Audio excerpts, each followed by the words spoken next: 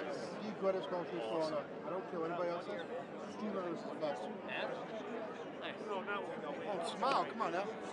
Smile. That line's gone. Grace is king. It's completely Grace gone. is king. Fight, fight, fight. Damn right. Who are you with? Thomson Reuters. Oh, Reuters. Ah, that's true. Major outfit. Not bad, not bad. Nice. Listen, off the record. Off the record. I know Trump. But you're with Reuters. I saw the car show. I'm like, you have to be with it.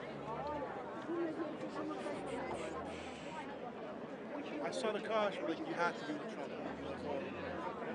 But then again, Reuters is like, how is?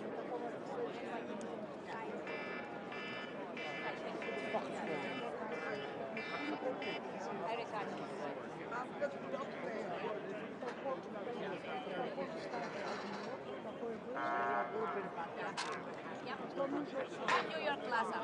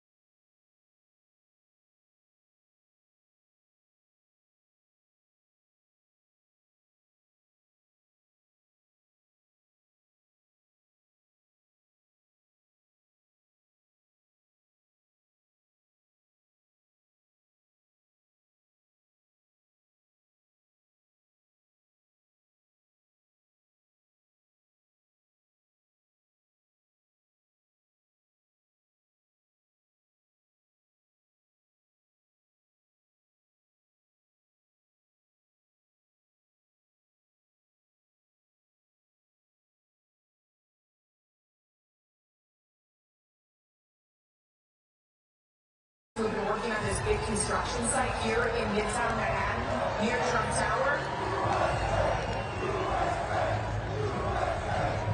These may be more Democrats, but for me, they're a Republican. We built a lot of great buildings in the city with these people, and they give me great support. They're very, very talented people.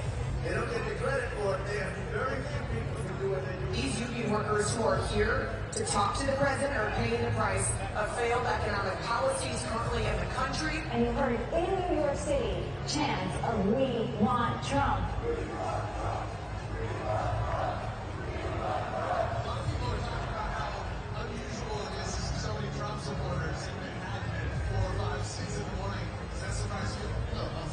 President Trump is leading Joe Biden 3-1 on my presidential poll out of my 9,000 members.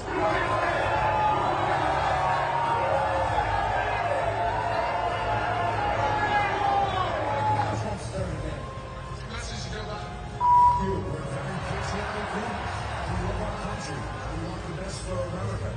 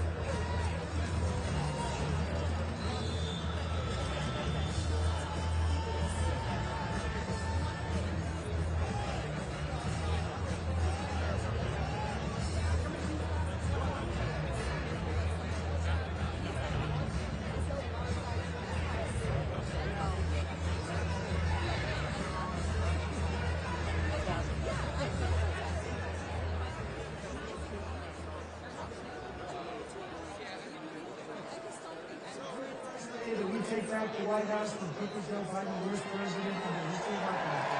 I believe that we're going to have four of the greatest years of the history of our country. I will once and for all secure our elections. We're going to go to paper ballots. We're going to have same-day voting, voter ID. We're going to do it properly. We're going to have good, secure, beautiful elections. We never want what happened in 2020 to happen again. But until then, Republicans must win. And we must use every appropriate tool available to beat the Democrats. They are destroying our country. Whether you vote early, absentee, by mail, or in person, we are going to protect the vote. That's the most important thing we have to do, is protect the vote. Keep your eyes open, because these people want to cheat, and they do cheat. And frankly, it's the only thing they do well. We will make sure your ballot is secure and your voice is heard. Many Republicans like to vote on Election Day, and we must swamp the radical Democrats with massive turnout on Tuesday, November 5th. The way you win is to swamp them. If we swamp them, they can't cheat. It just doesn't work out. But if you can't make it, you need to make a plan, register, and vote any way possible. You've got to get your vote. So with your vote, we will win a victory the likes of which no one has ever seen before. We will evict crooked Joe Biden from the White House, and we will take back our country on November 5th, 2024, the most important day in the history of our country. That's what it's going to go down as. Thank you.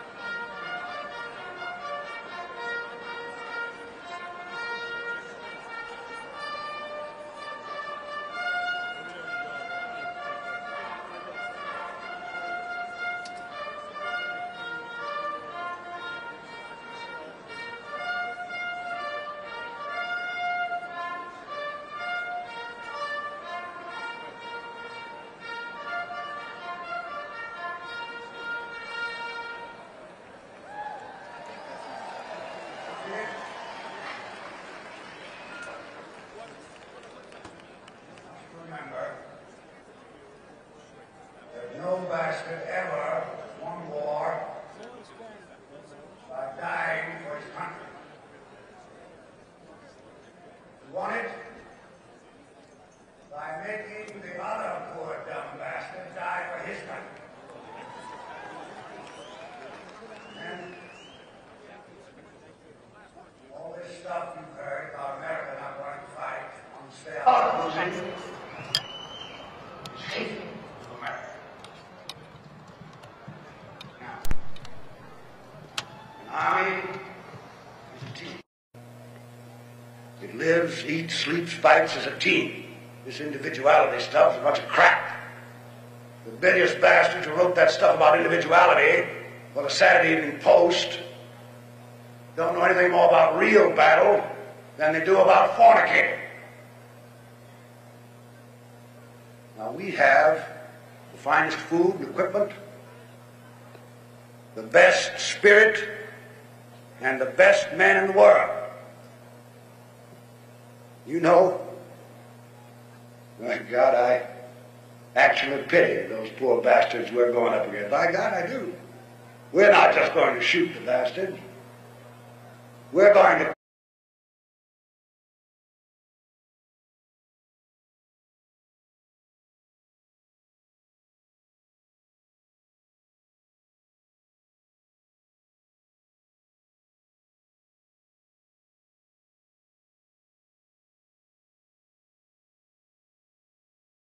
Canal under fire. Don't worry about it. I can assure you that you will all do your duty. The Nazis are the enemy. Wade into them. Spill their blood. Shoot them in the belly. When you put your hand into a bunch of goo that a moment before was your best friend's face, you know what to do. Now, there's another thing I want you to remember. I don't want to get any messages saying that we are holding our position. We're not holding anything. Let the Hun do that. We are advancing constantly, and we're not interested in holding on to anything except the enemy. We're going to hold on to him by the nose, and we're going to kick him in the ass. We're going to kick the hell out of him all the time, and we're going to go through him like crap through a goose.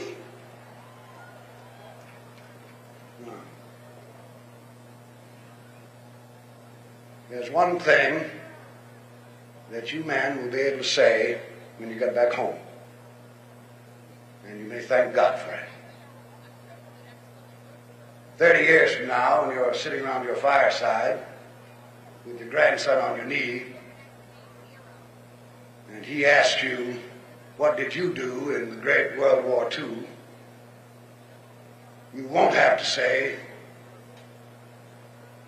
well, I shoveled shit in Louisiana. All right, now you sons of bitches, you know how I feel.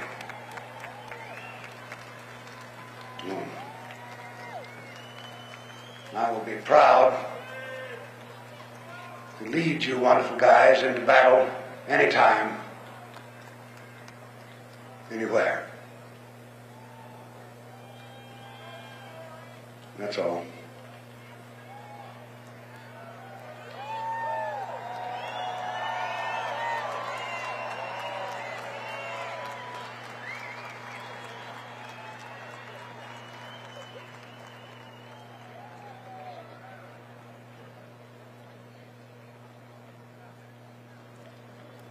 Gentlemen, please welcome the founder of Moms for Liberty, Tiffany Justice, to lead us in today's invocation.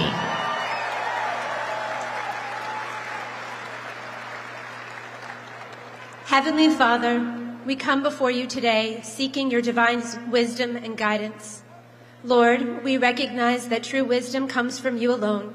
Help us to discern your will in our lives, especially in these challenging times for our beloved nation. May we seek to honor you, not just with our words, but through our actions each and every day. Father, we ask for a deep-rooted love for America in our hearts. We thank you for blessing us all to live in the United States of America. We thank you for our founding fathers, who by your guidance set the framework for our republic. We thank you for the people in attendance here today who love this country and ask you to protect it.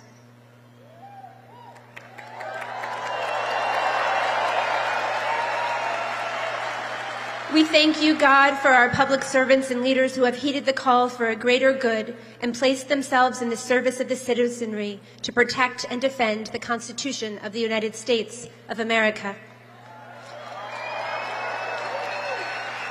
Let us remember that this great land was built on the foundations of faith, hope, and love. May we strive to embody these values, shining your light in our communities and beyond. As we face the coming days, grant us the strength to stand firm in our beliefs and to act with integrity, reflecting your grace in every choice we make. We also lift up our leaders, especially President Trump.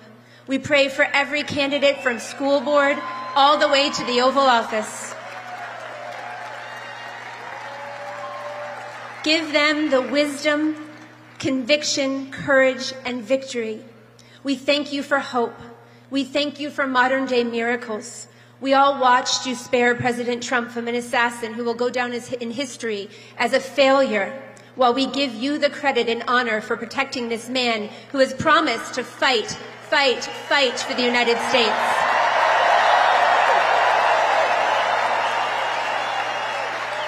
Surround him with your protection and strength, Lord. Equip him with the wisdom needed to lead with the courage, stamina, compassion, and discernment that America needs right now. May he be filled with your spirit, making decisions that align with your purpose and that serve the best interests of all Americans. Our hearts are hurting. We hurt watching our children suffer. We see them being led astray in our schools. We mourn as they are abused, manipulated, and indoctrinated to accept lies instead of truth. Help us to be joyful warriors as we fight fiercely for them and their future. We are fighting to raise them as they should go. We fight through persecution, but we will not be stopped. Help us to be strong, joyful warriors as we fight for their future. We pray for safety and civility in our country. We yearn to return to a nation united in love for one another, not divided by hate and division. Finally, we ask for you to bless our country with faithful leaders. We pray for the candidates here today that they will gain victory in the polls, that voters will vote for these good men and women of integrity by a resounding margin. Be with our election workers. Bless us with a safe and fair election. We pray that as our people go to the polls, that you will deliver us a victory so great and wonderful that all will be amazed at the work of your hand.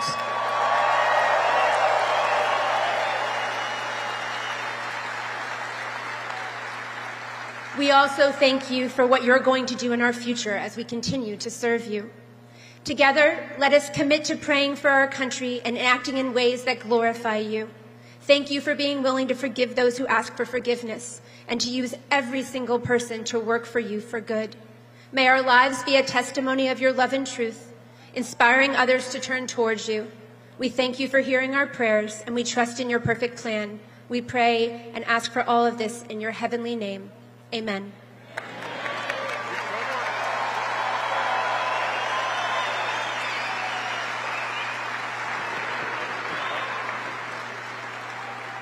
Ladies and gentlemen, please welcome retired members of the New York City Fire Department to lead us in the Pledge of Allegiance.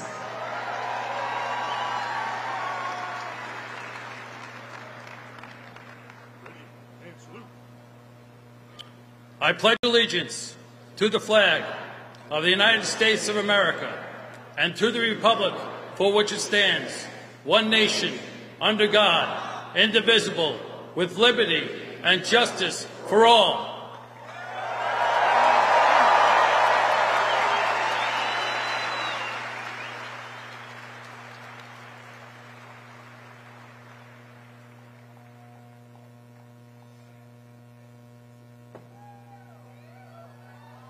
Ladies and gentlemen, please welcome Mary Milben to sing our national anthem.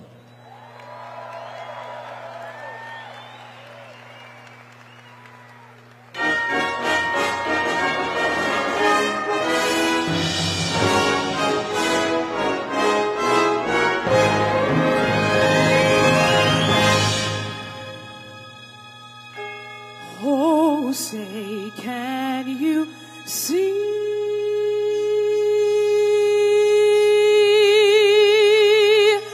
By the dawn's early light, what so proudly we hail at the twilight's last gleaming,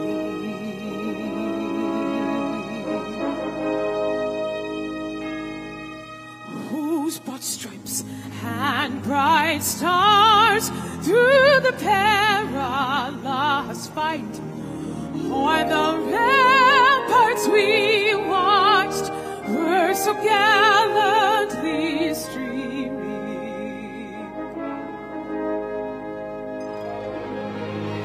and the rockets rickling, the bombs bursting in air gave proof to the night that our flag was still there.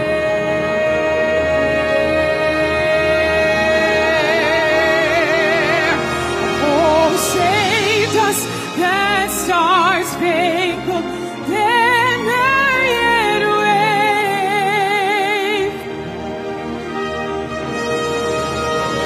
for the land of the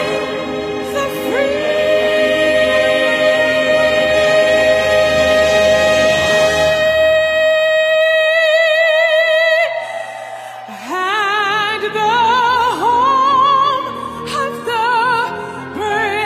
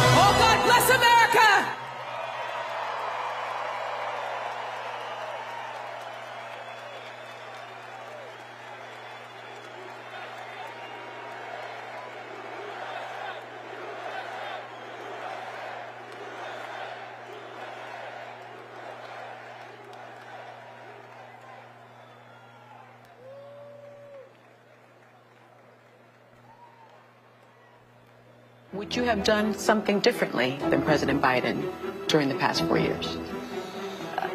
There is not a thing that comes to mind. I stood there on the tarmac watching you check your watch. The chaotic and deadly U.S. evacuation from Afghanistan stunned Americans and the world and cost the lives of 13 U.S. soldiers. Would you have done something differently? There is not a thing that comes to mind. More than 13,000 illegal immigrants convicted of murder have been caught at the border and then released into the United States. An Afghan national is in custody today after and accused of plotting an election day terrorist attack. The suspect entered the U.S. on a special immigrant visa. Gut-wrenching new details in the murder of Georgia nursing student Laken Riley. The illegal immigrant suspect, who cops say committed the heinous murder, is a Venezuelan national who crossed the unsecured southern border back in 2022. 2 men investigators say are in the country illegally from Venezuela are charged with capital murder in the death of Jocelyn Nungaray. A fifth illegal immigrant accused of attacking 2 New York City police officers over the weekend showed no remorse or regret. Would you have done something differently? There is not a thing that comes to mind. Only 18% say the economy is in excellent or good condition. US inflation has hit a new 40-year high, increasing by 9.1% over the financial year. Authorities saying Train Day Aragua, which has been linked with more than 100 criminal investigations here in the U.S., has now been found operating its criminal enterprise in apartment complexes. Read the last.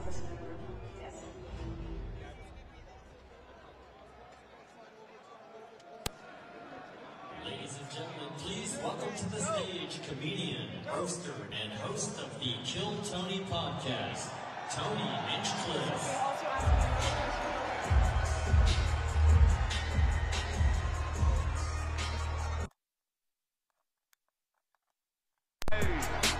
See y'all from Texas, where we swangers and put diamonds in our niggas. Pour drink inside my lemonade till it look like a bitch.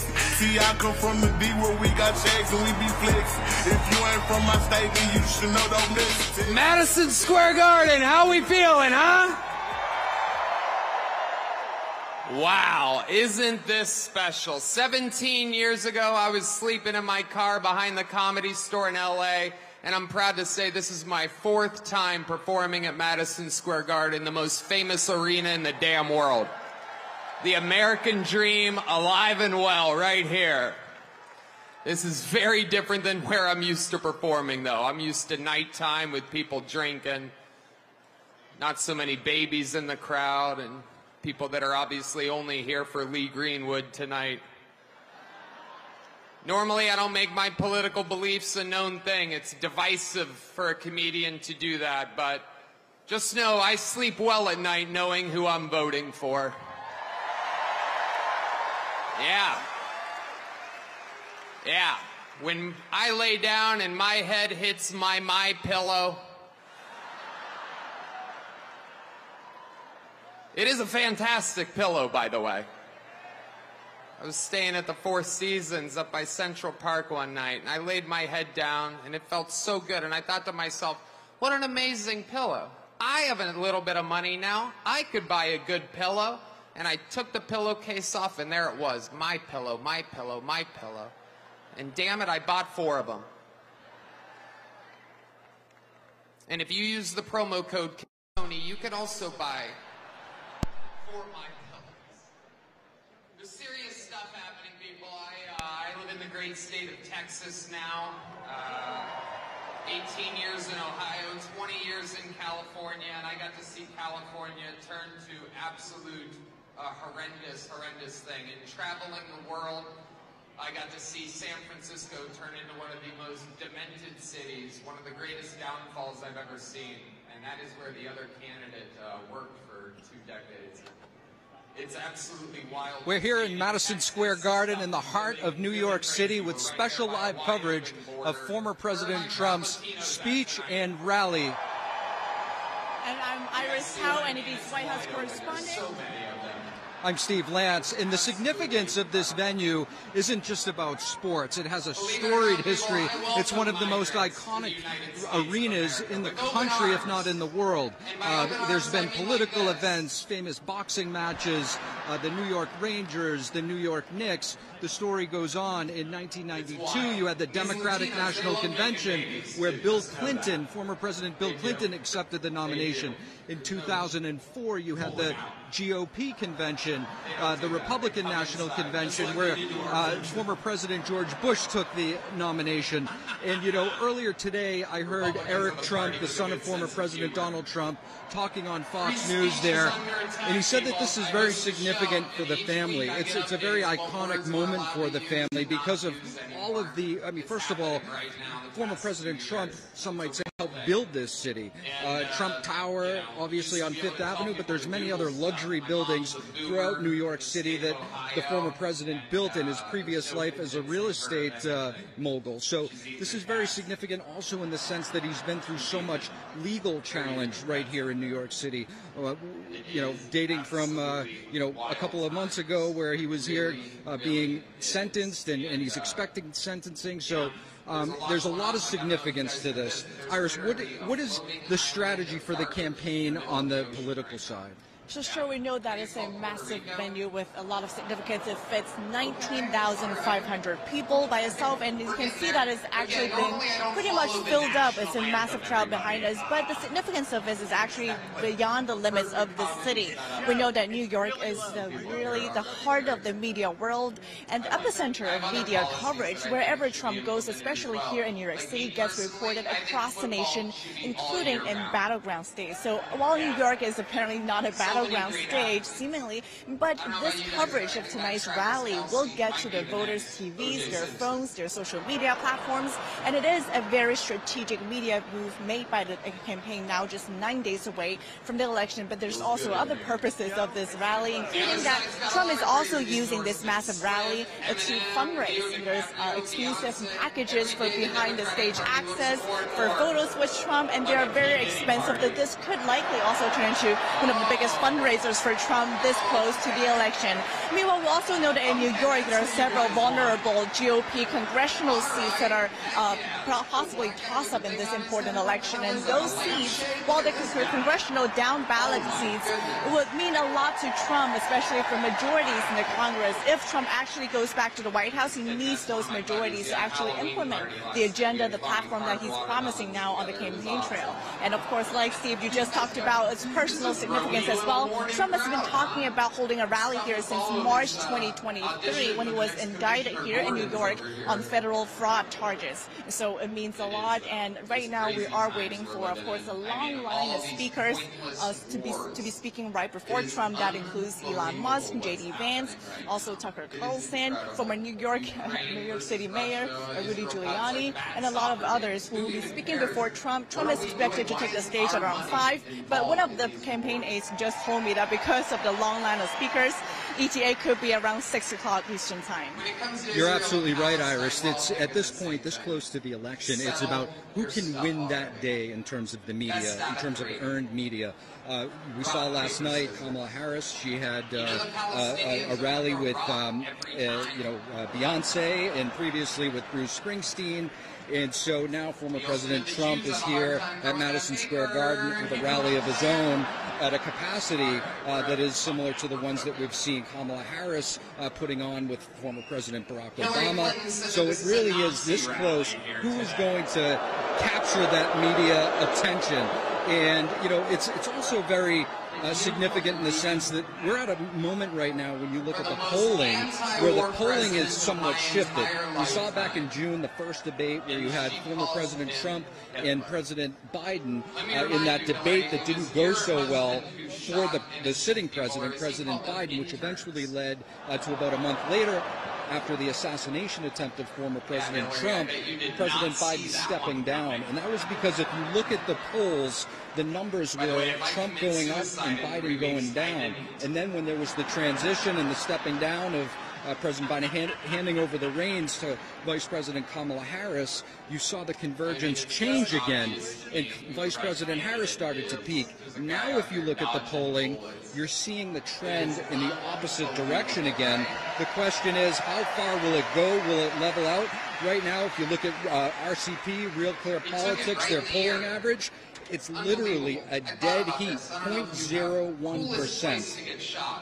And now actually leads to the question that some political strategists are having, which is in a state like New York, where Harris is leading in the polls by double digits. Why is Trump even here? But we have actually heard Trump talking about him trying to flip those traditionally blue states like New York, like New Jersey. He says he's also making a play for states like Minnesota and New Mexico. And we know that Trump has been talking about topics that he thinks he can use to appeal to voters here, despite their traditionally blue voting record. He says immigration, the border crisis is a big topic. We just actually, before this rally started, saw on the big screen up there a picture showing how it says mass immigration equals packed classrooms. So they're trying to tie this influx of illegal immigrants to potentially implications on education, including Trump has been talking about how illegal immigrants are taking away black jobs and Asian American jobs, the impact on the jobs market. So a lot of topics that Trump will be trying to tie in tonight to appeal to these New Yorkers. Another one, though, will be crime. Trump has been talking about how he will fix New York City, return it to how it once was before apparently the crime problem in New York started to rise. He's also talking about the economy, including his plans for no tax on tips, no tax on Social Security. And these economic and crime and border agendas will be the focus of tonight's rally, where Trump is back in his home state appealing to New Yorkers. And indeed, there are New Yorkers here. It's not, you know, I'm sure there's out-of-staters, but to the few people that I talked to, I was speaking to a young man a little bit earlier from Queens. You know, his first vote was back in 2016. He said he voted for the former president then, 2020, and he's here now. And I asked him why he was here, and he told me pretty much the exact same messages that you said the campaign is trying to get out there. He's like, the economy, and he just said his message just makes sense to him. And I've talked to other folks in this city, not just this state, traditionally blue, deep blue state, and some people, you know, you hear about this, what some people might call a shy Trump voter when it comes to polling. Those are people that may not want to necessarily say out loud how they feel about the former president. And I think I ran into one of those people not too long ago who's, you know, we started talking and chatting. He said, you know, I don't want to get canceled, so I don't really want to give my opinion. As he felt more comfortable with me and, you know, started to realize that I wasn't somebody that was going to, you know, turn on him or put him in an awkward situation, he started to say, you know, I have to say, my family, they're immigrants. We came from Mexico, and traditionally we would align with the Democratic side. And he said that, you know, with the inflation that has taken place, specifically in New York City, when he tries to buy food or fill up his gas tank, it's just a lot different now. And that one issue alone has him. And I asked him, I said, is it just you that feels that way? And he said, no, it's actually my entire family. So whether or not this deep blue city is going to be in play, I think there's that's still to be determined. And I mean, with that said, Iris, beyond today's rally, what can we expect from former President Trump with just over a week left in the campaign? So Trump has been campaigning nonstop in the few weeks leading up to this election. The final week will not be an exception. He's traveling, for example, to Atlanta on Monday with stops as well in Wisconsin later next week. And we know that both candidates will have a very packed campaign schedule. Vice President Harris also traveling to these battleground states to both make their final pitches to the voters in this election. And specifically, we also know that the Vice President's campaign has responded specifically to this rally today by highlighting that there was a Nazi rally held here 85 years ago, using that rhetoric to criticize the former president for choosing this location. So we do expect both of them to exchange more fire tonight and also later next week, remotely apparently, about what their pitch will be to the voters and, of course, the significance of their platforms to this election. And as you can hear right now, the crowd is very electrified. Former President Trump is expected to speak around 5 p.m. As Iris mentioned earlier, the likes of RFK Jr., Tucker Carlson, Speaker of the House Mike Johnson, as well as former mayor of New York City, Rudy Giuliani. It's somewhat significant that he's going to be speaking here. We did not see him at the Republican convention. He's been through a lot of legal troubles. Right now, we're going to take you to the ceremonies and let you guys enjoy the rest of the programming. Because of 2011 district attorneys. Like all the artist activists are on the left. Except for Scott, they do not conform with dreams.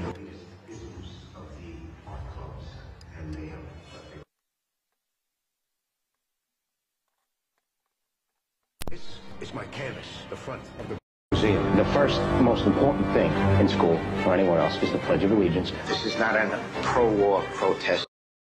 The increasing level of anti-Americanism. You don't keep the criminals in jail, they're not going to keep you in jail. This line is to show respect and honor to those who died, got shot in the fucking head, protecting us. You try to take that fucking blue line down. I'll paint it till the day I die. When the towers came down, there was absolutely no doubt that feeling, it was going to change my life.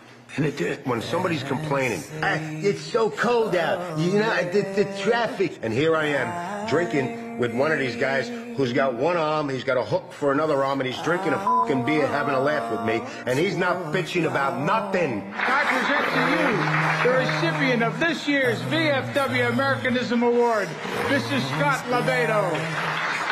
That's it. I want to paint a flag on a rooftop in every state near a military base. As a veteran, we all fought for that flag in World War II. And today, we want to see it flying. They will never, as long as I am alive, they will never take the American flag down.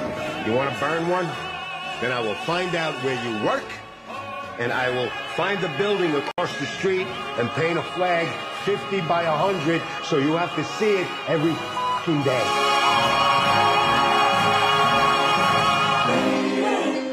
A pro-Trump sign on the front lawn of the Staten Island home was burned to the ground. The hate I get is astronomical. If everybody liked me, I'd be doing something wrong. My mother's advice, whatever you do with your life, as long as you believe it in your heart, and always take care of those less fortunate. My father's advice was, son, take from nobody. This is about control and division. We must unite.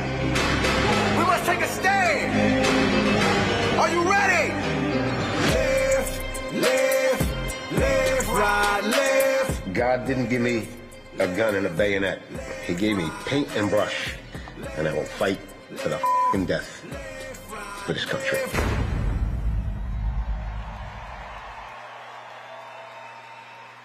Ladies and gentlemen, please welcome to the stage artist Scott Labedo to do a live painting.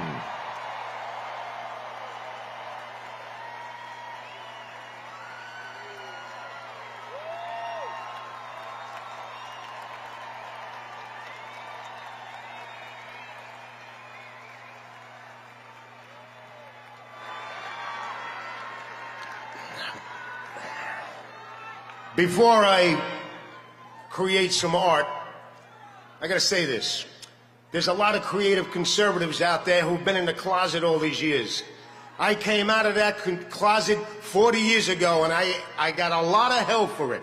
But now, you creative conservatives, it's a new world. Come out of the closet and get the balance back. Back in the 90s, I came to Manhattan to find my niche in the art world. And the art world didn't like me because I came from this place called Staten Island. Do I hear Staten Island in the house? The art world didn't like me because I like God, girls, and guns. The art world didn't like me because I refused to succumb to the America-hating isms of their agenda. And they said I'd never make it in their world. Fast forward 35 years, I'm standing on the greatest stage in the world, in the greatest city in the world, in the greatest country in the world, and I'm opening up for the greatest fucking president in the world!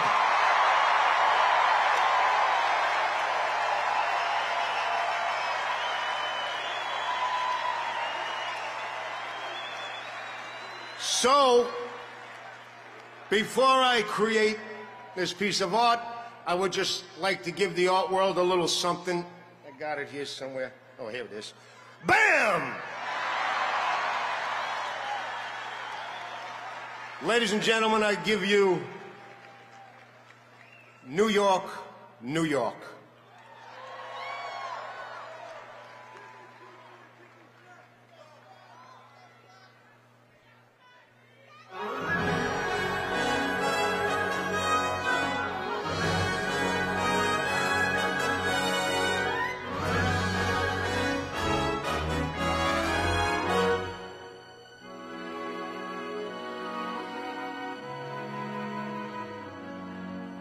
Oh, beautiful for spacious skies, for amber waves of gray, for purple mountains' majesty, above the fruited plain.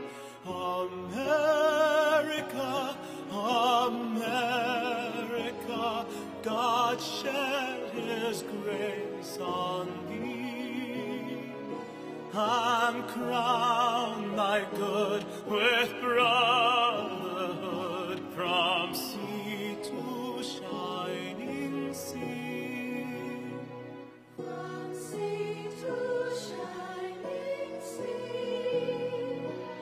All beautiful for nature dream that sees beyond the years. Thine alabaster cities gleam, undimmed by human tears. America, America, God shed his grace on thee, and crown thy good with brotherhood from sea to shining sea. America, America, God shed his grace on thee, and crown thy good with brotherhood from sea to shining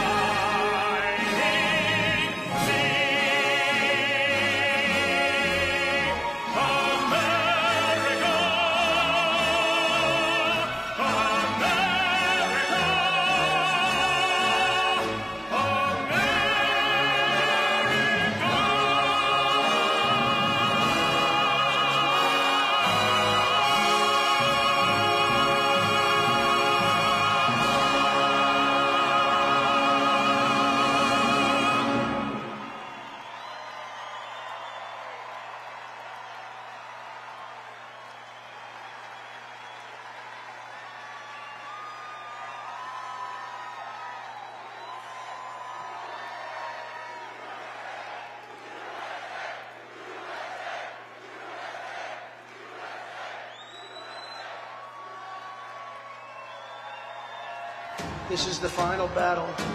With you at my side, we will demolish the deep state. We will expel the warmongers from our government. We will drive out the globalists. We will cast out the communists, Marxists, and fascists. We will throw off the sick political class that hates our country. We will rout the fake news media, and we will liberate America from these villains once and for all.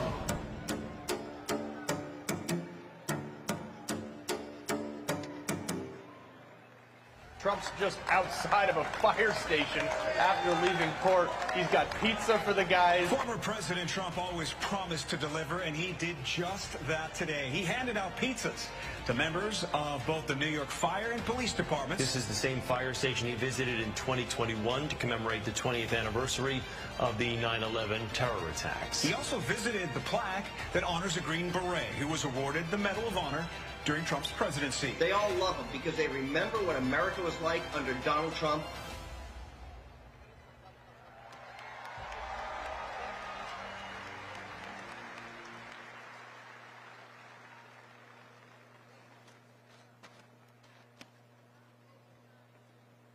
Ladies and gentlemen, please welcome to the stage radio host Sid Rosenberg.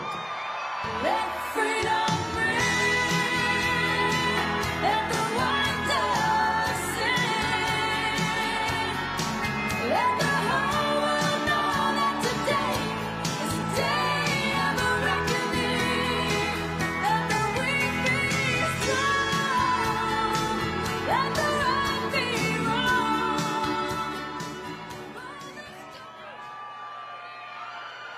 Hey, Lynn, how are you?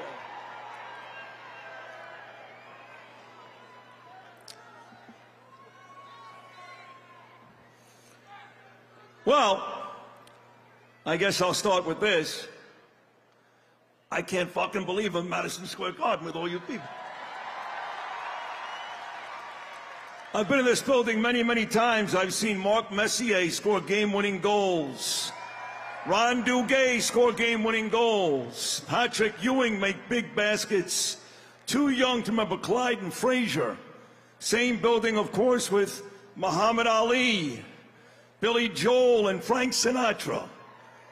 A building made of champions and all-time greats. But ladies and gentlemen, don't confuse the issue. The greatest champion of all will be backstage in about an hour.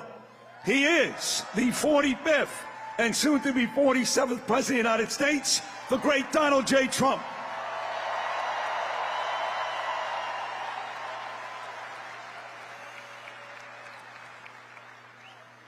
So, I just got back from Israel about 2 weeks ago.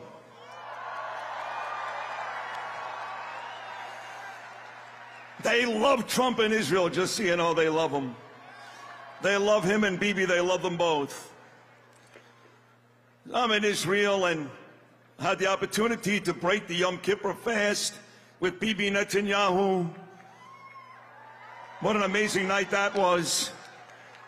Cried with Israelis in the streets. They listen to me from Jerusalem. They really do this. Like all of you listen to me, all of you. I get back and they go, Sid, you want to speak at this MSG thing? I go, sure.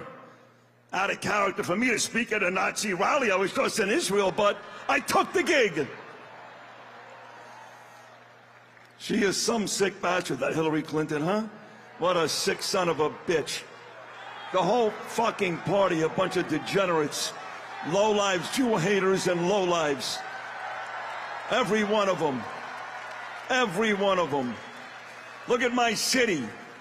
Look at my city. Yes, this building is beautiful. You're all beautiful. Look at you. But you can't walk outside past about 10 o'clock at night here.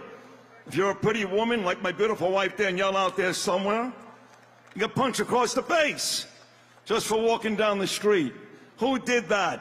Bill de Blasio, Eric Adams, shitty Democrat mayors.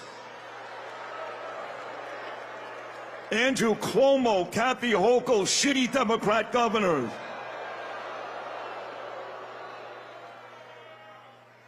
You got homeless and veterans, Americans, sleeping in their own feces on a bench in Central Park.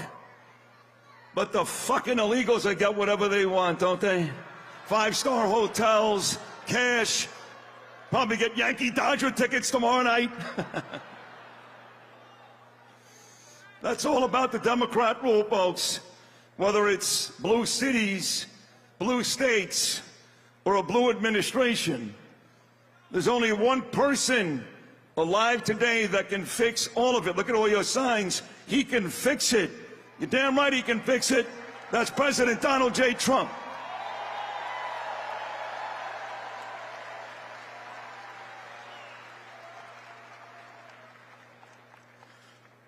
I said to my dad when I was a little kid, I was born in 1967 before John F. Kennedy was assassinated. I couldn't understand until Thurman Munson died why grown men cried in the streets over Kennedy.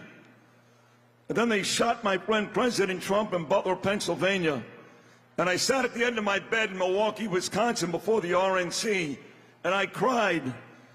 And no, son, I knew what it meant to have a man like that. Scared the hell out of me. But as you've seen tonight already with just 2 speakers, and Muhammad Ali fought in this building. Is there a greater fighter ever in the history of our country than the great Donald J. Trump?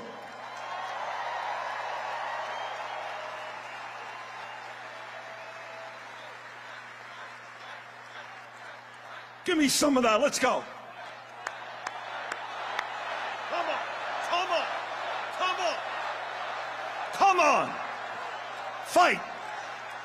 Fight. Ladies and gentlemen, we're 9 days away. 9 days away. It's really very, very simple. Really very, very simple. As I wrap this up, I get less time than comedians and painters. I don't know why. 9 days, it's very simple. You want to get cities like New York, Philadelphia, Los Angeles, Chicago, Atlanta back.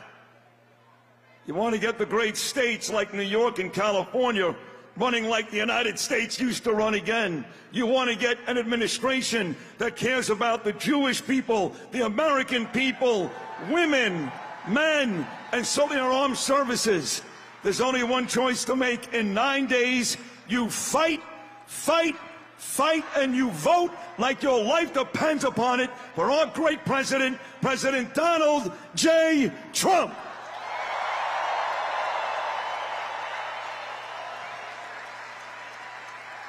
So before this thing is all said and done today, do me a big favor, New York City.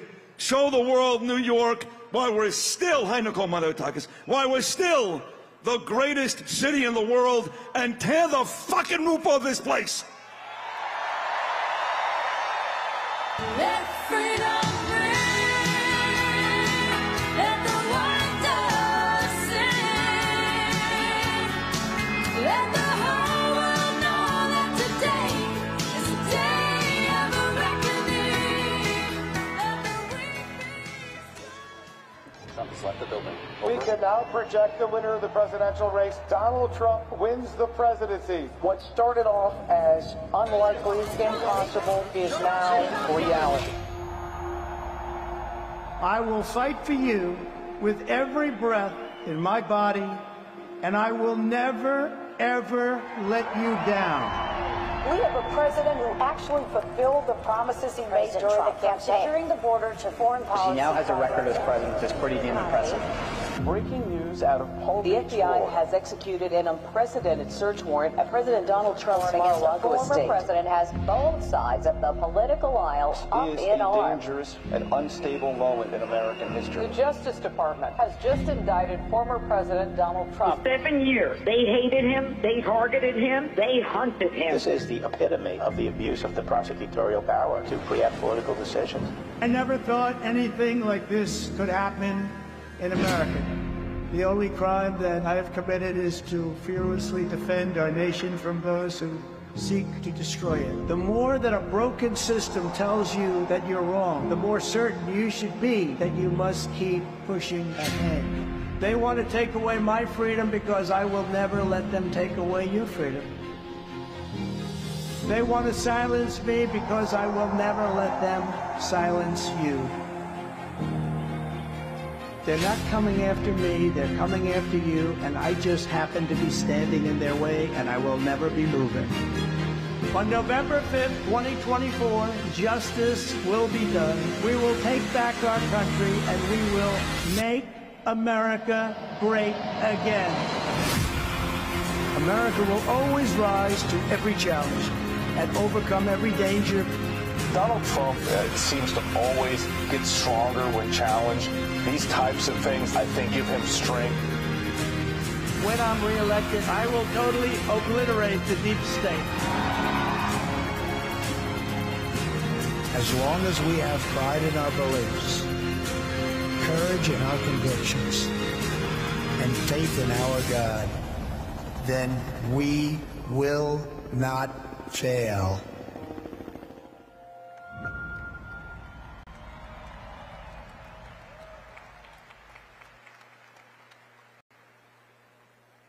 Ladies and gentlemen, please welcome to the stage attorney and senior advisor to President Donald J. Trump, Alina Habba.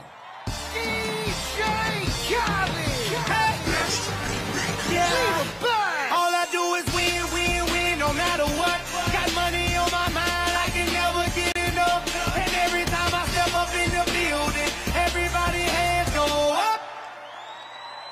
and they stay there, and they say yeah, and they say there. Cause all I do is win, win, win. And if you going in, put your hands in the air, make them stay there. Ludacris going in on the verse, cause I've never been defeated and I won't stop now. Keep your hands up, get them in the sky for the homies that ain't making it, my folks locked down.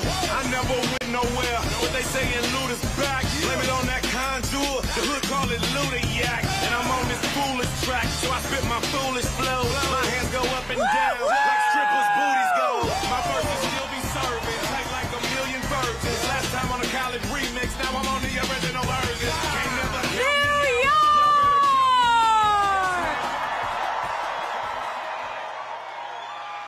You see, I put my MAGA jacket to trigger Hillary Clinton. There you go.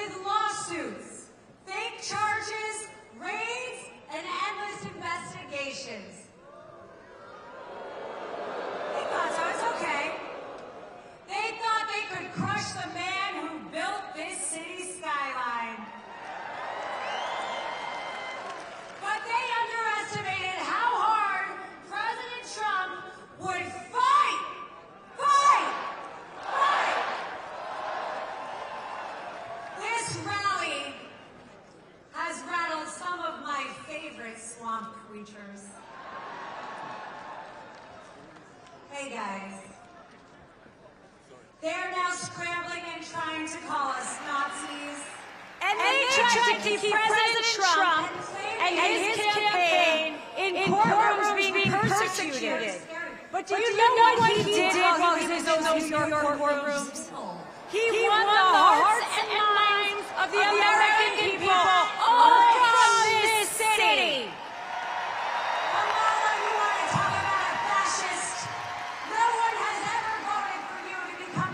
You see the deep state. They underestimate how smart we are.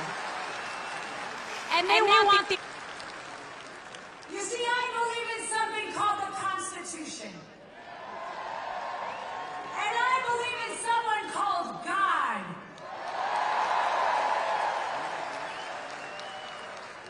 And they tried to keep President Trump and his campaign in courtrooms being persecuted.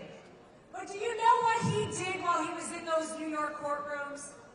He won the hearts and minds of the American people all from this city.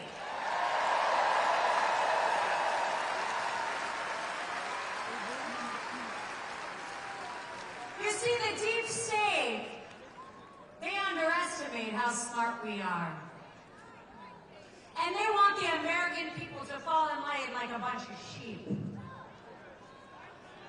You know what they don't realize, New York?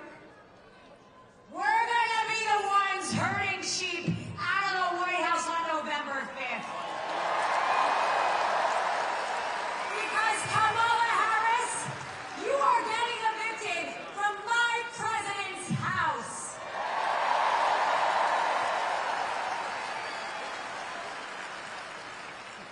Let's not forget one thing. Kamala said she wouldn't change a damn thing. And look,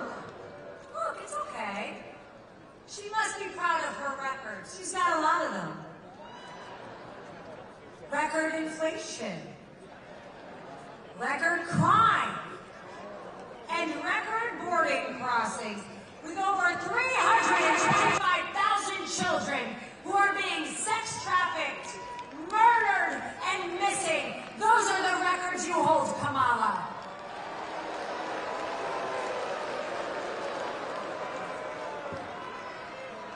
My family, I love my family.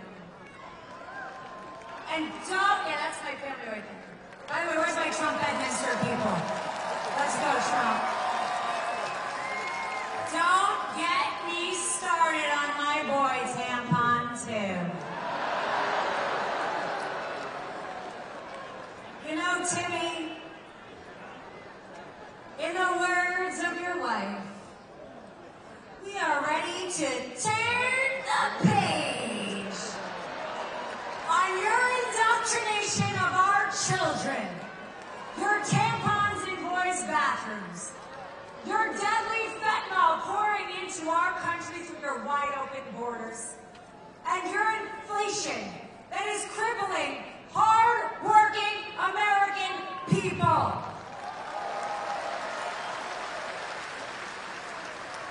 He claims to champion women, that he pushes policies that under women every single woman here.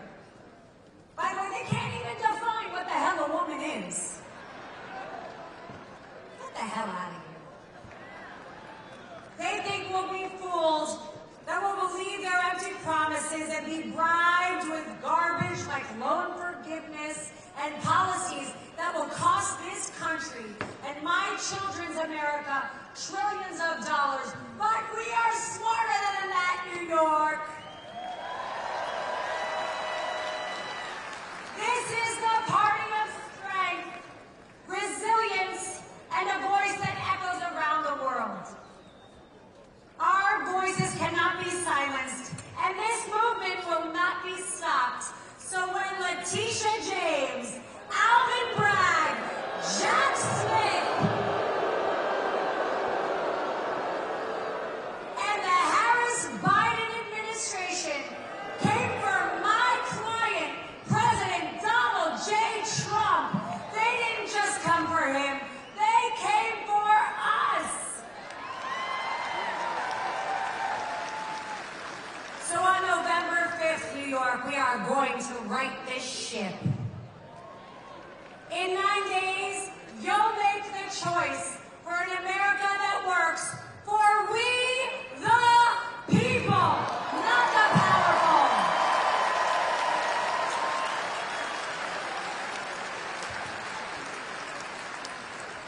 So, Nancy, it's time to sell your stocks. Take the cabal packing. The Clintons and Obamas can get out of our White House because America has had enough with you all. Bye now.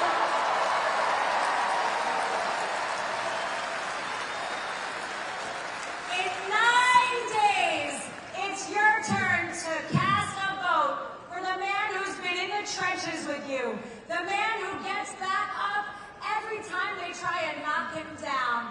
They thought they could break us. They thought they could scare us. They thought they could jail us. And they thought they could kill him. But they don't know. What doesn't break you makes you stronger. New York, let's show them what we're made of. Let's take this all the way to the ballot box. Let's stand tall for our president, for our city, and for our nation, because New York, we don't just survive, we thrive.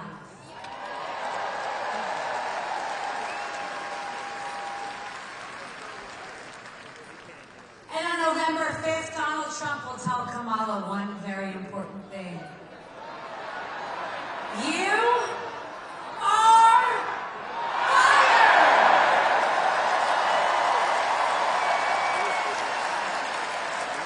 I will see you at the polls. Let's make history together.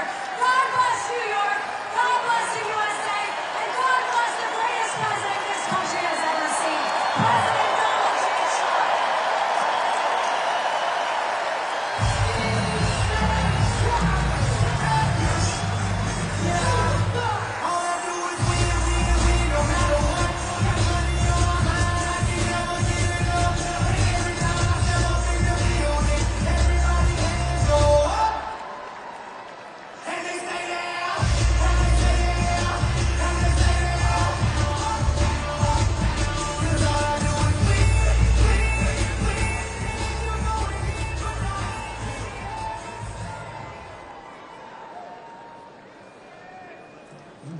initiative relative to what we're going to do with more border patrol and more asylums. I really don't know what he said at the end of those sentences. I don't think he knows what he said either. Kamala definitely covered his cognitive decline, and his rapid decline. When Joe Biden and Kamala Harris came into office, they inherited peace and prosperity. All they had to do was nothing. Just not screw it up. I am radical. I do believe that we need to get radical. We went from safe streets to record crime. Argue for defunding the police. How are you defining defund the police? We went from $2 gas to $4 gas. Would you ban offshore drilling? Yes. There's no question I'm in favor of banning fracking. We went from stable prices to record inflation. They are killing us without killing us. That is called Bidenomics. The very first task that Joe Biden gave Kamala Harris was to be the border czar. Do you plan to visit the border? Not today.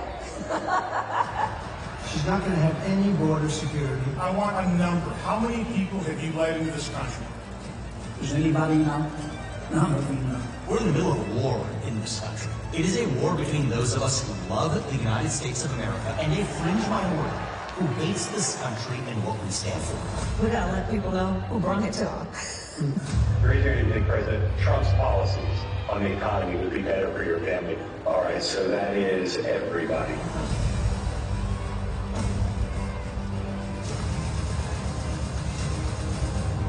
The chaotic and deadly U.S. evacuation from Afghanistan stunned Americans and the world. Afghanistan, yes. Were you the last person in the room? Yes.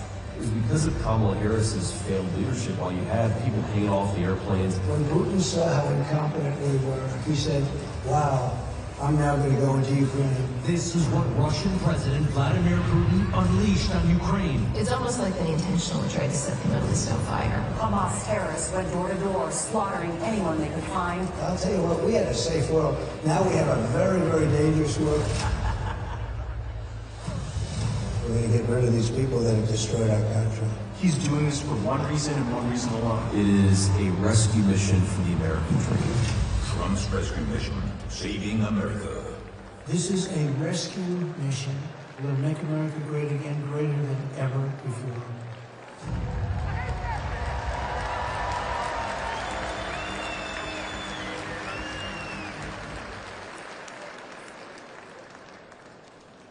Ladies and gentlemen, please welcome to the stage CEO of 10X, Grant Cardone.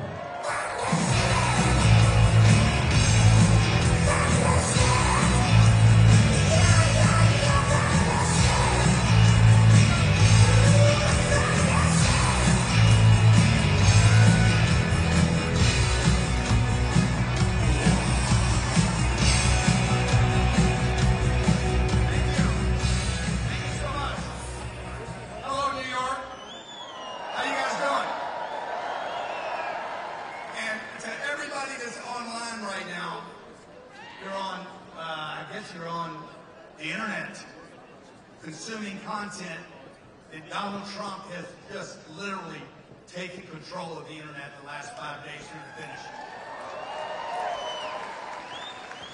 And that's where this game will be won. My name's Grant Cardone.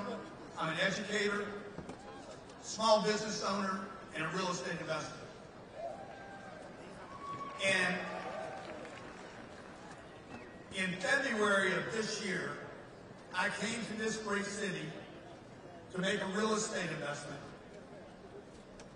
and had to discontinue the deal because of a scumbag liberal judge coming out with a $454 million judgment against Donald Trump. No, it needs to be bigger than that. Because folks, here's the deal. I'm telling my wife I have to cancel these deals. And she says, why? I said, because if they can do this to a former president, a man that lived in this city, that built this skyline, what can they do to me? What will they do to you? This one decision, by the way, will cost this city, the city of New York, hundreds of billions of dollars of lost tax revenues. Have you guys ever noticed? Go to any of these blue democratic liberal cities, have you noticed that where they go, everything is more expensive? Everything. For instance, New York City, you have the highest rents in the country. You have the highest home prices in the country. You have the highest food prices, the highest transportation, and the most crime. And your politicians want more taxes, not less. This is insanity, folks. Okay? Why do the politicians in blue cities want to raise your taxes? Because they live off your taxes. This is how they get paid. And that brings me to Timmy and Kamala. No, bigger than that. Come on. They're going to ruin this country, folks. You guys need to get angry right now. The country's pissed. And I'm not here to invalidate them. The whole world can see their incompetence. They're complete tools of the elites. They're mere puppets. That's right, puppets. And a little common sense. Who's got a little common sense in the room? Just a little bit. And literally the math of a 5-year-old tells you that their policies don't add up. Common sense. For one, she wants to add 87,000 employees to the IRS. For what, 800 billionaires? That's 1,000 employees for every billionaire. No, she's here for your pockets, your money, your small business. She's here to audit everybody in this room.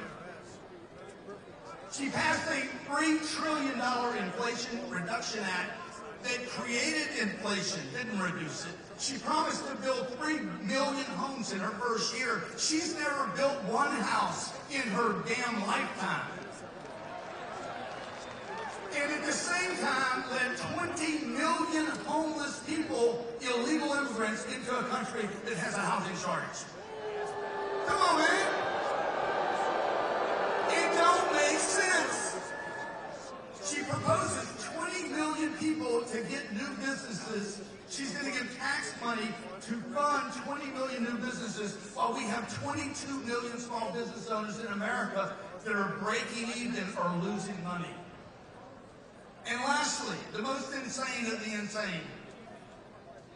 She wants to tax unrealized capital gains. No. This is complete gone. Not even her simp, Mark Cuban, can sell this.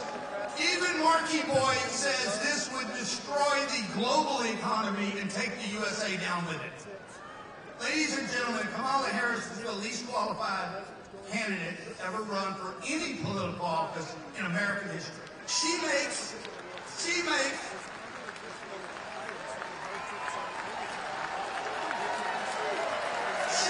her boss look competent. She's a fake. I'm not here to invalidate her. She's a fake, a fraud. She's a pretender. Her and her pimp handlers will destroy our country. They will. They've already crippled the dollar, manufactured inflation, imported a virus, censored your voices, funded transgender surgery, and made empty promises to the middle class for 50 years.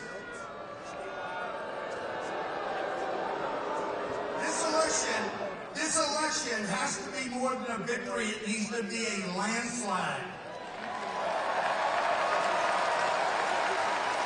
We need to slaughter this other people. We need to bring 100 million votes to Donald Trump. Not 74, not 81, 100 million votes. Can you do it? Because if you bring 100 million votes to this man, you send this finger to the elites, and you say, we are done. We are done. We are fed up. We have had enough. He's given everything. He's given everything. It's us in this room now that need to give the rest. We have to give everything for 9 days. Okay? That's not just coming to rallies. It's about putting a sign in your yard, a sticker on your car. It's about donating money. You've got to give folks today while you're here, everyone, $5, $10, $25. These elections cost money. If you do that, invest in this election, you will go down as a contributor that will make history. We will be in the history books 100 years from now. They will say in 2024, something happened in America. Something happened, a phenomenon, and it was galvanized around a bunch of people called MAGA. The MAGA people! The MAGAs! That's right, I'm MAGA!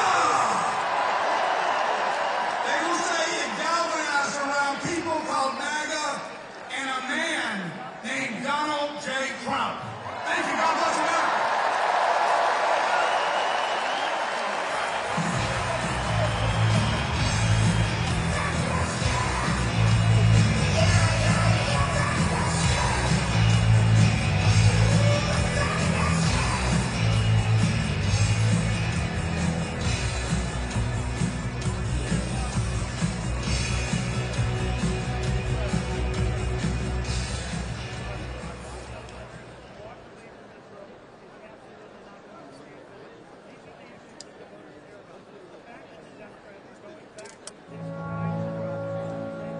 Greatness doesn't discriminate. It doesn't see where you're from, what you look like, or who you know. Greatness is for those who work for it, for those who keep moving forward. Greatness is for anyone willing to fight for it.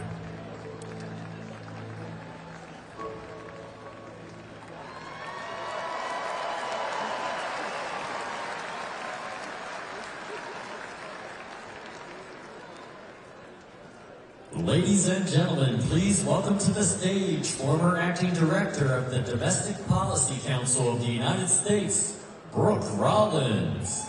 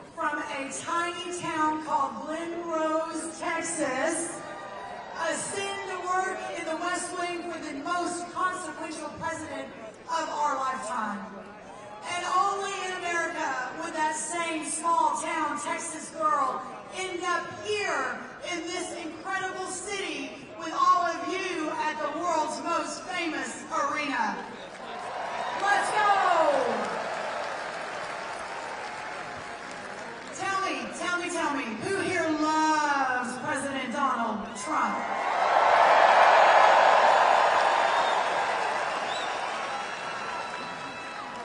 Then you are at the right rally. You know, a few days back, Kamala Harris heard someone at one of her rallies say, "Christ is Lord." Let's keep it up. She said, you know what she said? You are at the wrong rally, sir.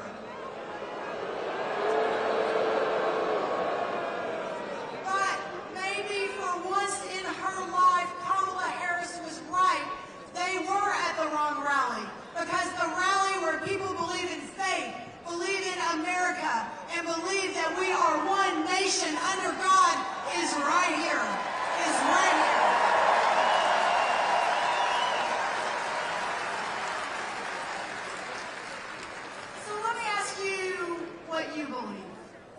York. Do you believe in America? You are at the right rally. Do you believe in the power of faith and that America needs God? You are at the right rally. Do you believe that America needs back the Trump economy, where every American had a real chance at the American dream, with jobs and homes and families and healthcare where it works? Do you believe that, New York City? Do you believe that Americans deserve to be protected from illegal aliens who come into our communities? And the best way to do that is the largest deportation in American history. Do you believe that?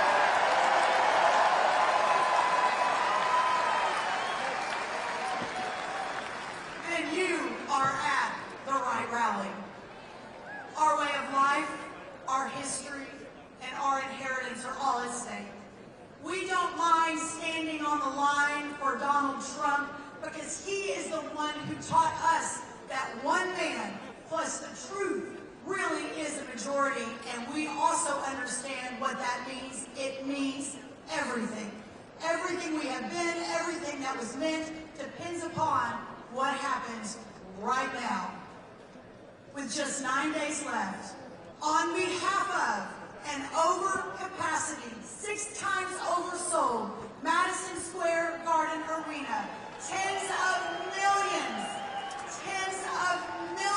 of grateful, patriotic Americans across this country, hundreds of millions of people across the world, I close today with this message to my friend, my mentor, my former boss. Mr. President, you put everything on the line for us, even your life. And you have always had our backs. And now it's our turn. And we will deliver for you, Donald Trump.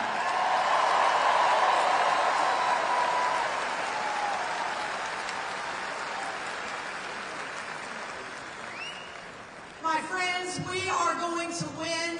And when Donald J. Trump wins, America will win. Now let's go get our country back. God bless you, God bless America, and God bless Donald J.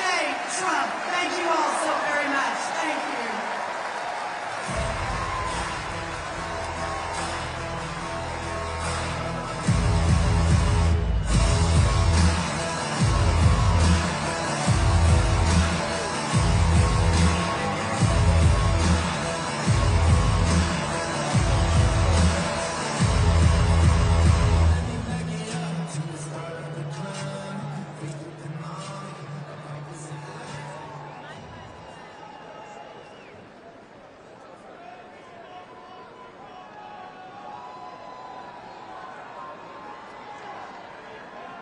Ladies and gentlemen, please welcome to the stage America's Mayor, Rudy Giuliani.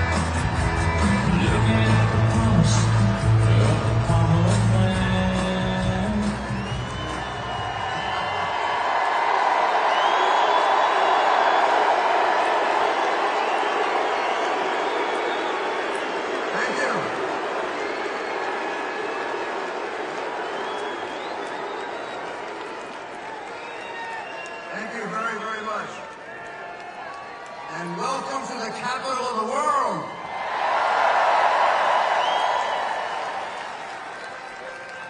That's not me. That comes from Pope John Paul. When he came to New York and said, "This is the capital of the world." No one could dispute it after that.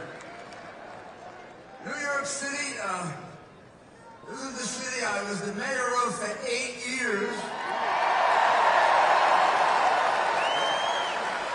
Sitting over there is my police commissioner, Bernard Carrick, who saved my life on September 11. And when I was mayor, I need to remind people the Yankees won 4 World Championships. You think they need my help now? What the heck does Adams know about baseball? And de Blasio's so stupid, he doesn't know about anything. Oh, for the good old days when I used to be able to sit at Yankee games with Donald Trump.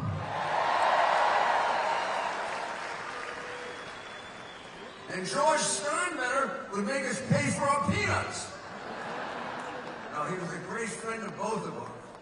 And he shared in common with Donald Trump something that I know as the mayor that many people don't know, and they probably don't realize why he gets so angry when he's attacked and demonized. This is a very charitable, very good man.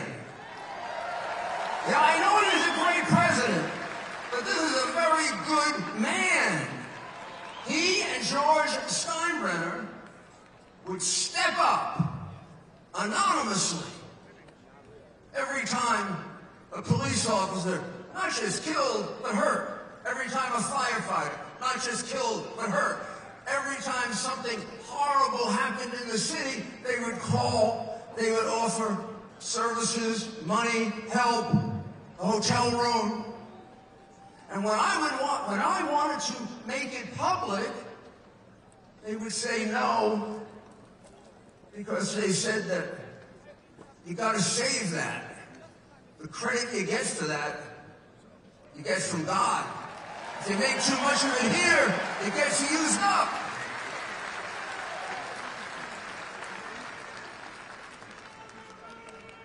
As the mayor,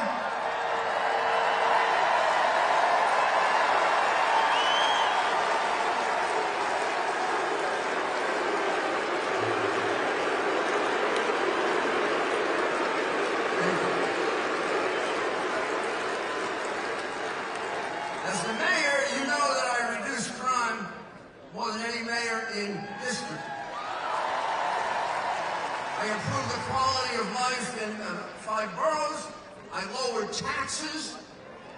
It was the biggest tax reduction in New York history. Not like Donald Trump's tax reduction, not as big. You know why it was the biggest? It was the only one. I mean, I was only the 3rd Republican mayor in 100 years. And we carried out the biggest welfare-to-work program in the world. We had 1.3 million people on welfare, and when I turned over the city to Mike Bloomberg, it was down to 500,000, and almost all of them were working. That word working is anathema. It frightens Harris. It frightens Biden. It frightens the radical Democrats today.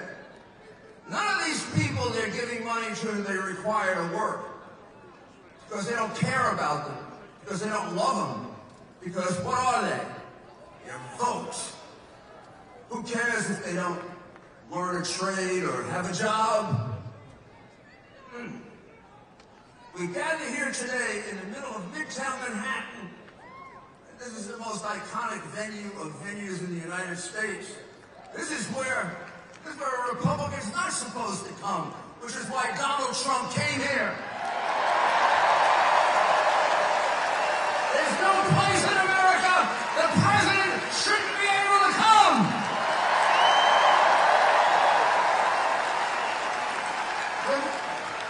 Remember New Palestine? When they had the subway derailment? The place was horrible. People are still dying. He went there. I went there. I did my television show from there.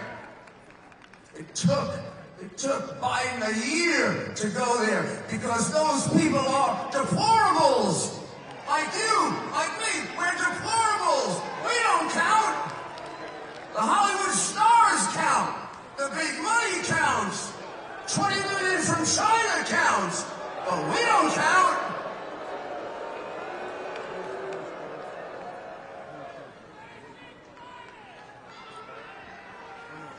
Just 4 miles from here, we had the worst terrorist attack in the history of our country. I'll never forget that through all the pain and misery, we came together. Places of worship, hundreds of funerals, praying to God. What's happened to God? We don't pray to him anymore?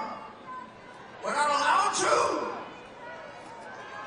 We don't bring God back, we don't come back.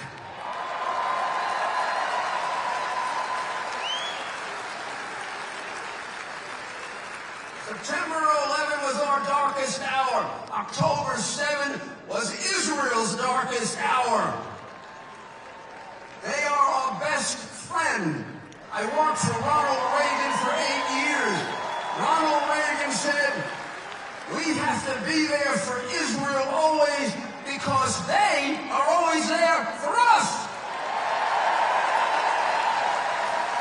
Hamas is not there for us. Iran is not there for us. They want to kill us.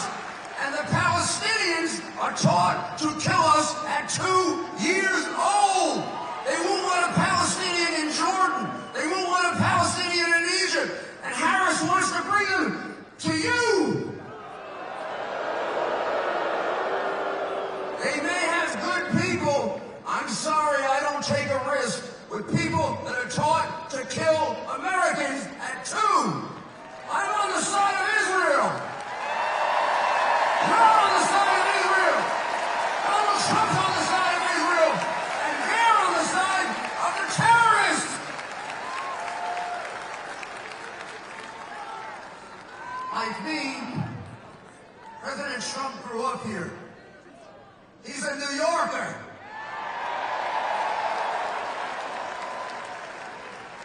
That's why some people get a little annoyed at him. He speaks his mind. But wouldn't you rather have a president that communicates with you than one who sits in a basement babbling? Or another one who, when asked, why do you want to be president? She says,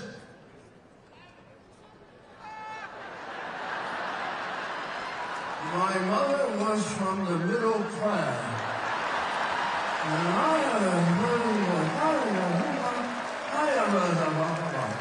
Then CBS puts in something done by a Harvard PhD. I want to be president. Even that was stupid, the one they put in, but at least it was in English. In any case, maybe you don't like what Donald Trump says sometimes. Maybe you don't agree with it. But I'll tell you what, you always know what he's thinking. And we need that from a president. He built a great empire here. He built a great real estate empire. He built some of the most iconic buildings in New York. That skyline wouldn't be as beautiful without him. That's enough for a man's lifetime. That's enough. He's built some of the greatest golf courses in the world. He's had and created for himself a privileged life. And here he is, fighting 24 hours a day, twice almost murdered. Twice! And why is he doing it? For you, for me, to save our country.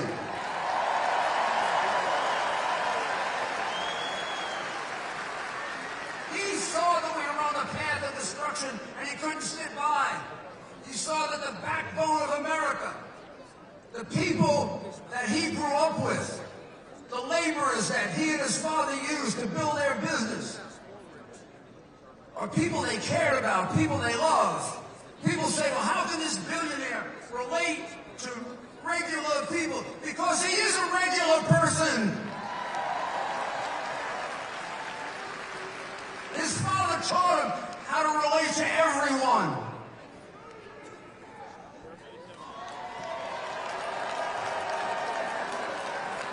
I owe him $10. Now, they tried everything, right? Russian collusion, wrong conversation with the Ukrainian president. Oh my God, everything possible. Phony cases with perjury, and they committed so many crimes trying to get rid of him. Using a false story to unseat a lawfully elected president. And then they indicted him 4 times. They had to stop. If they indicted him one more time, he'd have been elected by acclamation. And now, I don't know. I'm not going to do conspiracy, and I'm not going to do conspiracy. But it's kind of funny that they tried everything else, and now they're trying to kill him. They better not! Try again.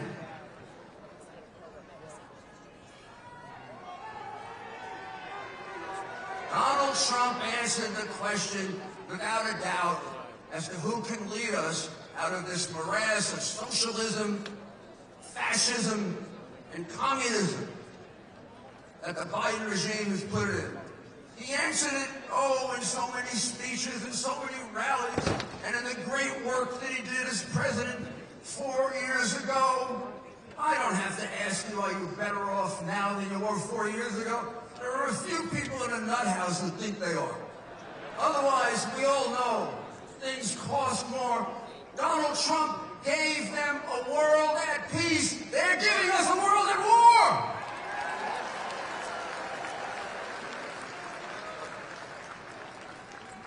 He'd have been a great president even if this didn't happen.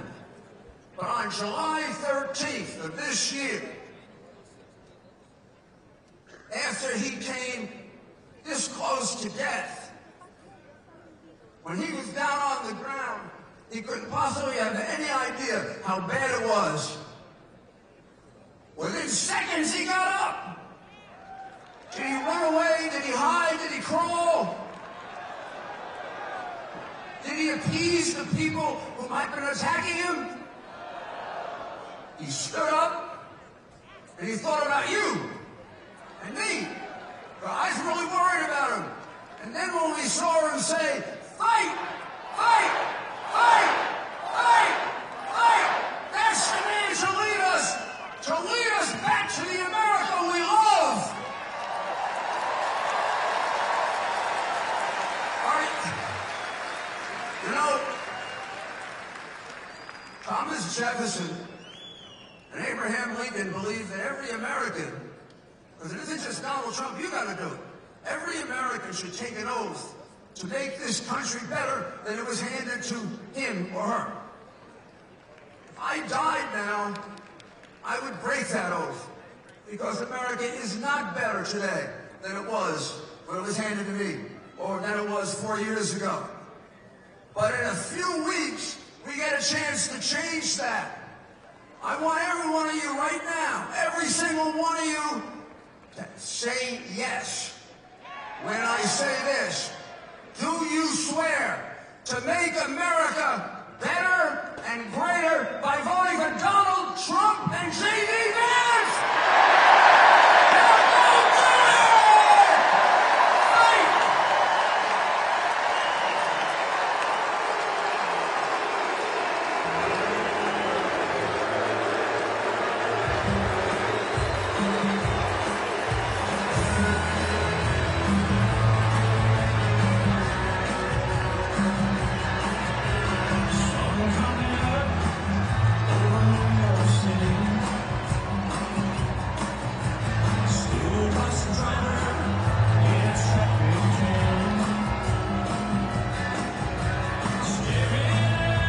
Faces in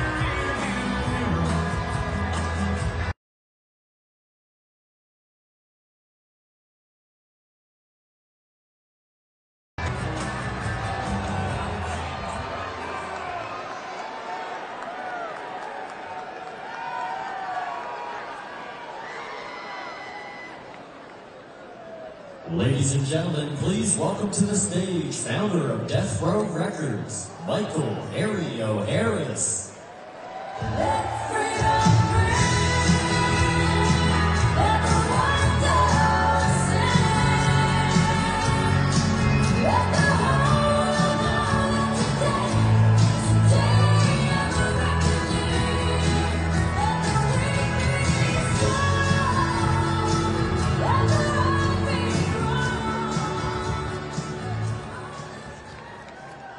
Thank you. Thank you.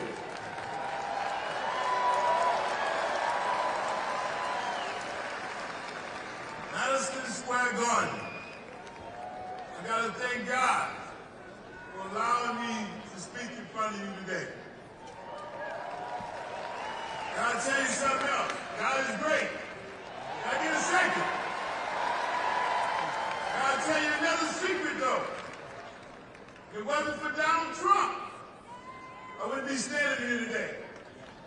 So I want to thank President Donald Trump for allowing me to stand in front of you here today. It's the biggest story. I'll let you know about it. God spoke to his heart. And Donald Trump signed with his heart my release after 33 years. God spoke to his heart. So I don't have but a few minutes, so I want to say what I got to say. First thing I want to do is speak to this elephant in the room. Our nation has had a complex history with racism and sexism. And we can all agree that we got to do a little work there. But that's not what we're here to talk about today. What we're here to talk about is our similarities that unite us.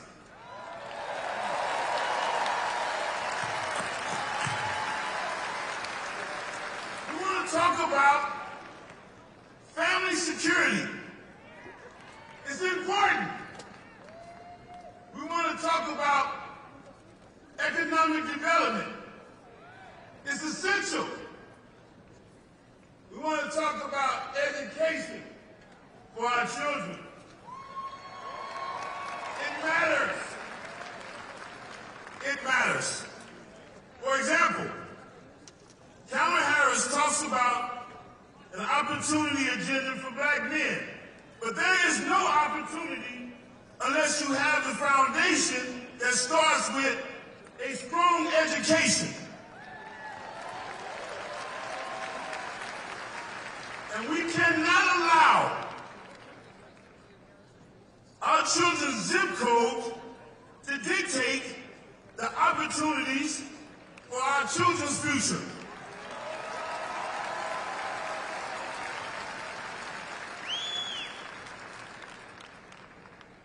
School choice is like the First Amendment of opportunity agenda. The rest of the Constitution can't work if you don't have the right enshrined in the First Amendment.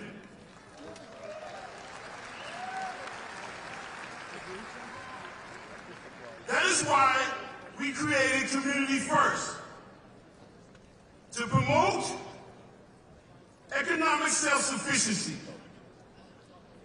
to increase access to capital, to expand educational opportunities. And in order to do this, we need a commander-in-chief that has the ability to bridge the gap with government, business, private sector, and our communities.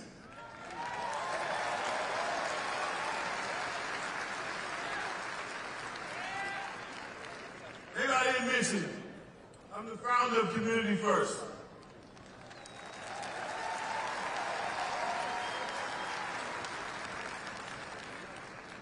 President Donald Trump has committed to working with Community First when he's back in office. And in case you didn't know, community first is you, and people that look like me. So community first endorses Donald J. Trump to be the 47th president of these United States of America.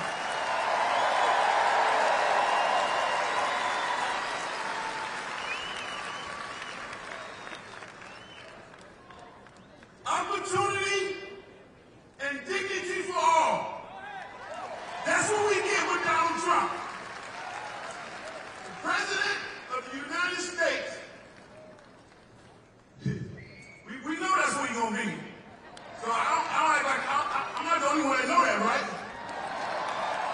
I think the world needs to hear us say, we want a real commander-in-chief in office to represent all of our communities. I love you. Thank you.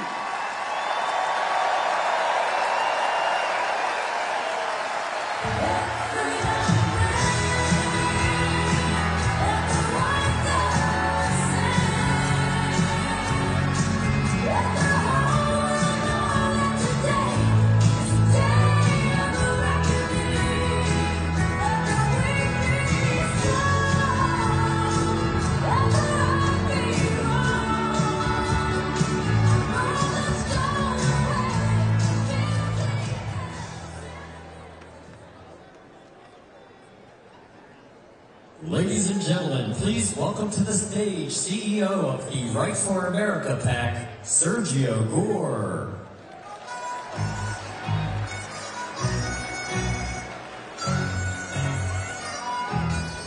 It's going down. I'm yelling timber. You better move. You better dance. Let's make a night. You won't remember. I'll be the one. Hello, New York! Are you ready to make history in 9 days?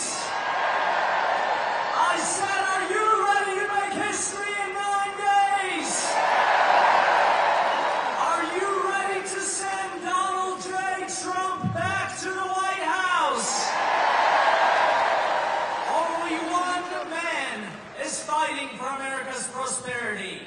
Only one man is fighting for America's security. Only one man is fighting for you. Will you join the fight? Fight! Fight! With only 9 days left, it is so important for you to vote. It is so important that you drag every like-minded family and friend. Grab your grandma, grab your brother, grab your sister, your neighbor, and drag them to the polls. You are part of the greatest comeback story in history because one man has refused to back down. In the last 4 years, we have witnessed the destruction of this once great nation. We have seen countless criminals cross our borders. We have seen our economy crippled. Prices are out of control. Ask yourself, are you better off today than you were 4 years ago?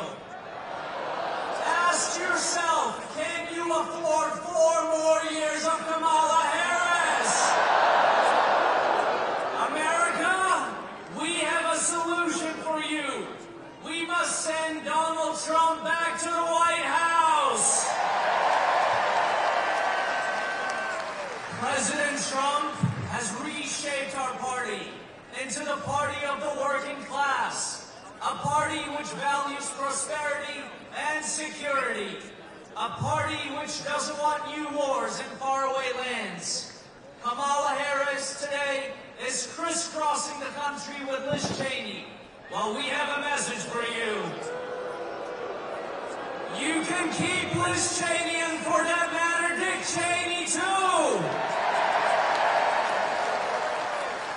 I am so honored to be with all of you tonight as we work to push President Trump over the finish line. You and I are witnessing the greatest movement in American history. A movement that will be remembered for generations. A movement that will be remembered long after we are gone. Nothing will stop Donald Trump. He's been indicted more than Al Capone. They have tried to imprison him, bankrupt him, and even kill him. Well, it didn't work because he will never stop fighting for you. There is nothing that can stop the America First movement or the man who started it all, the 45th and soon 47th President, my friend Donald J. Trump.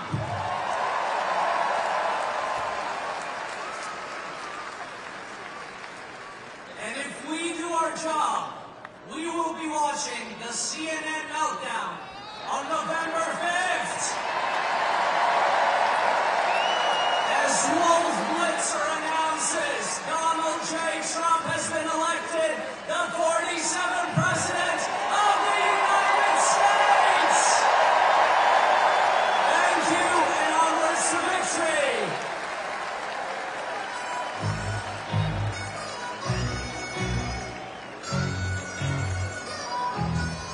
It's going down. I'm yelling timber. You better move. You better dance.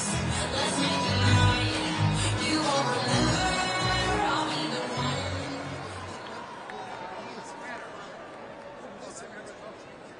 Ladies and gentlemen, please welcome to the stage, David Rem.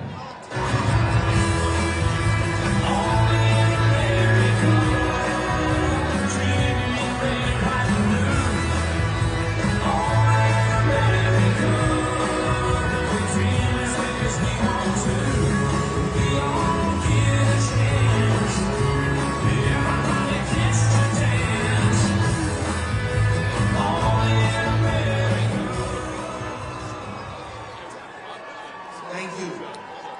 On November 20th, 1974, my father suffered a massive heart attack and died. I went to this Q Forest school, the same school as our president, Trump, attended. 3 days after my father's burial, there was a knock on the door. One school morning, about 7 a.m. I answered the door. It was a very distinguished gentleman standing in front of me, and he said, when I opened the door, "Kid, call your mom down, please." I called upstairs to my mom. "Mom, there's some guy here, please come down." And she came down.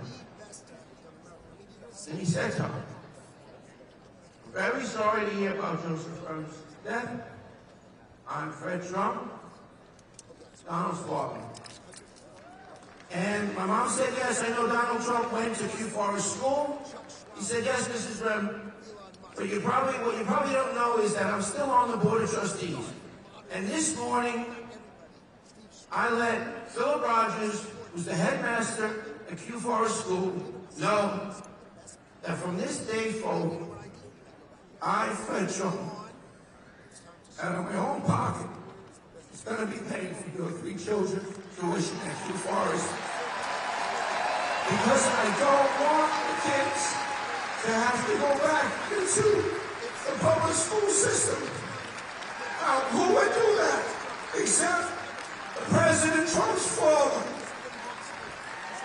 And the fruit doesn't fall from the tree.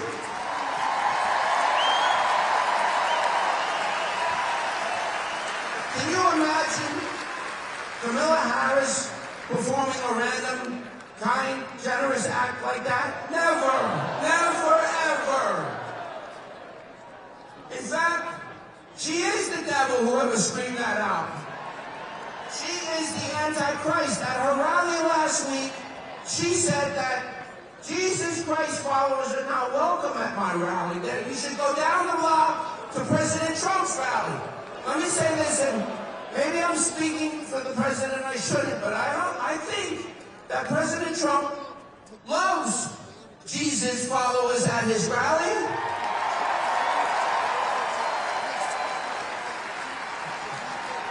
And I think that President Trump, and what he has experienced, knows that Jesus Christ is king.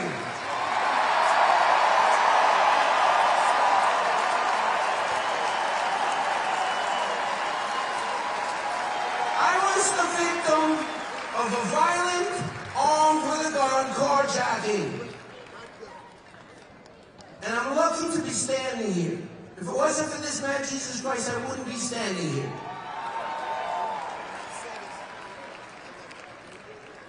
The mayor that we have here in New York, Eric Adams, is a disaster. I once called out Bill de Blasio. This mayor is worse than Bill de Blasio and David Dickens combined. I just want to say this. The cross that I'm holding is the cross that my mother, Beatrice Graham, used to hold in the air when she prayed at night, every night, for Donald Trump and his family. Because we knew 3 years ago that his life was going to be attempted to kill.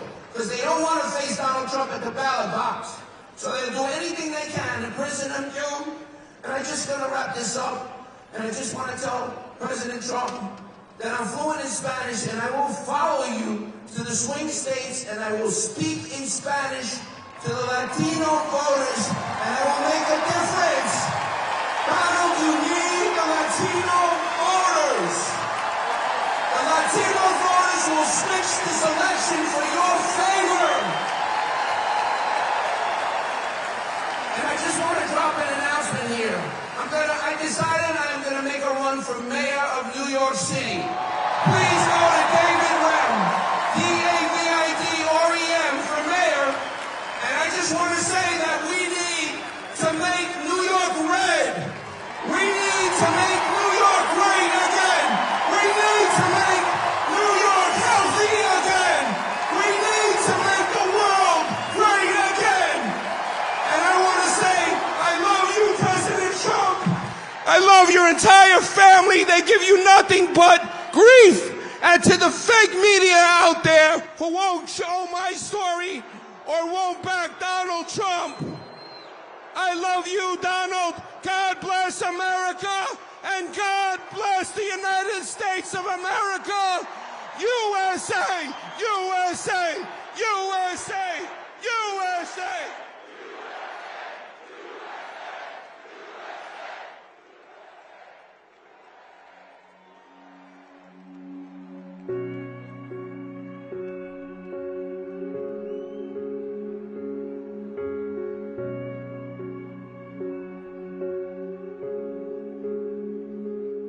Up and down, counting out, smiling through the taste of blood in my own mouth. I got bruises and broken bones, but they don't know I ain't in this ring alone. I'm a fighter. No one can say that I'm a running hider. I was born to be a do-or-dyer, a make-it-righter. Don't throw that towel just yet. Don't cash in that last bet, 'cause I hit harder when I'm tired. I'm a fighter. I get back up. That's what I do. I didn't soldier on this far just to lose. So take your shot. Is that all you got? I'm a fighter. No one can say that I'm a running hider. I was born to be a do-or-dyer, a make-it-righter. Don't throw that towel just yet. Don't cash in that last bet, 'cause I hit harder when I'm tired. Yeah, I'm a fighter.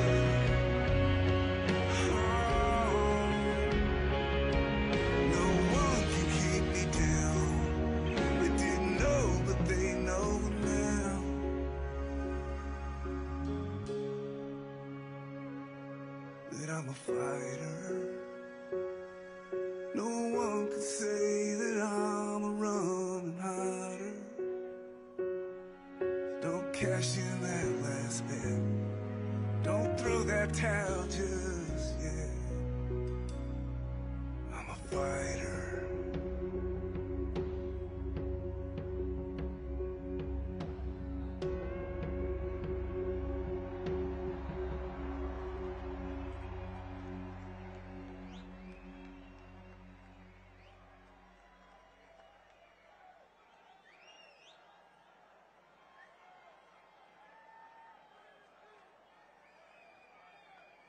Ladies and gentlemen, please welcome to the stage former White House Deputy Chief of Staff, Dan Scavino.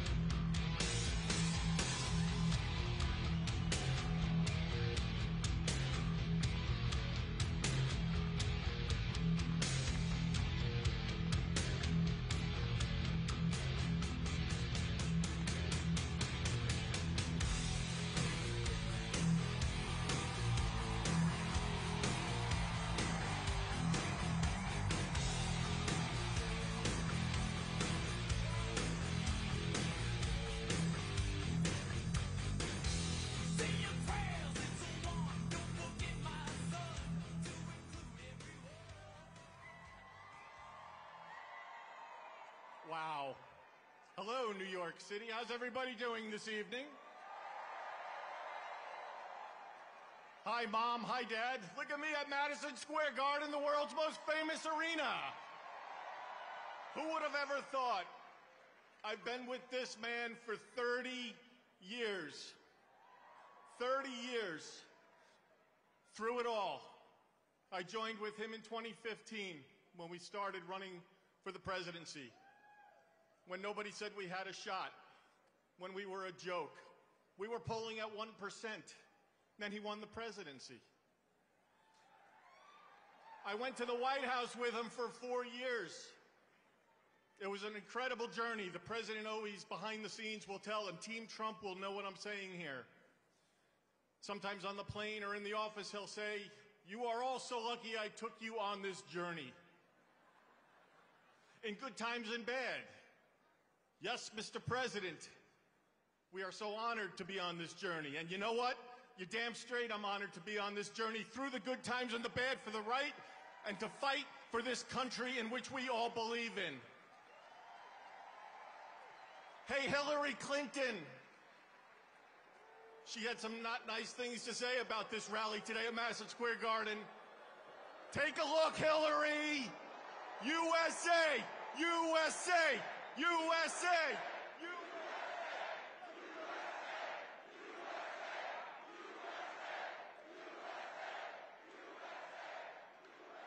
This has been the journey of a lifetime. The last 9 years have absolutely been incredible, but guess what? We've got 9 days. 9 days till we go to the polls and we vote for Donald J. Trump to be the 47th president of the United States of America. And it's going to happen, but you all need to get out and vote, vote, vote, and fight, fight, fight. Just stay strong. The president loves each and everybody in this arena. Quick story, Butler, Pennsylvania. An attempted assassination. We went to the hospital. I'm going to give you a behind the scenes with the president. We go to the hospital, shot in the air, the entire world is watching on TV. He's in his hospital room, asking how things are going. I showed him that iconic photo of him raising his fist and said, "Sir, this is the most iconic photo, I think, in the history of not only politics, but of all time." He stared at the photo I told him it was from Doug Mills, New York Times photographer, a great photographer. The president's reaction was, "How is Doug? Is Doug okay? Reach out to Doug. See how he's doing." Of which I did when we were in the hospital. Everything he had going on just shot in the damn head. And the guys cared and concerned about how Doug is doing, how his team is doing that's with him at Team Trump. The behind-the-scenes moments are things I could go, honestly, I could go for 10 hours here and tell you stories, but I only have 31 seconds left, so I will wrap it up. You've got a fighter behind the scenes and out in public. The guy loves the United States of America. He's working 24 hours a day, 7 days a week, campaigning, running all over the country. Loves this country. He's a patriot. You're all patriots. I cannot believe looking at this Madison Square Garden and just seeing it's packed to the brim. There must be 20,000 plus people. Love my family.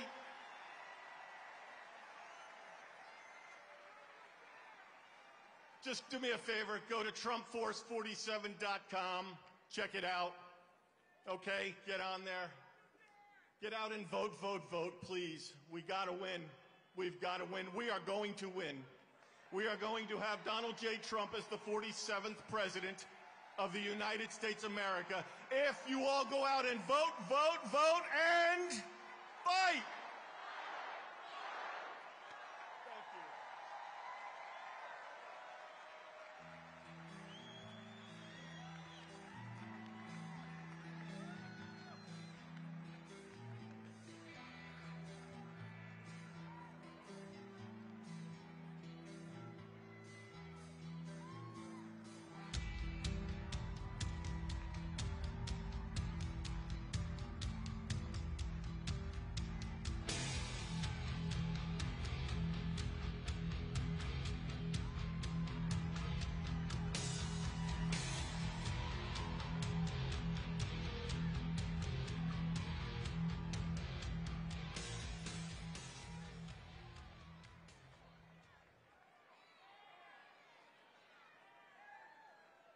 Ladies and gentlemen, please welcome to the stage Senior Advisor for President Donald J. Trump, Stephen Miller.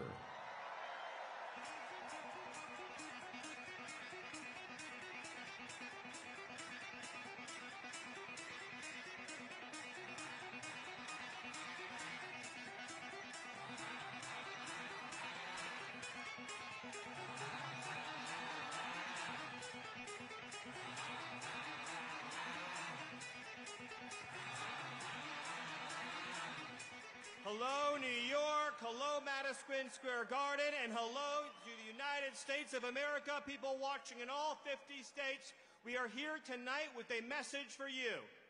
In 9 days, your rescue is coming. In 9 days, your salvation is at hand. In 9 days, Donald J. Trump is going to go back to the White House. We stand here today at a crossroads in the history of this nation, in the history of our civilization. This is a choice between betrayal and renewal, between self-destruction and salvation, between the failure of America or the triumph of America. I want you to think for a minute about the decades of abuse that has been heaped upon the good people of this nation. Their jobs looted and stolen from them and shipped to Mexico, Asia, and foreign countries. The lives of their loved ones ripped away from them by illegal aliens, criminal gangs, and thugs who don't belong in this country. A political system that punishes hard-working citizens, oppresses them at every turn, takes away their right to free speech, the right to political expression, the right to fundamental safety in their own country. One man dared to step forward 9 years ago and say, enough, no more, America gets its future back. And what happened next? What happened after he stepped down that escalator 9 years ago? The system he was fighting, tried to do everything in its power to stop him, to take away your voice, to take away your vote, to take away your right to have your own country. They lied, they defamed, they smeared, one witch hunt after another, one hoax after another, one betrayal after another, lie after lie, slander after slander, libel after libel, lawsuit after lawsuit. They tried to jail him. They tried to bankrupt him. They tried to imprison him. And they even tried to take his life with not one, but 2 assassination attempts. And let me ask you, when his life was on the line, did he falter? Did he waver? Did he yield? Did he surrender? Did he hesitate? Did he back down? Did he give one single solitary inch? Or did he stand up, strong and proud and resilient, the warrior that he is, and raise his fist into the air and shout on behalf of all of you, fight, fight, fight. And what was he fighting for? He was fighting for your children, for your wives, your husbands, everyone that you love and know in the world. The right to live in a country where criminal gangs cannot just cross our border and rape and murder with impunity. Think about how corrupt and hateful and evil a system is that allows gangs to come into this country and rape and murder little girls. I'm not just saying that. You've read the stories. It happens every day. You read one of these heartbreaking headlines. Who's going to stand up for our daughters? Who's going to stand up for the girls of America, the women of America, the families of America? Who's going to stand up and say, the cartels are gone, the criminal migrants are gone, the gangs are gone, America is for Americans and Americans only? One man, and that man, ladies and gentlemen, that man took a bullet for you, he took a bullet for democracy, and all we are asking in return is for 9 days, for 9 short, precious days. You have to vote, vote, vote. Vote for freedom, vote for liberty, vote for sovereignty, vote for your children, vote for your families, vote for the right of free speech, the right to the Second Amendment, vote for the right to have a secure sovereign border and for the right to have a government that puts American citizens ahead of illegal aliens. With your votes, you can smash this broken establishment. With your votes, you can end the corruption and graft. And with your votes, you can deliver the future to your children that they so dearly deserve. So I'll end with this thought. Each and every one of you has been loyal to your country. You have loved your country. You followed the rules. You paid your taxes. You did everything right. And the system just keeps beating you down, beating you down, and beating you down. And I say to you, are you going to let that system win? Are you going to surrender? Or are you going to follow the example of President Donald J. Trump and fight, fight, fight to the finish and save this nation, save this country, save this civilization, and save this glorious republic? Thank you, New York. God bless you. God bless New York, and God bless America.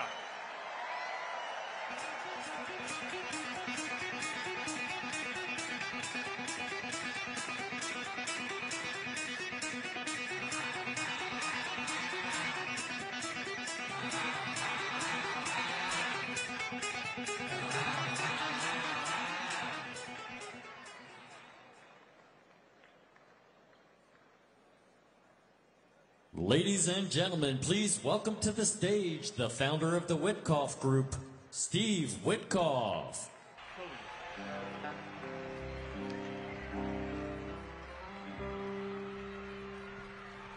Oh, I wish I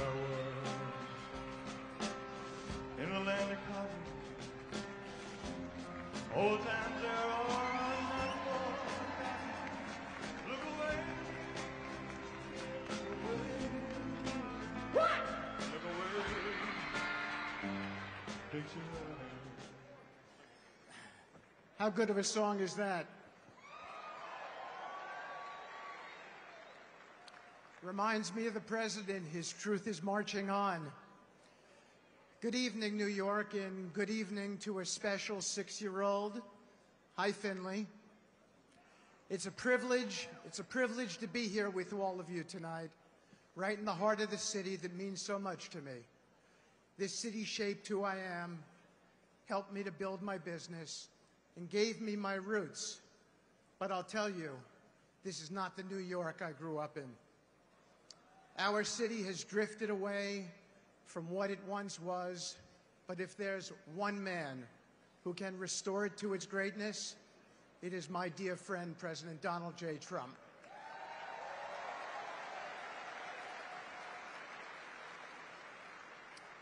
I've known the president for over 30 years, not just as a leader, but as a friend.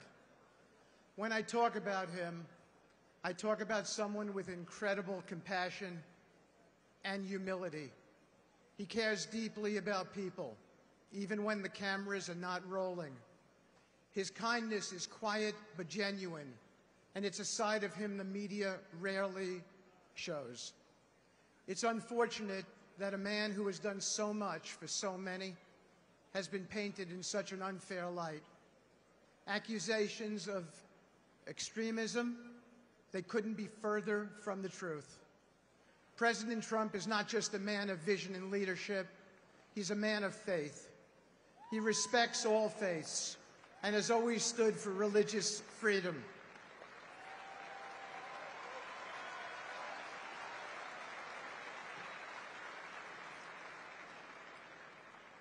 His unabiding belief in the value of every individual is grounded in his respect for God and country.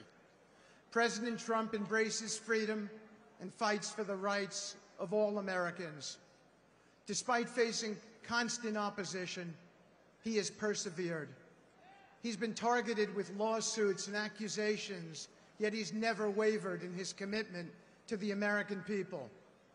I know he'll fight for each and every one of you, as he's always fought for me. That's the kind of leader we need. Someone who never backs down when things get tough, but keeps pushing forward for what's right. In a world, thank you, in a world that often feels uncertain, President Trump offers each of us clarity. His policies are rooted in common sense. He understands the importance of strength, both at home and abroad, and leads with courage. New York deserves someone who's ready to fight for it, as the country does. We need President Trump's leadership to bring back the city we all love. Now let me leave you with a quote from one of my favorite presidents, Ronald Reagan, who said, "Freedom is never more than one generation away from extinction. We didn't pass it to our children in the bloodstream. It must be fought for, it must be protected, and handed on for them to do the same." While Reagan was an extraordinary president, there is no doubt in my mind that President Donald J. Trump is the greatest leader and president this nation has ever seen.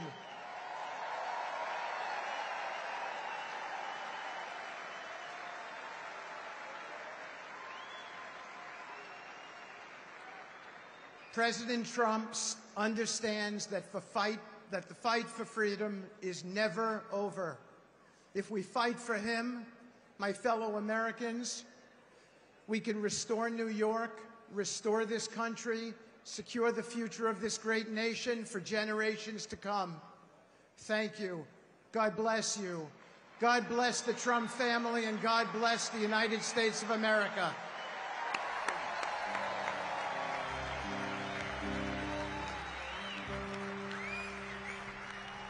Oh, I wish I was in a land of promise. Old times are not forgotten. Look away. What? Look away. Picture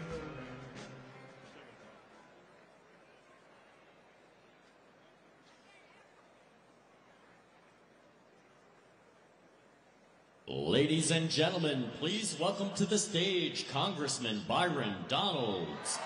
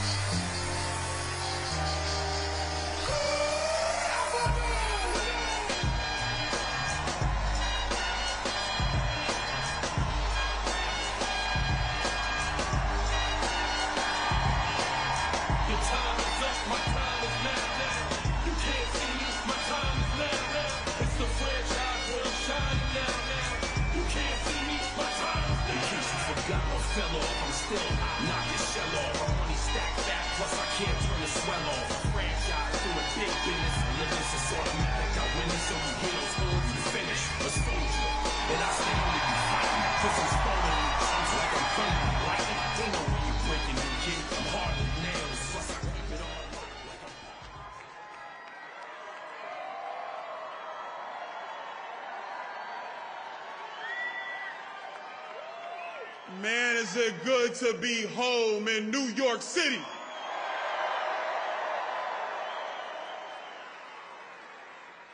You know, usually I got a lot to say, but this one's special to me. I was born in Brooklyn, New York.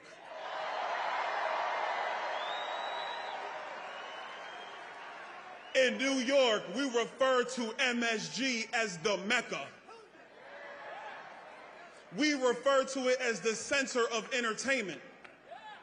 And in 9 days, it's going to be the launch point for the center of making Donald Trump the 47th president of the United States.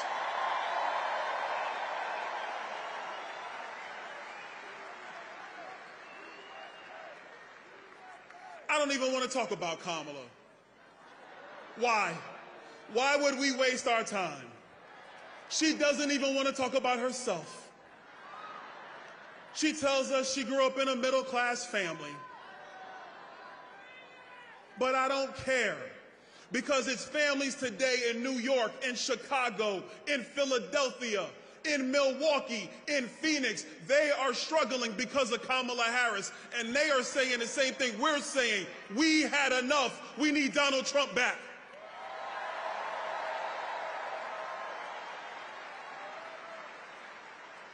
She broke the border. She broke the border and doesn't even have the guts to tell you the truth. But that's okay, because the next president of the United States, he's going to fix the border because he did it once and he's going to do it again.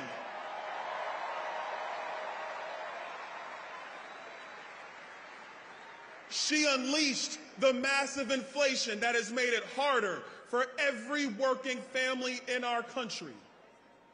If she was around when I was a kid, it would have devastated my mom, who still lives in Brooklyn. Hi, Mom. How you doing? And you think she has an answer for the people who are trying to find ways to get ahead? No, she doesn't. Nothing but word salad. I kind of like salad. Everybody should have some. It's healthy. It's good for you. But this word salad mess is demented. It is meant to make you think that she's smart and you're somehow dumb. The truth of the matter is, the common sense of the American people is what is needed today, and that will be brought by Donald J. Trump.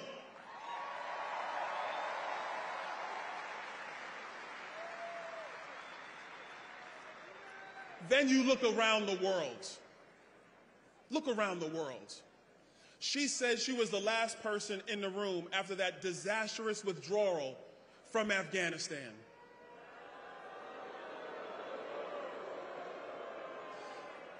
You know, that withdrawal is seared into my mind. I remember watching Afghanis hold on to the sides of airplanes to escape the Taliban.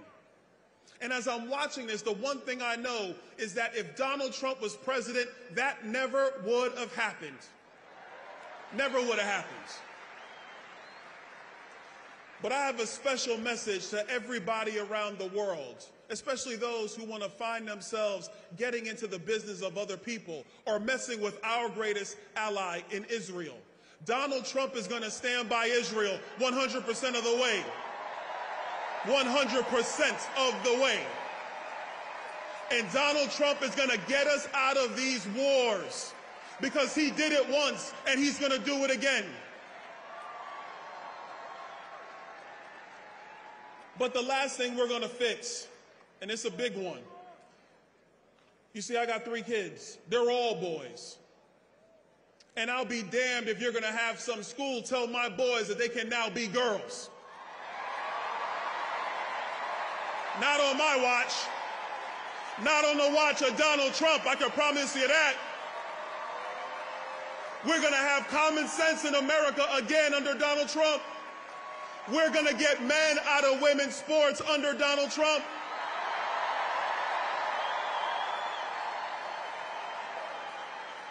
America will take its place again as the shining city on the hill, as the leader of the world, as the #1 nation, as the great experiment, because he's going to fix it once again. And together, New York and around America, we are going to make America great again. God bless you, New York. God bless America. Let's go win. Let's go win.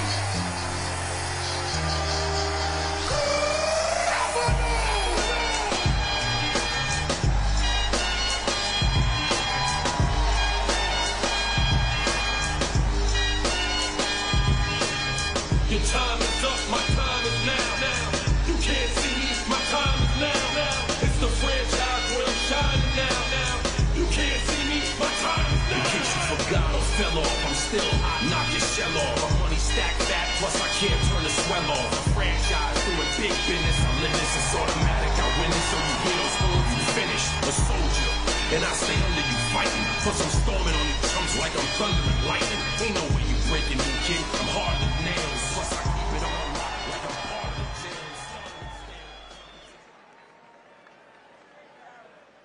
jail. Ladies and gentlemen, please welcome to the stage Chair of the House Republican Conference, Congresswoman Elise Stefanik.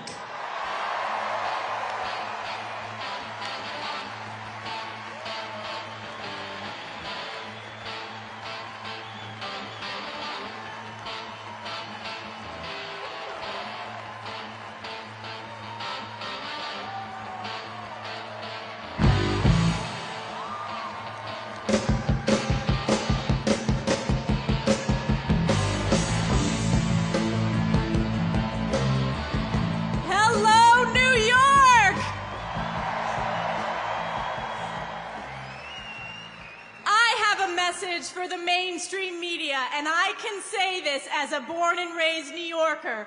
New York is Trump country.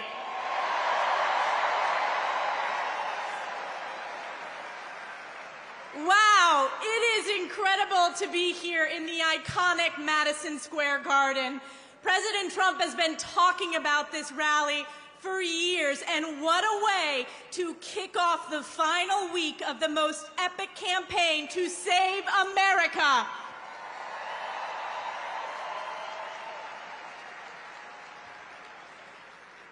Every election, we say, is the most important in our lifetime, but this one really is. No matter where you go, whether it's in New York City, upstate New York, or in any of the swing states, people understand there is so much at stake. And it is we the people, when we vote for President Donald J. Trump, we the people will save America.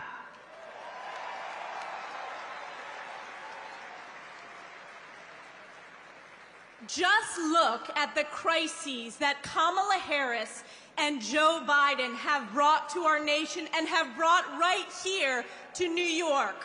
The border crisis, illegals swarming our streets, taking billions of our hard-earned taxpayer dollars, all because Kamala Harris is Joe Biden's open border czar. She owns this border crisis. She created it.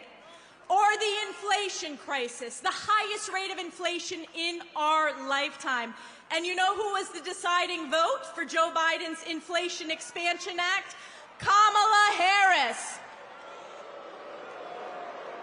And the crime crisis. Democrats are the party of defund the police, and Kamala Harris has turned her back on our men and women in blue. New Yorkers, support our police. We will always back the blue.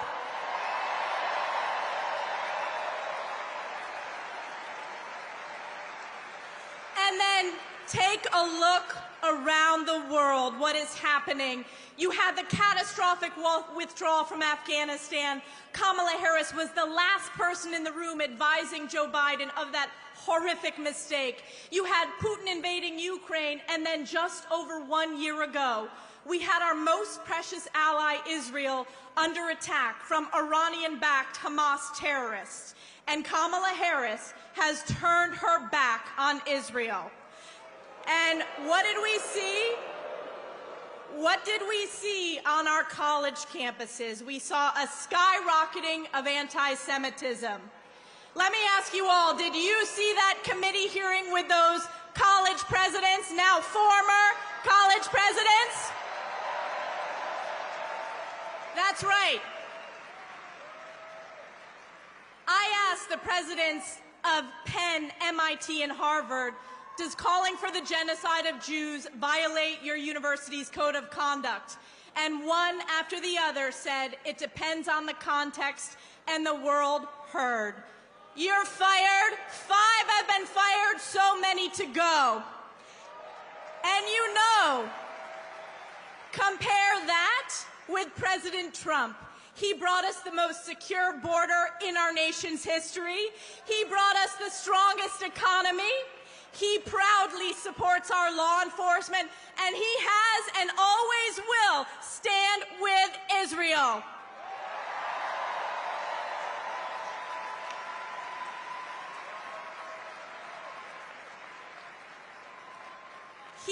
Donald J. Trump has fought for us, the American people, whether it was fighting against the sham impeachment, which I was a proud member of President Trump's impeachment defense team, whether it was standing up for election integrity, or whether it was facing the witch hunts by New York's own Tish James, Alvin Bragg, and corrupt judges.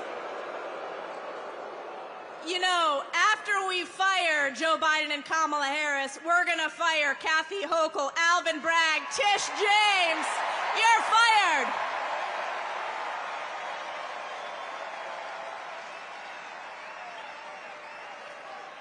As I said, President Trump has fought for us. It is now our opportunity to fight for him. And New York, we made history when we fired Nancy Pelosi once and for all and flipped those 5 congressional seats. We need to make history again. So 9 days, flood the polls, vote for President Donald J. Trump to save New York and save America. God bless you. God bless the United States of America. Thank you very much.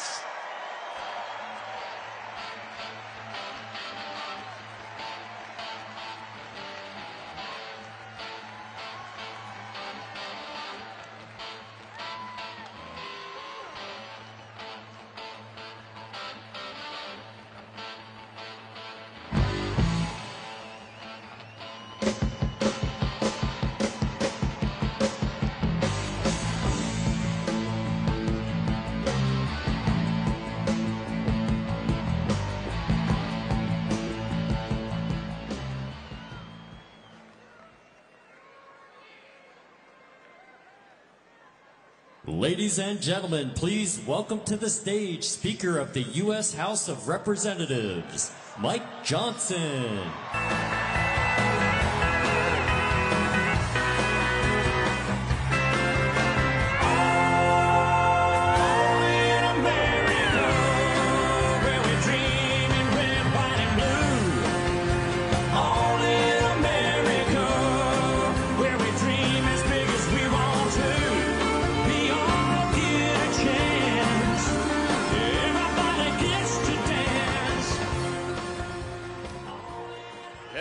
Madison Square Garden.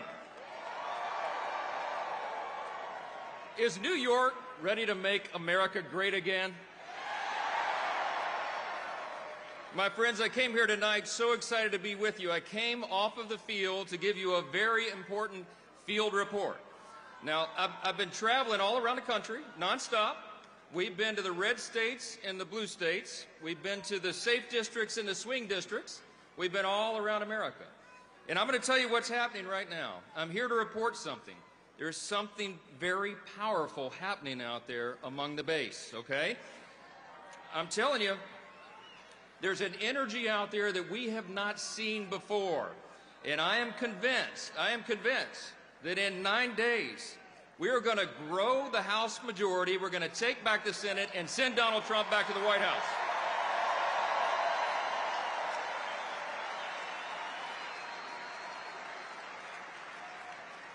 Let me tell you why that is. Let me tell you why that is. Because everywhere around the country, no matter where you live, everybody is fed up and they are fired up. They're fed up. It doesn't matter what demographic they're in. It doesn't matter what walk of life. They know that we cannot afford 4 more years of Kamala Harris in the White House. And we can't possibly afford turning the House or the Senate over to the Democrats. Let me ask you a question. Let me ask you what I ask these groups all around the country. Do you want 4 more years of open borders? I don't think you do. No. Do you want 4 more years of high cost and inflation? You want 4 more years of rising crime in every community? No. How about 4 more years of woke ideology in our schools and our military? You want 4 more years of wars and weakness on the world stage? Nobody does. American voters are sick of it, and they want to change. Now listen, for the last 2 years, we've had a bit of a dilemma, right? The House has been the only firewall in Washington standing between Chuck Schumer and the Democrats in the Senate, Kamala Harris and Joe Biden, and the American people. Now, we played defense. We blocked their woke America Last agenda, and we passed solutions to all the great challenges facing the country. But here's the problem. They got stopped in the Senate. We also had the smallest Republican majority in U.S. history. But you know what the good news is? We're about to grow that majority. That's what's going to happen on November 5th. New York is going to make that happen. You're going to elect your incumbents here and our challengers, and you're going to make the big difference. And we need a Republican Senate so we can retire Chuck Schumer for good.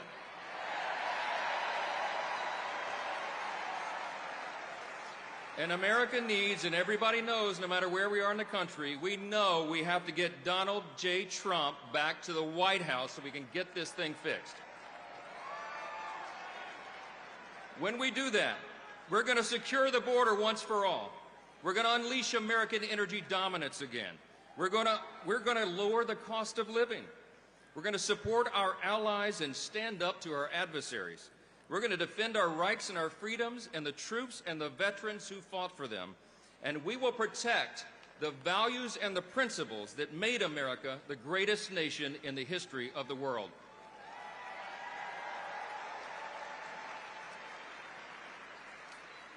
I'll just leave you with this thought. We're not in a battle this time just between two different political parties. It's much deeper than that. There's something much more fundamental going on. We're in a battle between two completely different visions for who we are as a nation and who we're going to be. We revere the founding principles. We revere our Judeo-Christian foundations. We revere individual freedom and limited government and the rule of law and peace through strength and fiscal responsibility, free markets, human dignity, secure borders. But the other team doesn't anymore, my friends. This is not your father's Democratic Party. They are now full on to Marxism and socialism. They don't envision for us to save the founding principles and the greatest nation in the history of the world. Instead, what they envision for us is that we would be some sort of European-style Marxist borderless utopia. We all know that's a dangerous fool's errand. You know what's going to happen in 9 days? The American people are going to let their voices be heard. We are going to take this country back.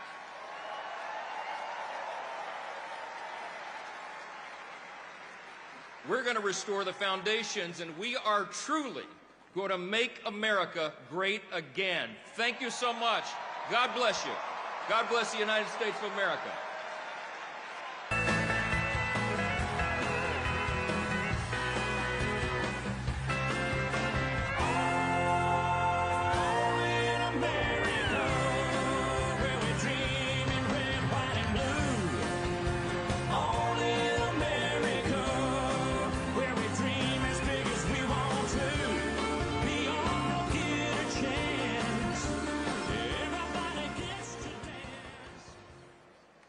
Ladies and gentlemen, please welcome to the stage Vivek Ramaswamy.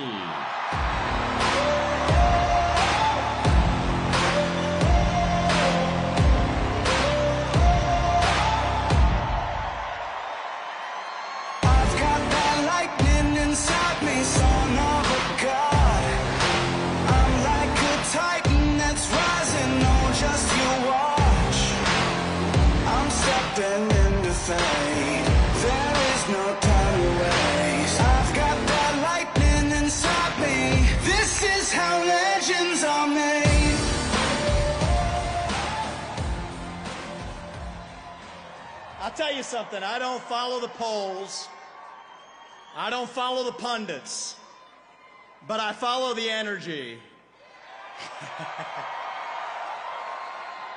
And this does not feel like second place energy in here tonight. I had a friend of mine, smart guy, he's a billionaire, texted me this morning. And he said, why the hell are you guys wasting your time in New York City instead of going to a swing state? You want to know what I told him? I said, welcome to 2024. New York is a swing state.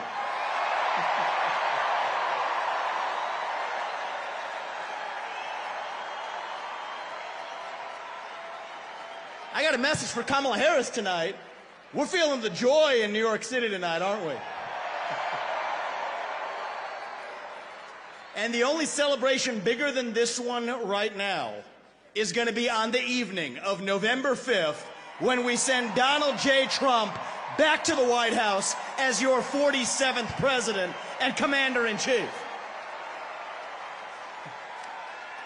And I'm looking around here. There's only one man who is going to be more happy than everybody else in this room when that happens, and that is going to be a man by the name of Joe Biden, actually.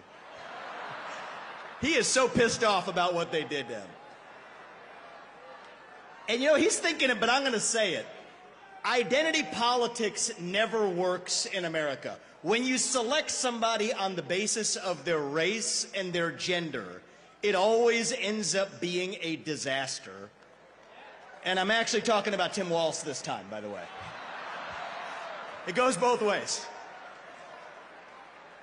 So listen up, guys. Last year, I became the youngest person ever to run for U.S. president as a Republican. And thank you. I appreciate that. And I'll tell you something about my generation. We are lost. We are hungry to be part of something bigger than ourselves. Yet we can't even answer what it means to be an American today. We're in the middle of a national identity crisis. Faith in God, patriotism, hard work, family. These things have disappeared, only to be replaced by wokeism and transgenderism, climatism, COVIDism, depression, anxiety, fentanyl, suicide. These are symptoms of a deeper void of purpose and meaning in our country. And right now, we need to step up and fill that void with our own vision.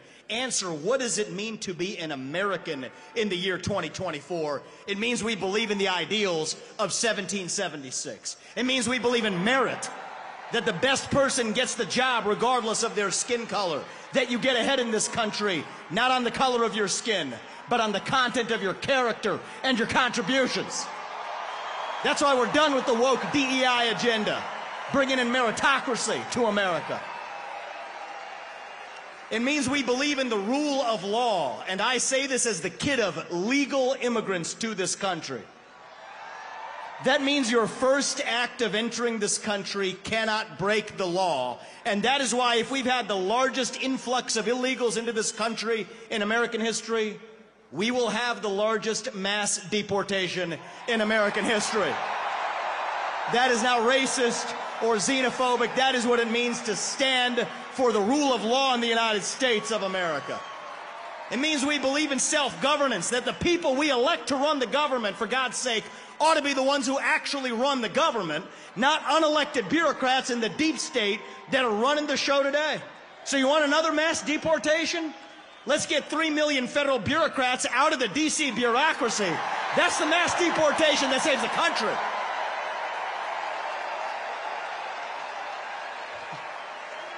What does it mean to be American? It means we have elections we can trust and believe in, and that means single-day voting on Election Day as a national holiday with paper ballots and government-issued ID to match the voter file. That's how we save the country after we win it this time by voting early.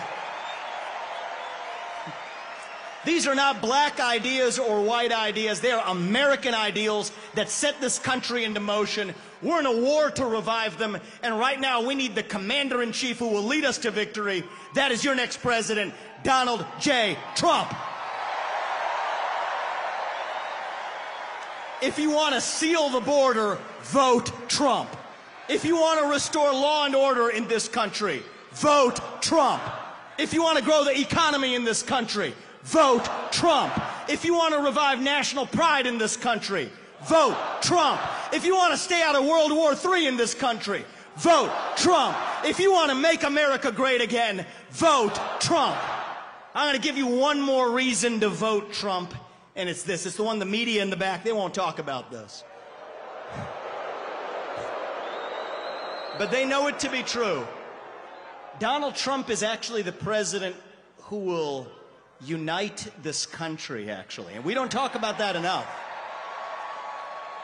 America First includes all Americans, regardless of their race, their gender, or their sexual orientation. Our message to black Americans tonight is this. We want you, what we want for every American. Safe neighborhoods, good jobs, clean streets. A country where you are judged based on the content of your character, not the color of your skin or your political beliefs. That's the America we know. Our message to gay Americans tonight is this. You're free to marry who you want, if you want, without the government standing in your way.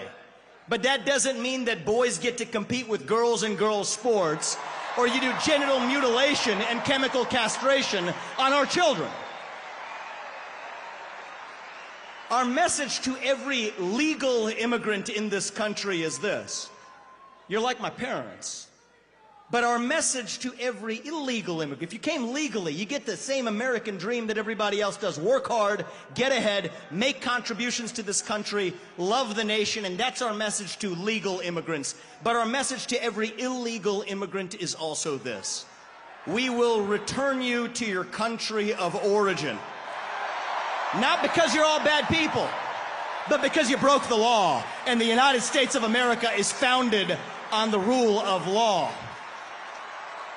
Our message to my generation, the millennials, is this. You were sold a false bill of goods. You were told you become a gender studies major in California. Somehow that gets you a head start on the American dream when it hasn't worked out that way. Dead on your shoulders. The Iraq and Afghanistan wars. Yes, it's true you were lied to. But we can't just be cynical about our country because this is still the last best hope that we have in the free world. And our message to Gen Z is this. You're going to be the generation that saves the country. You want to be a rebel? 18 years old, stand up on your college campus and call yourself a conservative. Be proud of it. Say you want to get married, have kids, raise a family, and have a good job. That's how we win in America. We don't have to be this nation in decline. We are still on our way up. We're still that country where we will look our children in the eye and mean it when we tell them, you get ahead in the United States with your own hard work, your own commitment, your own dedication, and that you know what? You are free to speak your mind at every step of the way. That is the American dream. That is what we are running to. And that is what we get when we send Donald Trump back to the White House this November. Thank you. God bless you and the great state of New York, and may God bless our United States of America. Thank you, God bless. Thank you, guys.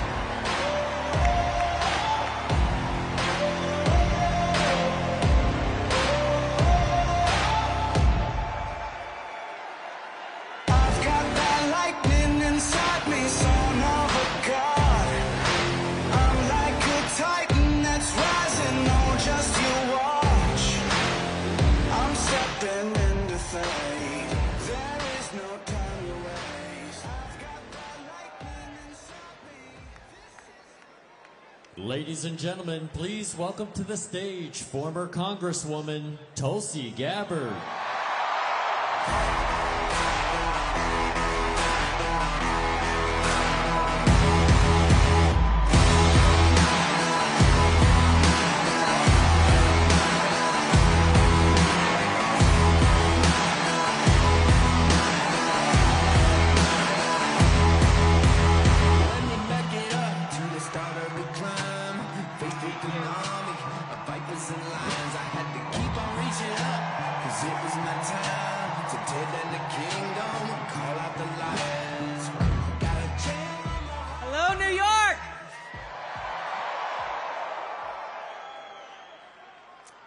Join me as I say these words. We hold these truths to be self-evident, that all men are created equal, and that we are endowed by our Creator with certain unalienable rights, and that among these are life, liberty, and the pursuit of happiness.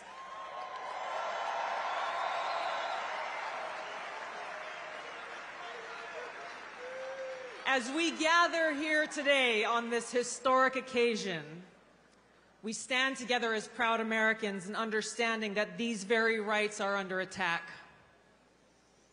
So we face this historic crossroads where our freedom and our future is in our hands. There's never been a more clear choice in any election in my life, and our ability to live in a truly peaceful and free and prosperous country is on the line. I love you too.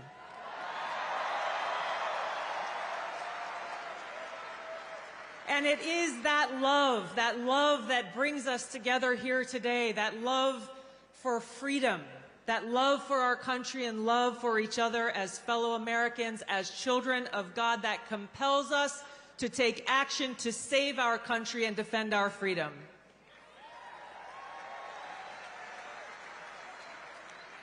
Now, this choice that we have before us is very personal to me. I'm a lieutenant colonel in the Army Reserve. I've served now for over 21 years.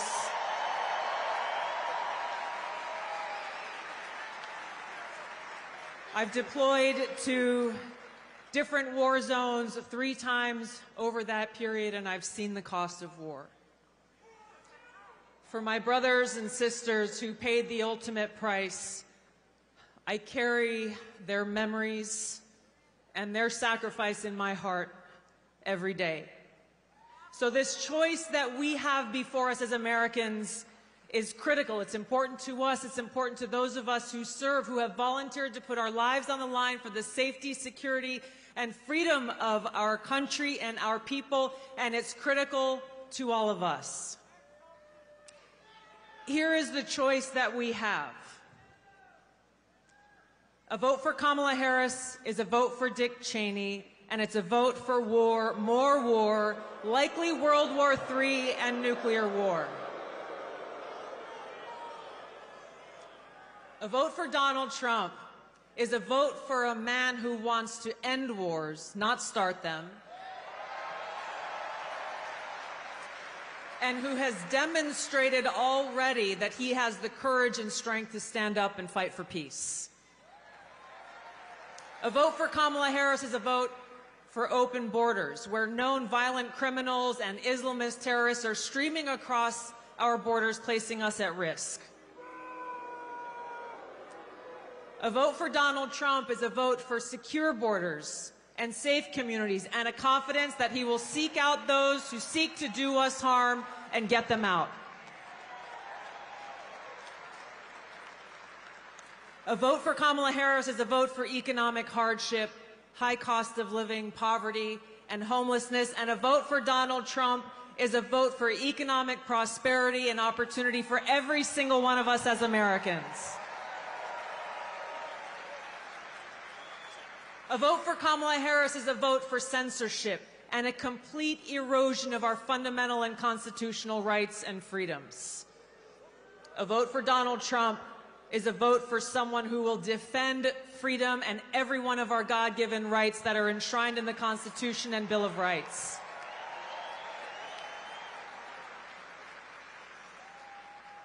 So the choice is ours. History will look back on us at this moment for the choice that we make. Did we choose war or peace? Did we choose poverty or prosperity? Did we choose censorship or freedom?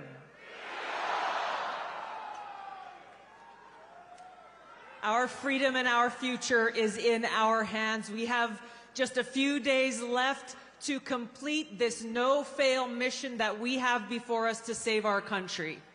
Nothing short of our future is on the line. So now, just as we've gathered here today in this historic place and this historic time, we will gather together all across this country, people of every race, ethnicity, religion, and creed, to stand together and defend our freedom and ensure our right to life, liberty, and the pursuit of happiness.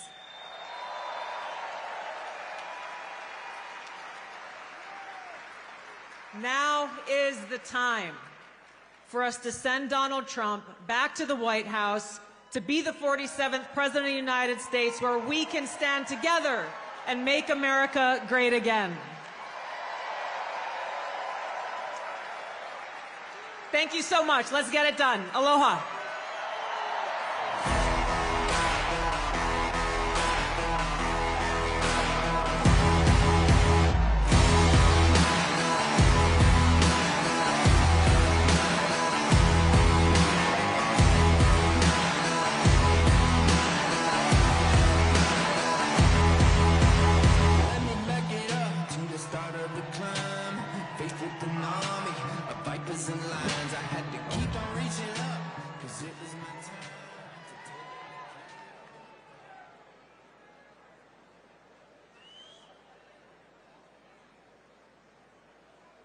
Ladies and gentlemen, please welcome to the stage former presidential candidate Robert F. Kennedy Jr. And I set up and tore down this stage with my own two hands. We trapped this land, packed tight in minivans.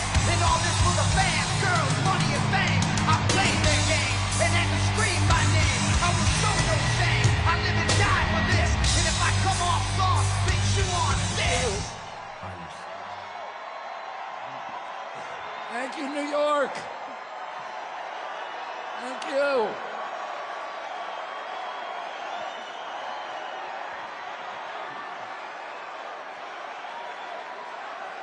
Thank you.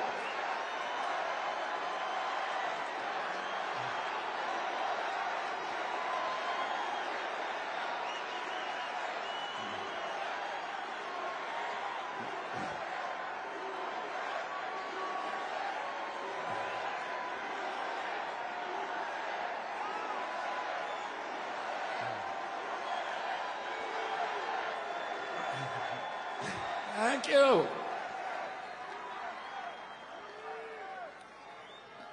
A lot of people ask me why I left the Democratic Party.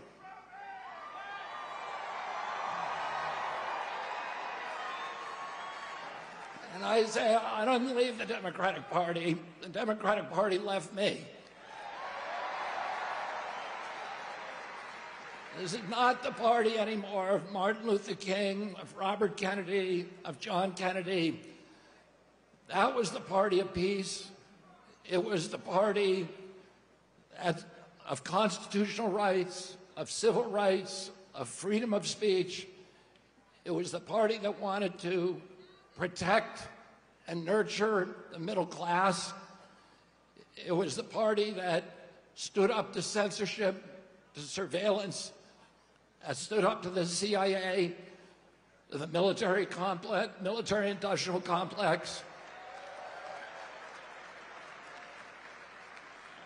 And it was the party that wanted to protect public health and women's sports.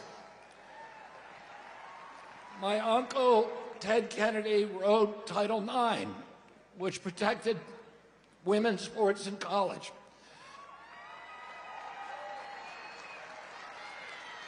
It was the party that believed in voting rights and fought for the right of every American to vote for the person of their choice. Today's Democratic Party is the party of war. It's the party of the CIA. You had Kamala Harris giving a speech at the Democratic Convention that was written by neocons, that was belligerent, pugnacious, that talked about the domination of the world by the United States through our weapons of war. It's the party today that wants to divide Americans. It's the party that is dismantling women's sports by letting men play women's sports.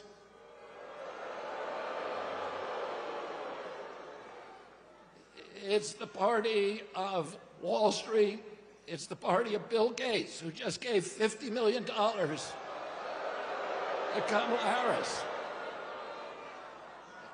It's the party, and the Harris campaign is very proud that it received the endorsement of 50 former CIA agents and officers. and of John Bolton and of Dick Cheney. These are the people that gave us the war in Iraq, the worst foreign policy catastrophe that's ever happened to this country. These are the people that gave us the Patriot Act, that launched the surveillance state. These are the people that are trying to undermine voting rights in this country by weaponizing the federal agencies against political candidates, including me and Donald Trump and all other political candidates that can't win an election. And instead of bringing in a candidate who wins the primaries, abolish the primaries, and then pick two candidates, anointed them without receiving votes. We don't even know how Kamala Harris received the nomination.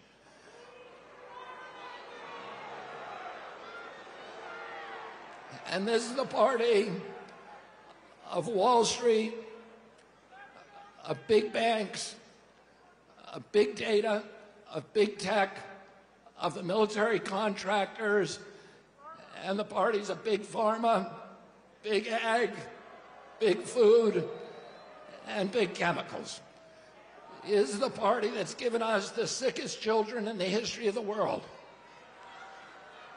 When my uncle was president, 6% of Americans had chronic disease, and we spent 0 on chronic disease in this country.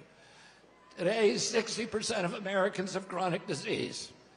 This is existential for our country. We're spending $4.3 trillion a year, 5 times our military budget. 77% of American boys cannot qualify for military service because of chronic disease diagnoses. This is existential for our country. President Trump called me 3 hours after his shooting. And he said, would I come and sit down with them? And he said to me during that meeting, he said, there are some things that we can agree on and some we disagree on, but the landscapes on which we agree are so much larger. He said, I want to end the wars.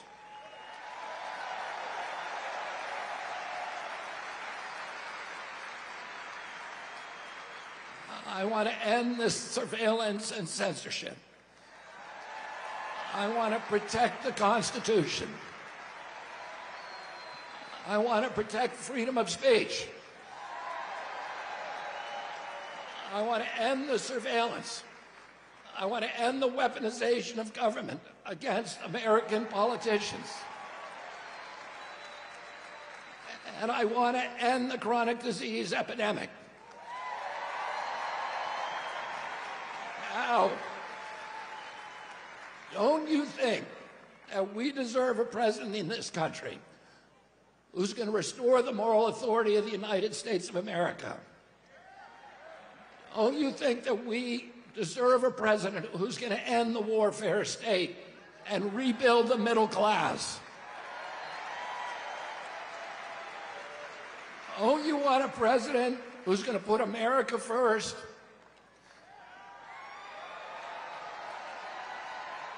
And don't you want a president who's going to protect our children?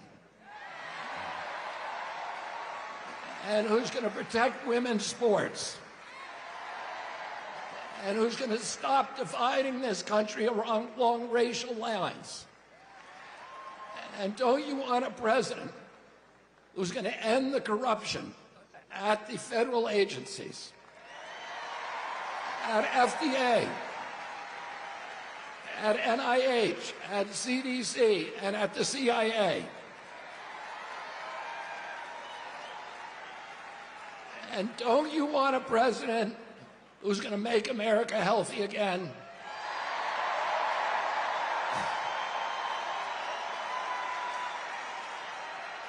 And don't you want a president who's going to make America great again? And we need to go to the polls on November 5th and vote for Donald Trump. God bless you and God bless America.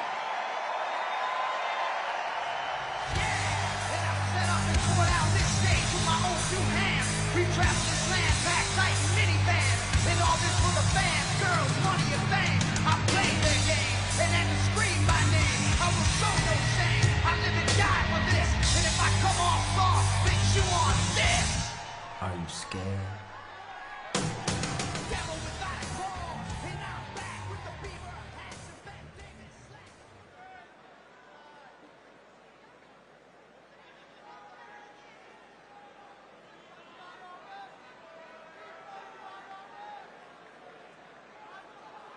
Ladies and gentlemen, please welcome to the stage Tucker Carlson.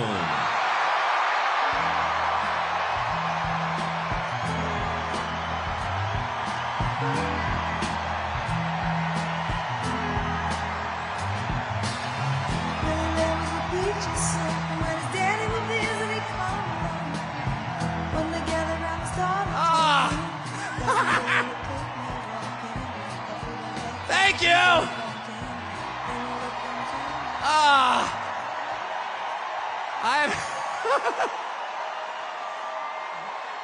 I saw the Grateful Dead in this arena in 1987. I was seated right there. How weird. It's such an honor to be here, and it's wild. Just another day following Bobby Kennedy Jr. at a Donald Trump rally in Madison Square Garden. I mean, what? That's totally normal. Liz Cheney's out there with Kamala Harris. And there's Bobby Kennedy calling to protect women's sports at a Trump rally.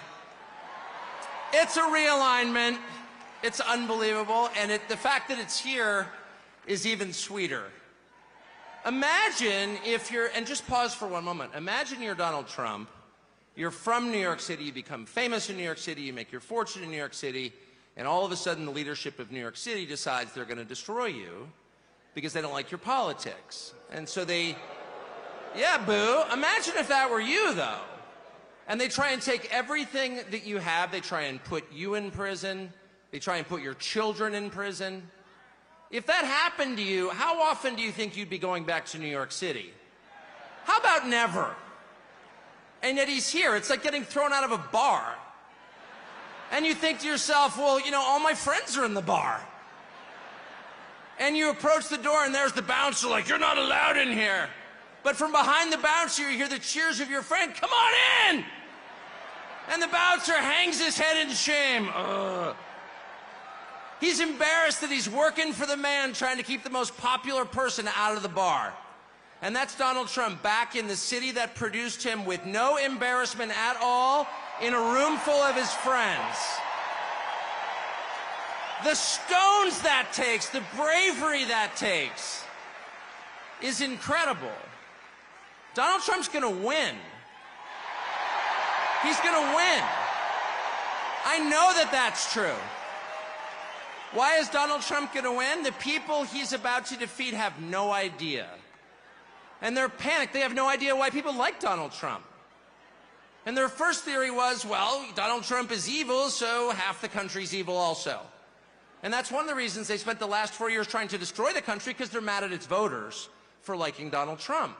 How much easier would it have been just to pause for 20 minutes and ask yourself honestly in some silent place, why do people like Donald Trump? And if they had been honest enough to ask themselves that question, they would have come up with the two main reasons, and here's what they are. The first reason that people like Donald Trump is because he likes them. That's why. And it's real. Affection is something you can't fake. I don't care how many times Kamala Harris would tell me she loves me, I don't believe her. I saw her kiss her husband with a mask on.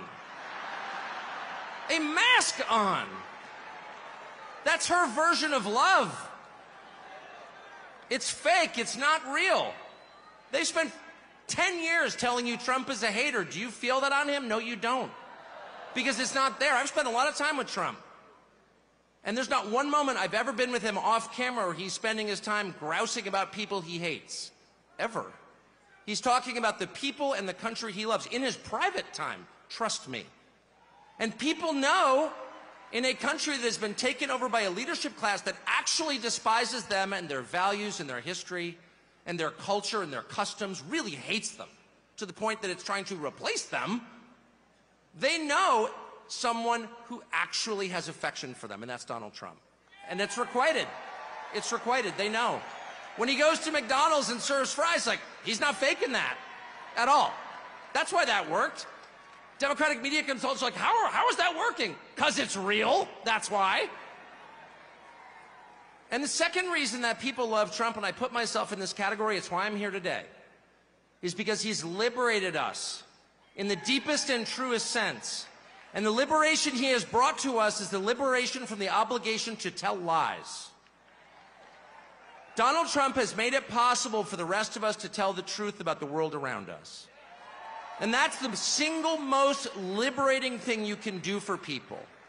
If you want to enslave people, if you want to degrade them, force them to tell lies. And they have. They forced us to lie about everything at gunpoint, effectively. They put people in prison for refusing to lie. And not just the obvious lies that men can become women or Vladimir Putin blew up the Nord Stream pipeline. No, honestly, he did. January 6th was an insurrection. They were unarmed, but it was very insurrection-y. Not even the obvious ones, but the big lie. You know what the big lie is? The big lie is that they're impressive. That's what the big lie is. That the people in charge have somehow earned the right to rule over you, and they haven't. And you know that. These are the single most useless people in the United States. They have no skills whatsoever. They've got 3/4 of the money, and they didn't earn it. They set up a system precisely for the purpose of awarding themselves wealth and power when it's undeserved. You look at Liz Cheney and you ask yourself honestly, what skill could she possibly have that allowed her to send hundreds of thousands of people to their deaths? Did she earn that? I don't think she did. No fair system would make Liz Cheney powerful. No fair system would make Larry Fink rich. No fair system would elevate someone like Kamala Harris to a presidential nomination. She's never been accused of doing anything useful. She has precisely no achievements. She's a nominee without getting a single vote. She is a metaphor for the system they created to make themselves rich and powerful, and then they have the gall to lecture you, the people who can actually change a flat tire and repair a power grid, who have useful jobs, who pay your taxes and work 40 hours a week, lecture you that you are somehow immoral. And Donald Trump has empowered the rest of us through mostly just sticking around in the face of their hate and abuse and persecution. He has given the rest of us the right to call BS on the charade. No, you are not better than us.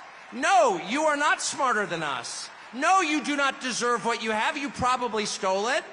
No, you're not going to bully me into silence anymore. And I can promise you at this point, 9 days out, when Robert F. Kennedy Jr. and Elon Musk and Tulsi Gabbard and pretty much every high school senior and college shorty girl in the country has come out finally say, yeah, I am for Donald Trump, actually. When the entire country has realized there is nothing embarrassing about this, what's embarrassing is to take a perfectly great country and destroy it, as they have. I'm not ashamed. You should be. At that moment, it's going to be pretty tough for them 10 days from now to look in the eye to America with a straight face. It's going to be pretty hard to look at us and say, you know what? Kamala Harris, she got 85 million votes because she's just so impressive. As the first Samoan, Malaysian, low IQ, former California prosecutor ever to be elected president, it was just a groundswell of popular support. And anyone who thinks otherwise is just a freak or a criminal. At this stage of the game, after 9 years of listening to their lies and finding every single one of them totally false, no, it's not safe and effective, and no, she's not impressive. It's very hard for me to believe the rest of us are going to say, you know what, Joe Scarborough, you're right. You're right. She won fair and square because she's just so impressive. I don't think so. And to me, that is liberation. It's the freedom to say what's obviously true as a free man and not a slave. And I just want to say thank you, Donald Trump, for that.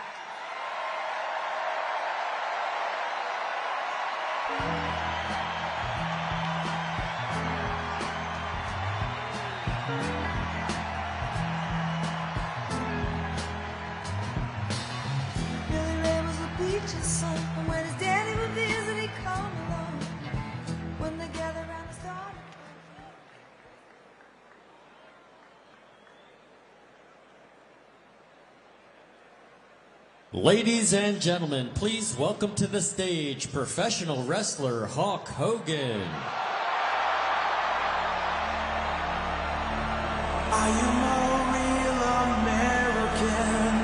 Fight for the rights of every man.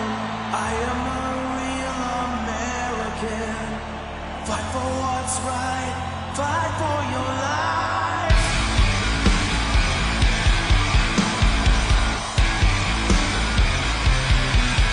When it comes crashing down and it hurts inside, you gotta take a stand. It don't hurt to hide. If you hurt my friends, then you hurt my pride. I gotta be a man, I can't let it slide. I am a real American. Fight for the rights of every man. I am a real American. Fight for what's right. Fight for your life.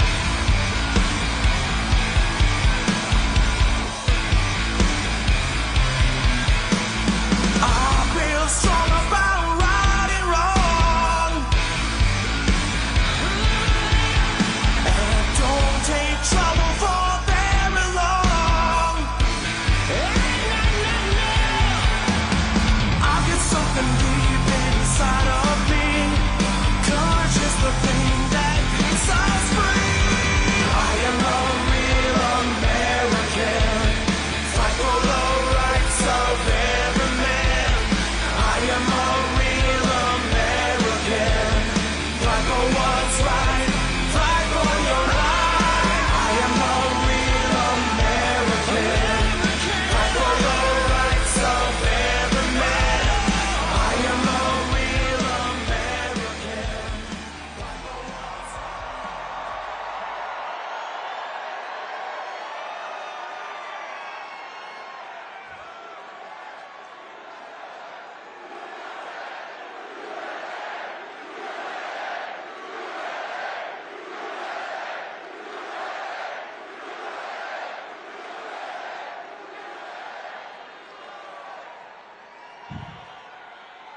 Well, let me tell you something, Trumpomaniacs. Welcome to the house that Hulkamania built. You know something? Usually when I'm in Madison Square Garden, I'm body slamming giants. I'm winning world heavyweight titles, and I'm cracking people over the heads with steel chairs. And the energy in Madison Square Garden is off the Richter scale. But today, Trumpomaniacs, the energy in here is something like I've never felt. The energy of all these Trumpomaniacs is the most powerful force in the universe. And today, this is Donald Trump's house, brother.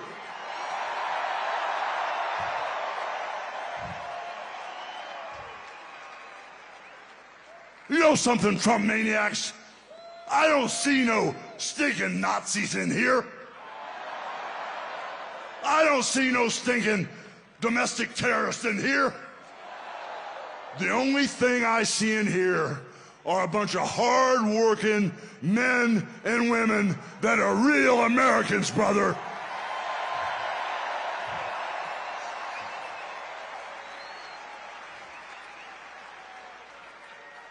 You know, when I hear my president and our president, Donald Trump, speak, he sounds for real, brother. He sounds like he has a heart of gold that's all for the USA. But when I hear Kamala speak, it sounds, it sounds like a script from Hollywood with a really, really bad actress.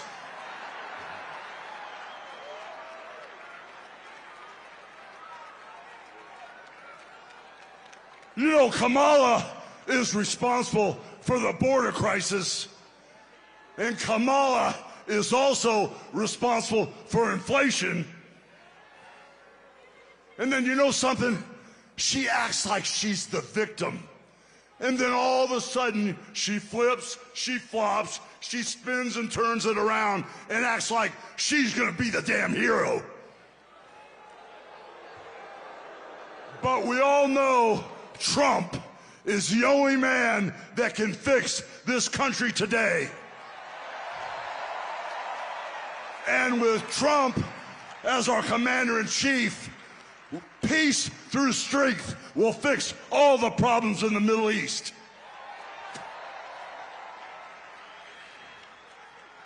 You know, I've been coming to this building month after month after month, and I've seen sold-out crowds over and over again for over 40 years.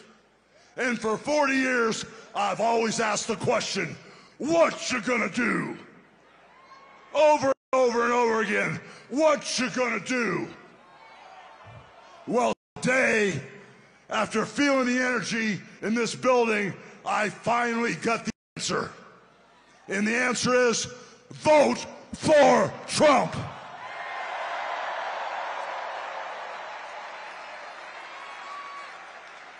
So now, I got a couple questions for you. What you gonna do about the border invasion? What you gonna do about inflation? What you gonna do about keeping America safe, brother? And what you gonna do about putting God in our homes, in our country, and our schools?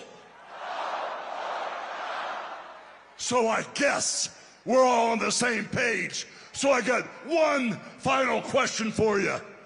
What you gonna do, and who's gonna make America great again?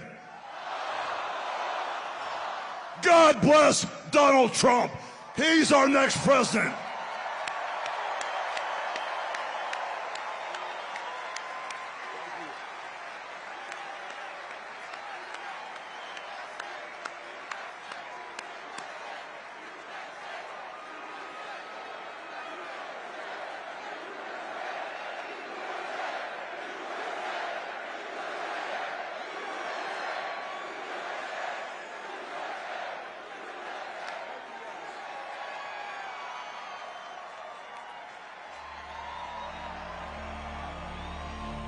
I am a real American, fight for the rights of every man. I am a real American, fight for what's right, fight for your life.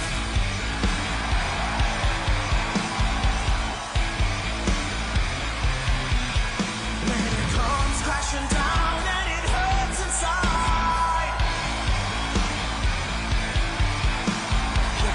take a stand, it don't hurt to hide.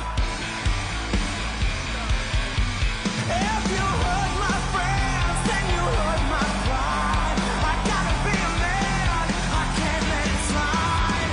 I am a real American, fight for the rights of every man. I am a real American, fight for what's right, fight for your life.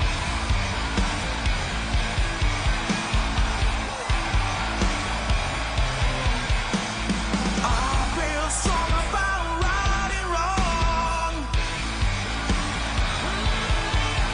and I don't take trouble for very long. I get something deep inside of me. Courage is the thing that keeps us free. I am a real American, fight for the rights of every man. I am a real American, fight for what's right, fight for your life.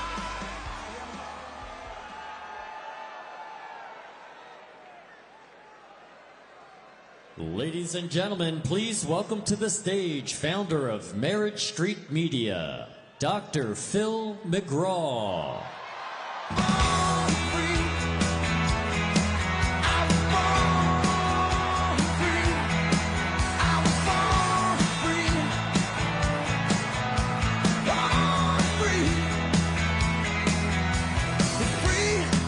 Like a river raging strong, is the wind I'm facing, chasing dreams and racing Father Time.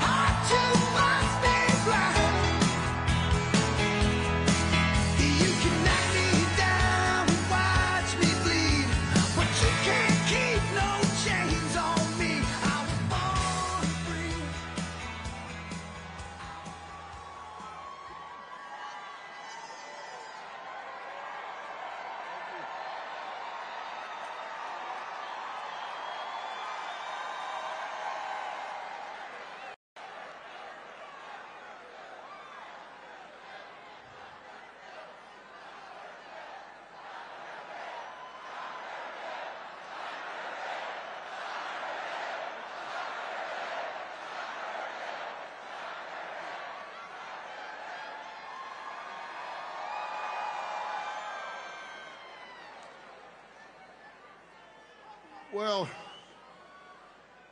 you guys look just like you do when I'm on TV. Except for you, you look a little different. Listen, I love you guys for caring enough about the United States of America to come out here tonight. Thank you so much for caring enough to come out here tonight.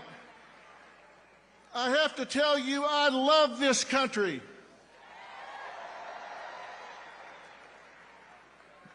I do. I love this country. I stand up when our flag goes by.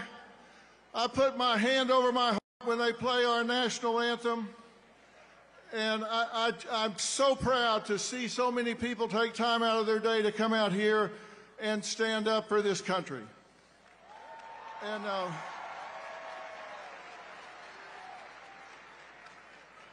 And strangely enough, I'm not here just to stand up for Donald J. Trump. Lord knows he doesn't need me to stand up for him. He's tough as an old army boot. He's got lots of enemies, different groups that are scared, and between them, they have impeached him, indicted him, raided him, railroaded him, shot him, and sued him. And where is he? He is still standing.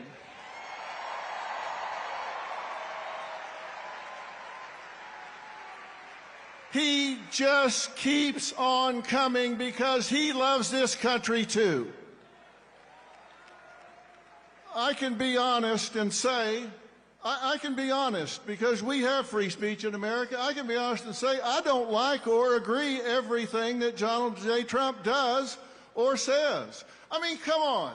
Nobody agrees with everything or likes everything somebody else says or does, right? No human is perfect. We don't strive for perfection, we strive for excellence.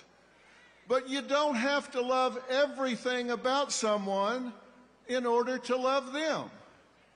And the last thing he needs is some celebrity endorsement. What the hell do I know? I know I'm no celebrity to begin with. And celebrities don't know anything about policies or politics. So,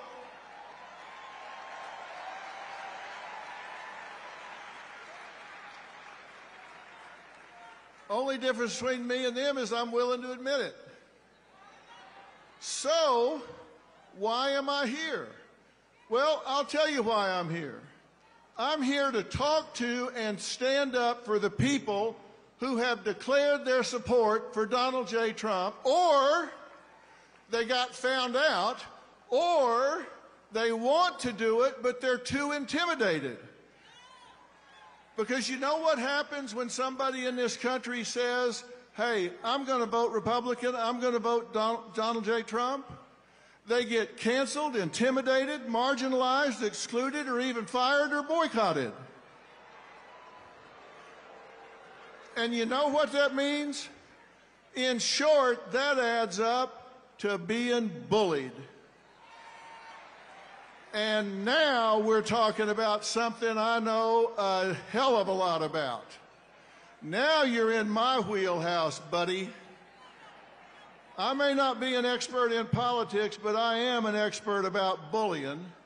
And bullying is when you seek to harm somebody, you seek to intimidate, coerce, cause distress, fear, risk to their well-being.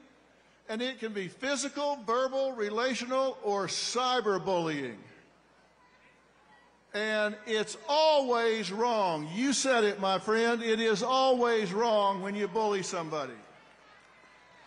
And that's what's going on. Now, let me tell you what the critics are going to say when they hear me talking about this. They're going to say, well, now, wait a minute. Come on.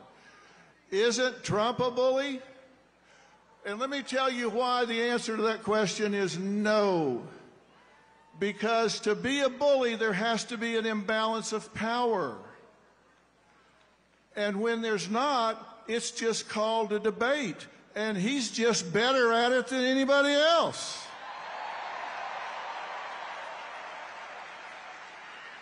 It's called debating. It's called arguing. It's just, it may even name calling, but it's not bullying unless there's an imbalance of power. And whoever he talks to, they've got a microphone, they got on their big boy pants, they got a stage, they got everything else. He's just better at it. And the same thing is true. When the Democrats or Harris call him fascist, Hitler, racist, misogynist, or a crook, is that bullying? Well, not really. It's ugly. But with the First Amendment, which we all want to keep, there's no imbalance of power, so it's not bullying. It's just like when he does. It may not be the best use of energy, but when you attack civilians, when you attack a citizen, and you use the power of the internet, you use mob mentality, you incite people to gang up and cause boycotts, then it's beyond ugly. And that's what's happening in this country right now, and that's not okay.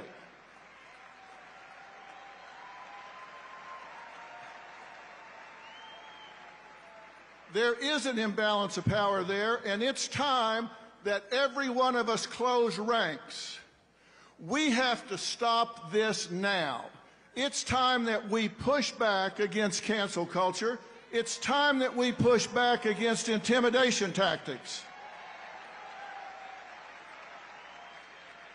And that is exactly the reason that I launched Merit Street Media, which, by the way, we didn't choose the name for that by random. Merit Street Media. This country was built on hard work, added value, and talent, not on equal outcome, not on DEI.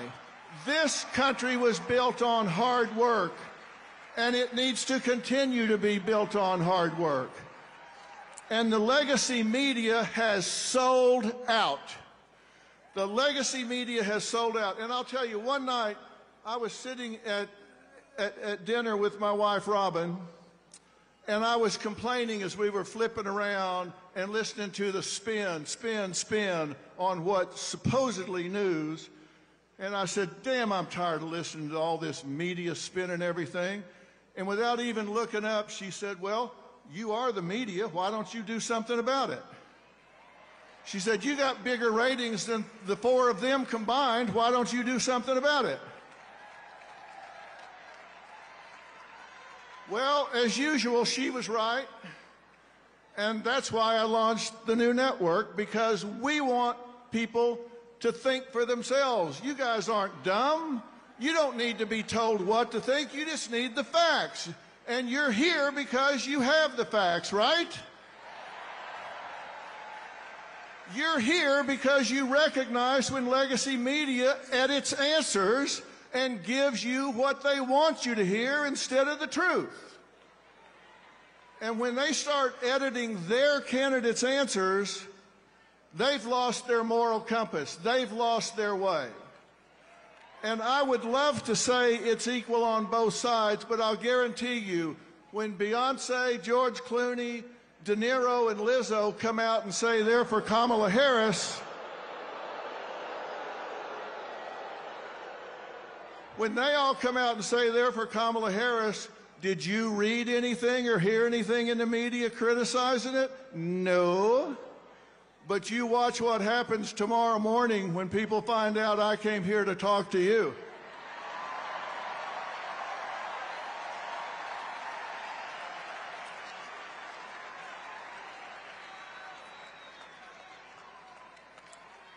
You say this in Hollywood and all of a sudden you ain't got a job. The problem is I don't need one.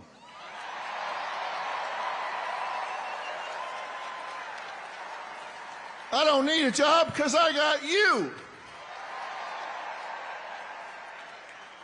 And I've got a question for all of us. Have we lost our minds? We have the First Amendment in America where our government has said we will pass no laws to infringe on our freedoms for religion and speech. So that's the law, but we're muzzling each other. What is going on? We have a law that protects free speech, so we start taking it away from each other? Are you kidding me? We can't allow that to happen. We cannot encourage it. And let me tell you something about bullying. Bullies are bad, right? Let me tell you what else is bad. Bystanders. If you are a bystander, if you are watching somebody get picked on, if you're watching somebody get bullied, and you don't do anything about it, you're just as guilty as the bully that's doing the bullying. Am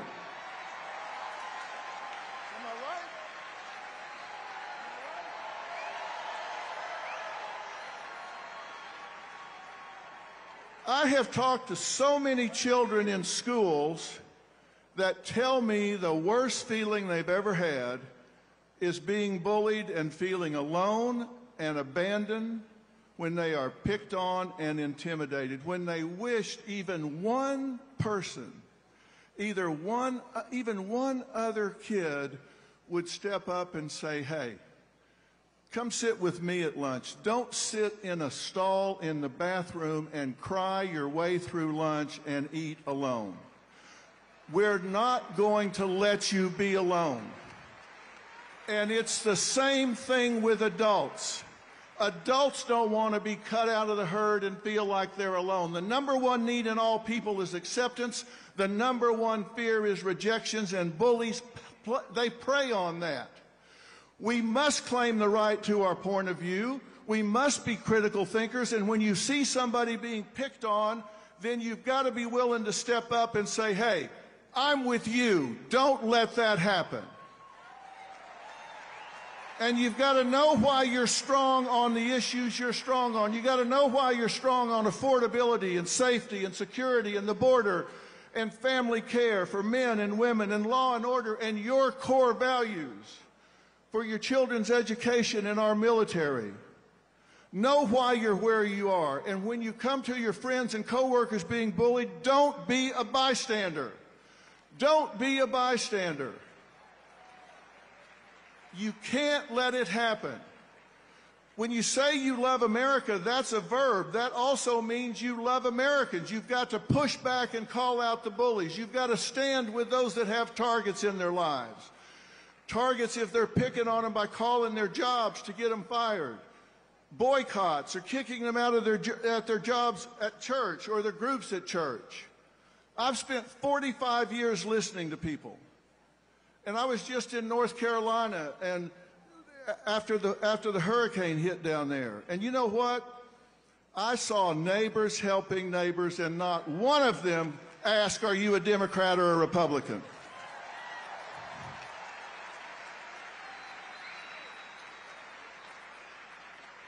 I saw neighbors helping neighbors, and we need to unify this country. You have the right to vote for who you want to vote for president, and we need to step up and claim it, and we need to stand with each other. There are so many who want to, but they're bullied, so they're afraid to. And let me tell you something.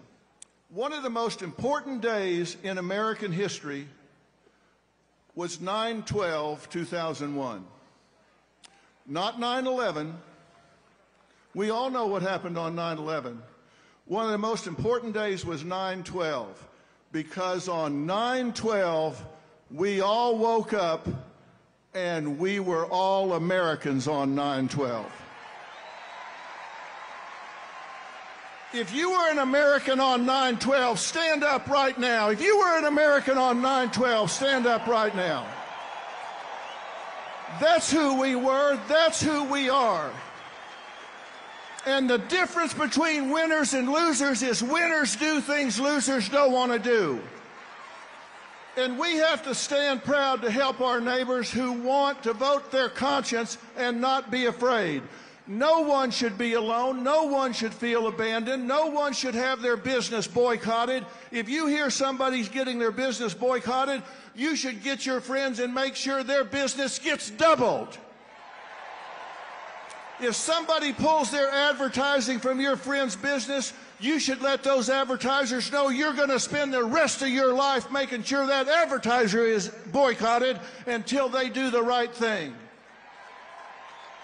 You need to let people know this is over in America. We're going to unify this country.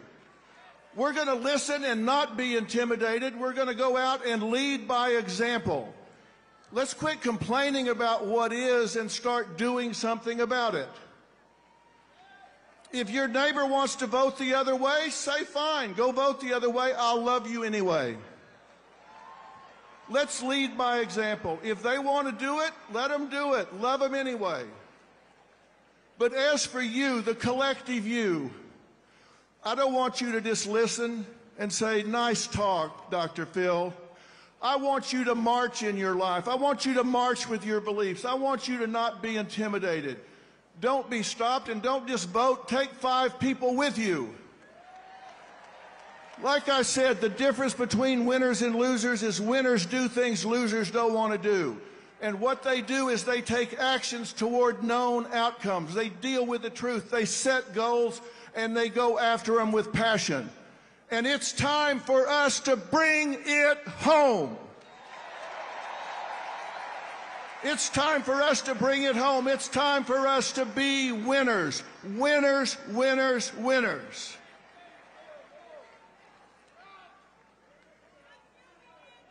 I started by telling you I love this country. I'll finish by telling you I love this country, and I love you for loving this country. God bless you, and God bless the United States of America.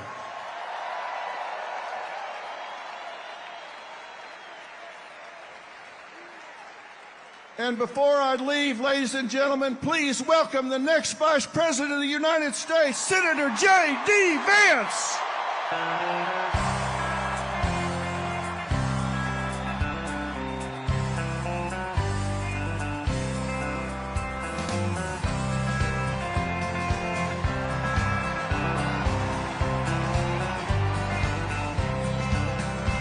Why don't we liberate these United States? We're the ones who need it worst.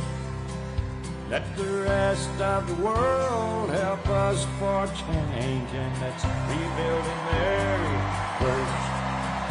Our highways and bridges are falling apart. Who's blessed? Who has been cursed?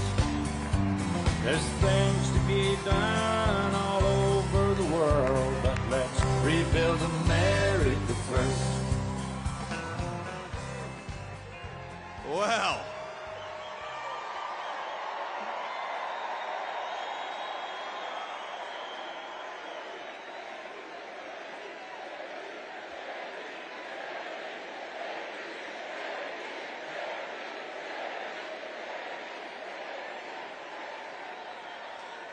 it is an honor to be here with all of you at Madison Square Garden.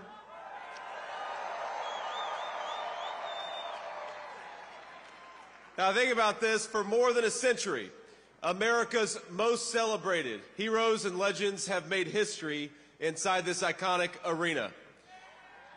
This, where we stand, is where the greatest of all time, Muhammad Ali, faced Joe Frazier in the fight of the century. It's where the King, Elvis Presley, played for 80,000 screaming fans. It's where the immortal Hulk Hogan pinned the Iron Sheik and let Hulkamania run wild. And now, on the eve of the most important election in our history, the greatest champion of them all, Donald J. Trump, has come to Madison Square Garden.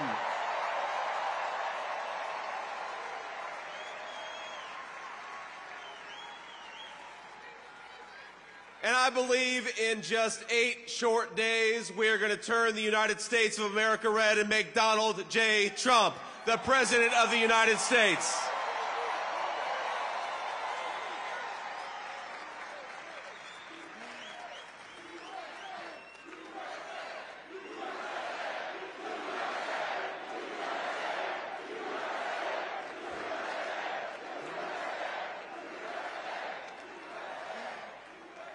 Now, my friends, I've got the easiest job in American politics. Think about this. All I've got to do is remind people what life was like when Donald J. Trump was President of the United States. We had peace. We had prosperity. Take-home pay was rising the fastest that it had in 40 years. Inflation was at 1.5%, the lowest that it had been in a generation. Gas and groceries were affordable. And when Donald Trump was president, we had the most secure border in the history of this country.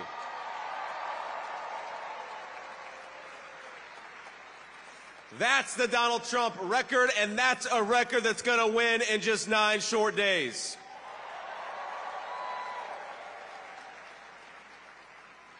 Now, I'm going to maybe surprise a little bit of the folks in this arena, because I'm going to be a little bipartisan here. I'm going to talk about Governor Tim Walz, and I got to be honest with you, I feel bad for him.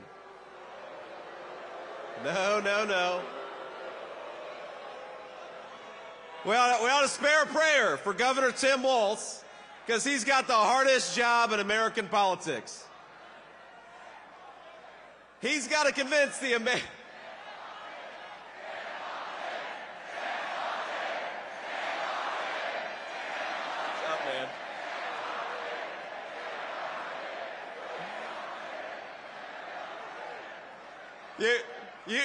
You all can say that. I probably shouldn't say that. But think about our friend Tim Walz has got to convince the American people that Kamala Harris is going to somehow fix the very problems she's been creating over the last 3.5 years. He's got to pretend that Kamala Harris didn't open up the southern border and let millions of illegal aliens in, even though we know she did. He's got to pretend that Kamala Harris didn't cast the deciding vote on trillions of dollars of new spending, which created the worst affordability crisis in 40 years in this country. And he's got to pretend that Kamala Harris actually has ideas in her head for how to govern the United States of America. Now, if you are the praying type, and I imagine a lot of us are, please say a prayer for Tim Walz, because they're asking him to do the impossible. Kamala Harris acts like she's the candidate of change when she's been in office for 4 years. She says she can fix everything, but Kamala, day one was 1,400 days ago. What the hell have you been doing that whole time?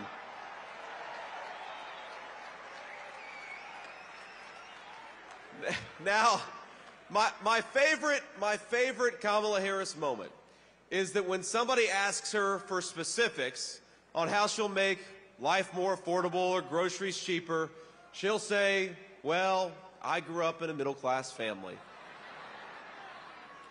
You say, Kamala Harris, how are you going to close down the southern border? Because for 4 years you've left it wide open. And she'll say, well, I made the hash browns when I worked at McDonald's, and I was pretty good at it. And anybody with a lick of common sense is saying, Kamala Harris, you didn't answer the question. You didn't actually tell the American people how you're going to fix what you broke. And I got to be honest with you, even on that McDonald's answer, I'm not sure that she ever worked at McDonald's. In fact, I think our president, Donald J. Trump, has probably worked at McDonald's for longer than Kamala Harris has.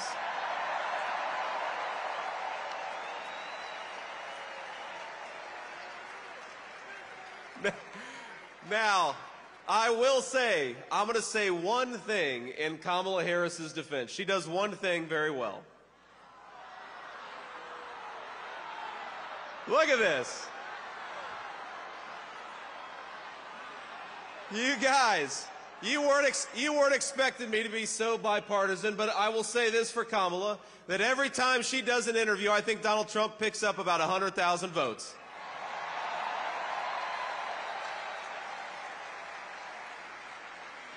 Now, we're, of course, in one of the proud baseball cities in the United States of America. So you know the problem with a softball interview is that you've got to be able to hit a softball still. And that's the problem with Kamala Harris, is I don't think that she could hit a T-ball based on what we've seen over the last couple of weeks. When she was asked what she would do differently compared to Joe Biden, she said, nothing comes to mind. She's running on how she's going to be different, but she couldn't name a single thing that she would do differently than Joe Biden. Now, I will say, that could be the Kamala Harris official campaign slogan. Kamala Harris, nothing comes to mind.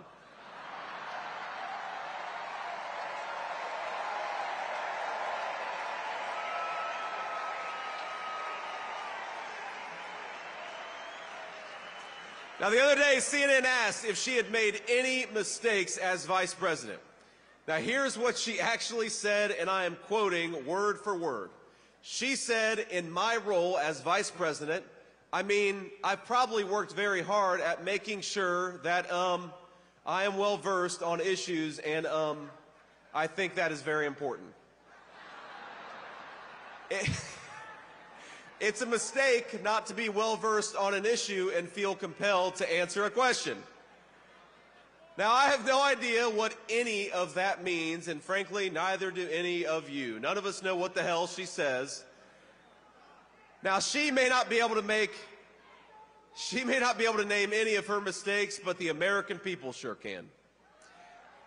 And 9 days from now, we're going to tell Kamala Harris, you're fired, go back to San Francisco where you belong, get the hell out of the White House.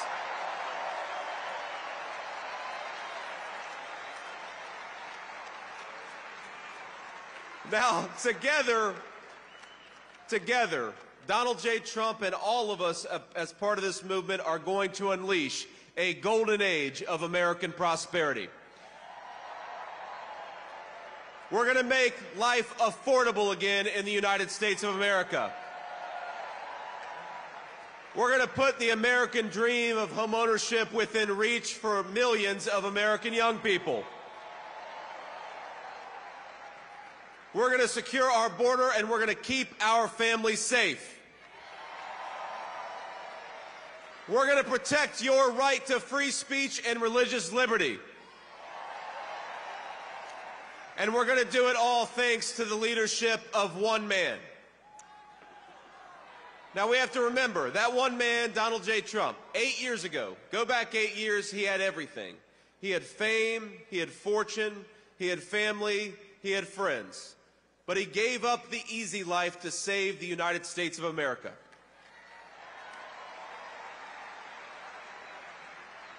When they couldn't beat him, they tried to bankrupt him. When that didn't work, they tried to impeach him.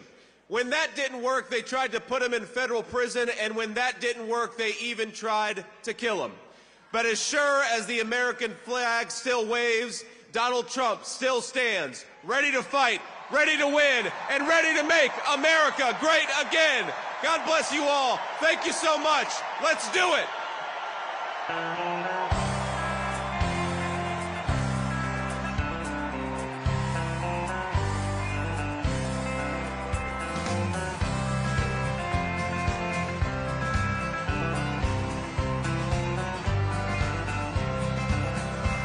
Why don't we liberate these United States? We're the ones who need it worst. Let the rest of the world help us for change, and let's rebuild the very first. Our highways and bridges are falling.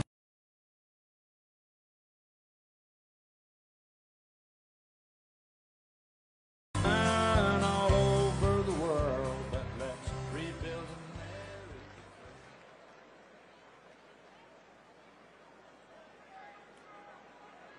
Please welcome Executive Vice President of the Trump Organization, Eric Trump, and Co-Chair of the Republican National Committee, Laura Trump.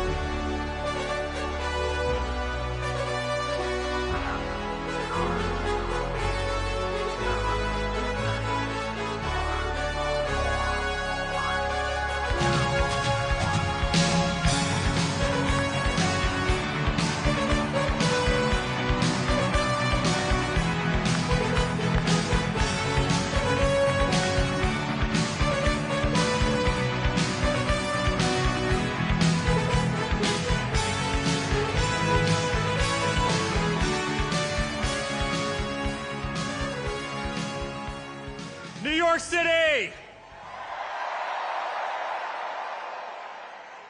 The greatest president we have ever had is right behind us. Let's make some noise for him.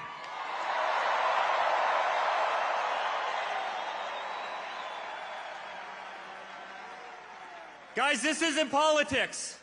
This isn't politics. This is a family. It's hard.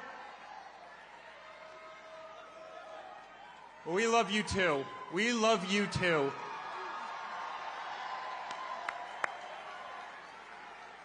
This is so much more than a political movement. This is the greatest family in the world. We are fighting for a country we love.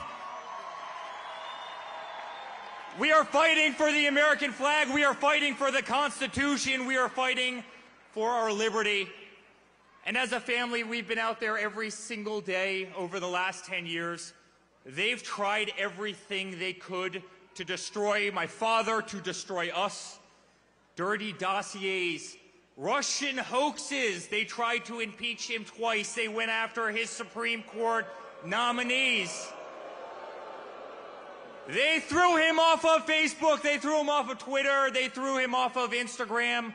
They tried to take away his First Amendment right. Guys, they tried absolutely everything. They weaponized every DA and every AG in this country to try and take down my father. Here in New York, they did exactly that. Alvin Bragg, Letitia James.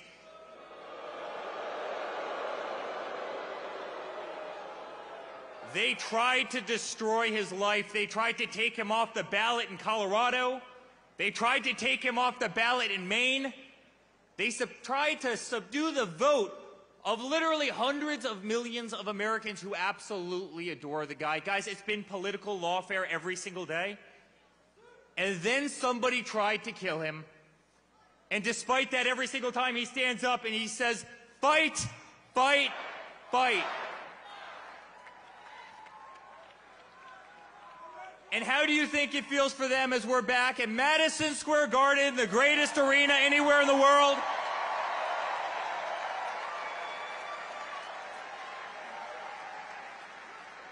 Guys, I saw the Rangers play here and win the Cup in '94. Every Knicks game, every concert, the greatest arena anywhere in the world. And you better believe the entire party who has failed at taking down Donald Trump, an entire party who has failed at taking down his family, they're sitting there on those cameras right now watching all of us, watching all of you.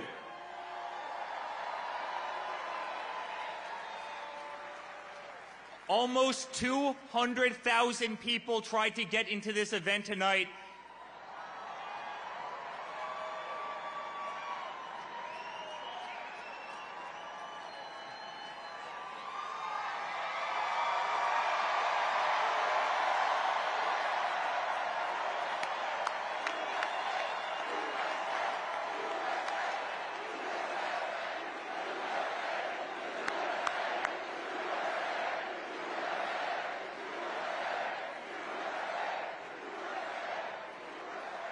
The streets, Fifth Avenue, all the way from Trump Tower, all the way down to Madison Square Garden, 10 people deep. That's how much love there is in the greatest city anywhere in the world. Guys, in 9 days, we're gonna win. We're gonna win.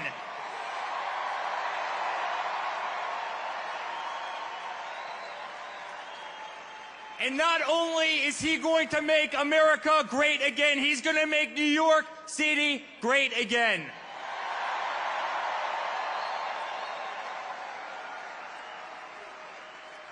So on behalf of our entire family, thank you. Thank you for being on the greatest ride I could have ever possibly been a part of. Thank you for 10 incredible years. I want you to know, and I speak on behalf of my entire family, I want you to know that we will never stop fighting. My father will never stop fighting. Laura will never stop fighting. I'll never stop fighting. We live in the greatest country in the world. We are not going to allow that to slip away. And I promise you guys the best days of this nation are ahead of us. I love you very much. New York, it's an honor to be here.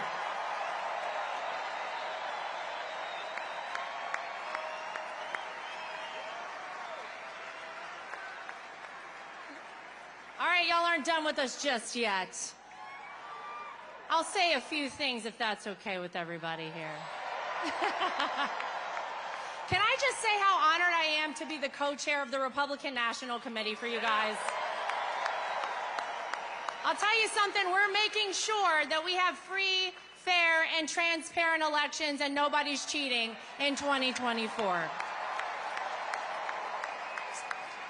Guys, we are 9 days away from making sure we send a loud and clear message to the mainstream media, to the establishment, to the Democrats, to Hollywood, that it is not them.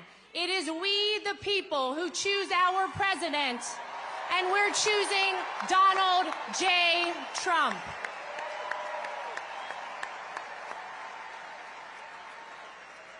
And I gotta tell you, it is incredible to be here in Madison Square Garden, in New York City, the greatest city on earth, in the greatest country on earth, the United States of America, because if you think about it, New York City made Donald Trump, right? But Donald Trump also made New York City. Yeah. He changed the skyline of this city, rebuilt it. Remember whenever they couldn't get an ice skating rink, Woolman Rink in Central Park? Donald Trump rebuilt the ice skating rink for New York City. By the way, under budget and ahead of schedule, if I'm not mistaken, because that's how we like to do things in the Trump family. And when nobody else was doing it, Donald Trump put his heart and soul right here in New York City. It's true, and this is the city that made him a household name. This is the city that put Donald Trump in so many rap songs, by the way, right? And truly made him the American dream. But I'll tell you something, being a New Yorker teaches you something else, doesn't it? It teaches you how to be tough. It teaches you that it doesn't matter how hard you get hit, you get back up and you keep fighting.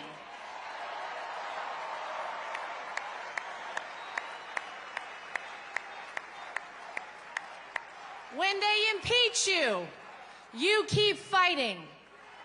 When they indict you, you keep fighting. When they take a mugshot of you, the greatest mugshot in the history of the world,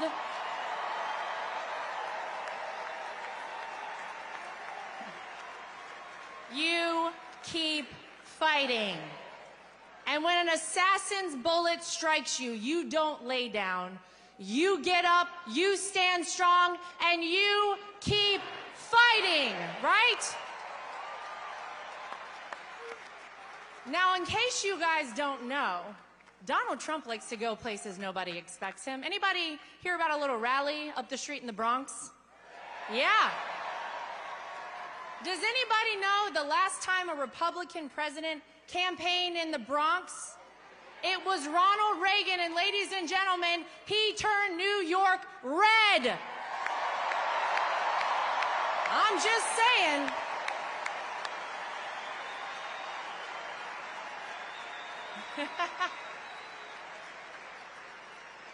It is the honor of my life to be part of this movement, and Eric is right. This is not just about politics. We are all a big family, and we're a family who loves this country. And I can tell you something, 9 days from now, it is going to be the sweetest comeback, because we know the art of the deal. We also know the art of the comeback from Donald Trump that this country has ever seen. Everybody get out, vote early, take a friend to vote. Let's make America great again. We love you, New York.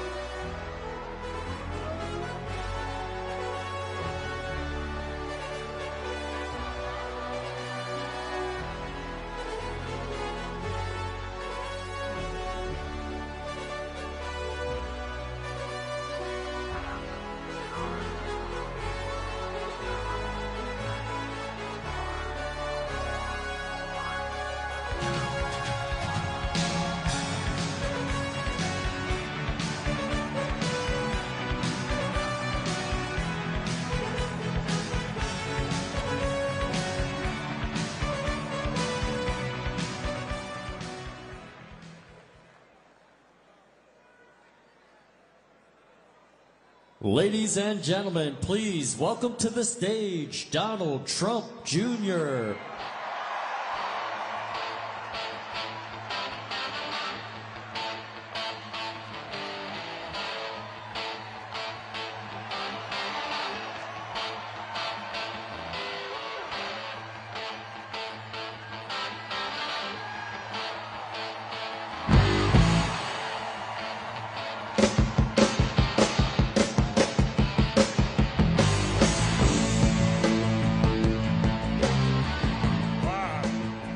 Hello, Madison Square Garden! Are you guys ready to take your country back? Are you sick of the insanity? Guys, this is not my first rodeo. It's the third go-around, but you think this could have ever happened 4 or 8 years ago in the heart of New York City? The King of New York is back to reclaim the city that he built.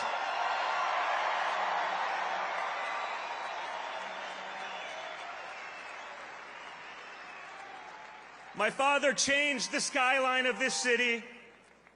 He fixed the things that incompetent bureaucrats couldn't handle. He did that against all odds. He did it for our country, too, and now everyone recognizes it. What's unique about this election, folks, you've had 4 years under both leaders. The media would like to pretend that Kamala Harris started her political career about a month ago in a coup, the most democratic process to ever not have a single vote. She's going to be a moderate, folks. She's going to be a moderate. A radical San Francisco liberal. The daughter of a Marxist professor is now magically going to be a moderate.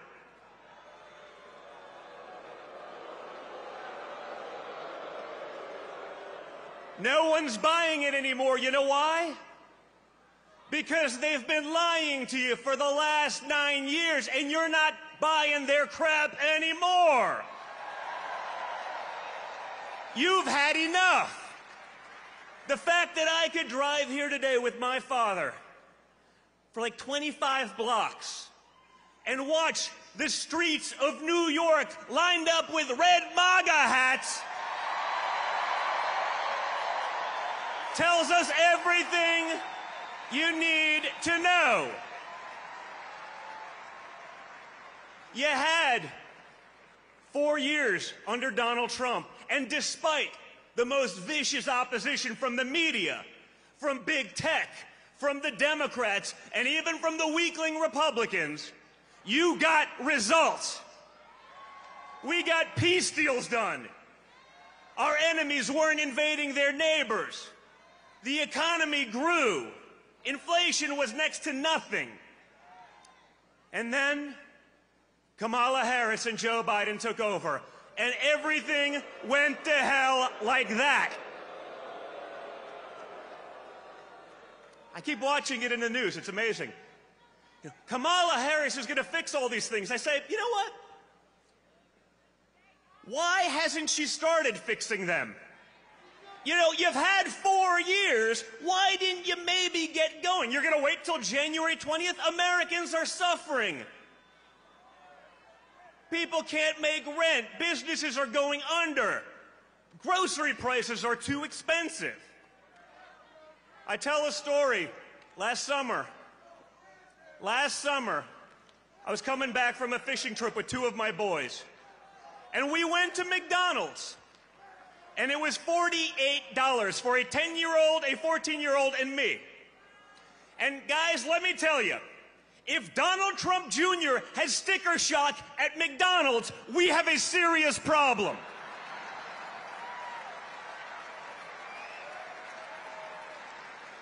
It does not have to be this way, guys. We can change it, but it's going to take all of you.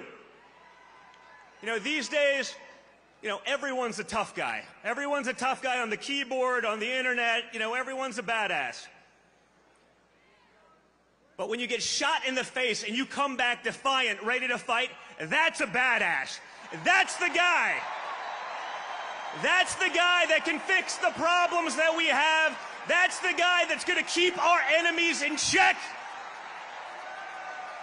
That's a guy that's going to fight for each and every one of you. He's done it once.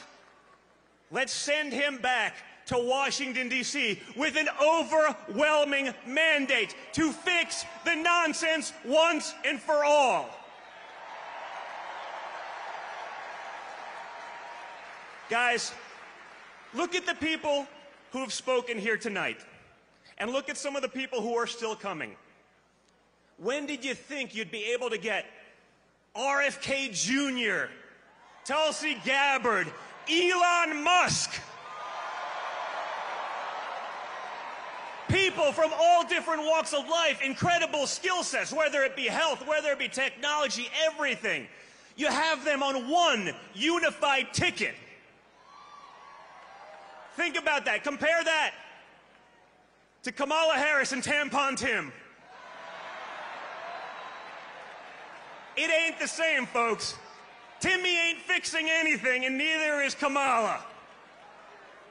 We have a once-in-a-lifetime opportunity to change Washington, to put in common sense practices, to put Americans first, because they're not first right now. The Democrat Party has forgotten about Americans. Rather than cater to Americans, they decided, you know what? It would just be easier to replace them with people who will be reliable voters. The insanity has to stop, and the fact that we can pack Madison Square Garden in the heart of New York City shows me that the spirit of the American people is there. That same spirit my father showed on July 13th, that's the spirit of America. That's the spirit we need going into Election Day.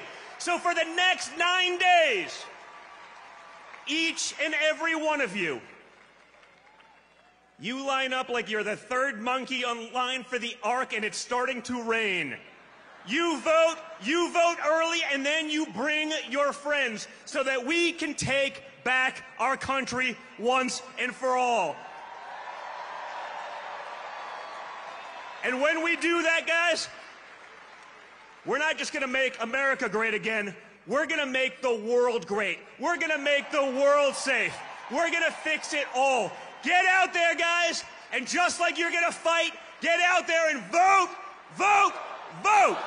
Thank you, New York City. Love you guys.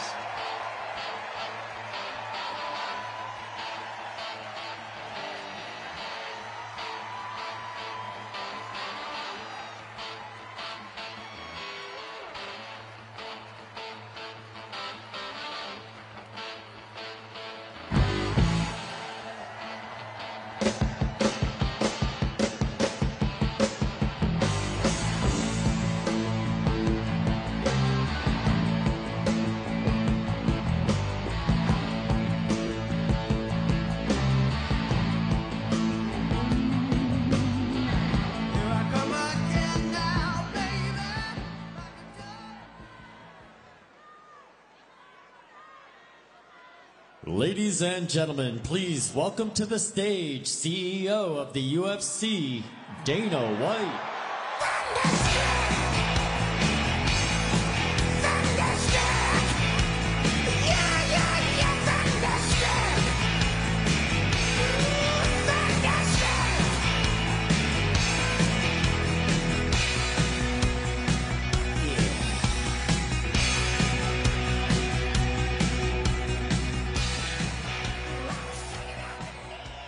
Ladies and gentlemen, we are 9 days away from the most important election of my lifetime. Stakes have never been higher, and the choice has never been clearer. President Trump and I have been friends for 25 years. I've said this before, and I'm going to say it again. He is the most resilient, hardest working human being that I've ever met in my life. I know he's a great leader. This is not my opinion, not my hope.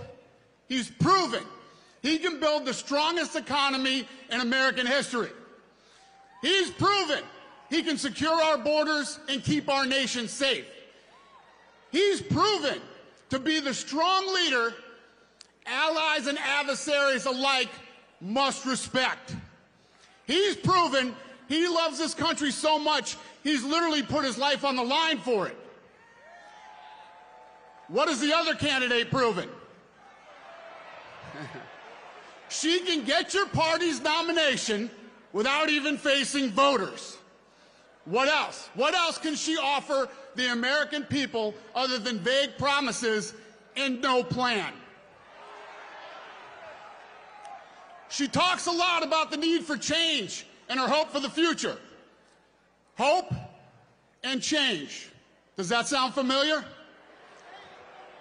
She can use the old Obama playbook, but she's not Obama, and she is no agent of change. She is the sitting vice president of the United States right now. What she hopes is voters will focus on the future because she doesn't want us looking at the last 4 years to see what we really need to change. We need change from sky-high inflation. According to Yahoo Finance, the cost of groceries is up over 25% during the Biden-Harris administration. Food is unaffordable for most Americans. That has to change. We need change from wide-open borders. BBC News reports illegal immigration reached record levels since they took office, with an estimated 10 million border crossings. That's a 300% increase compared to the Trump administration, and that's not including the unknown millions who cross undetected. That is the record of the other candidate, the border czar of the Biden administration. We need change from weak foreign policy. According to the Institute for Economics and Peace, a nonpartisan think tank, think about this, there are more active armed conflicts now than any time since World War II. Weakness from the Biden-Harris administration has invited aggression and conflicts around the globe. When President Trump was our commander-in-chief, the world was a much more peaceful place. J.D. Vance touched on this, but I want to hit it again. Vice President Harris was asked recently by the objective journalists of The View if there's anything she would have done differently than Biden over the past 4 years. And again, her answer was, there is not a thing that comes to mind.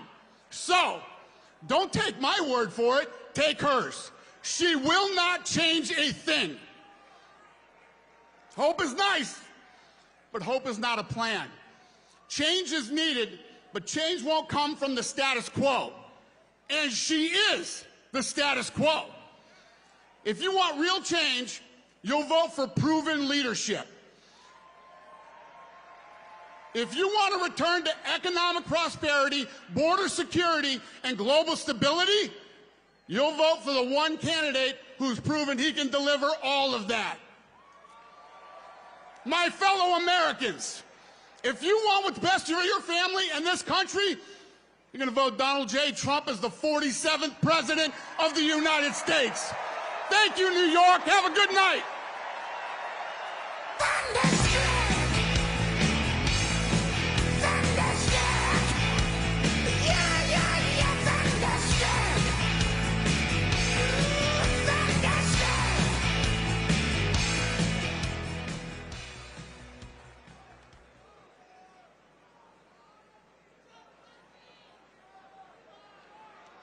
Ladies and gentlemen, please welcome to the stage Chairman and CEO of Cantor Fitzgerald, Howard Lutnick.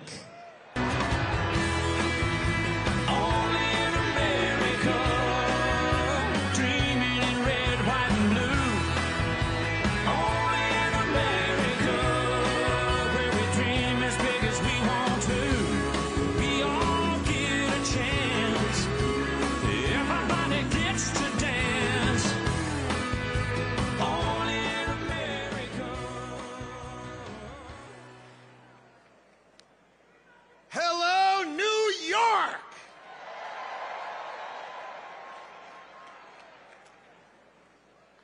I mean, it was not on my bucket list, okay?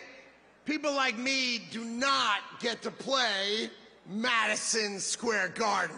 This place rocks.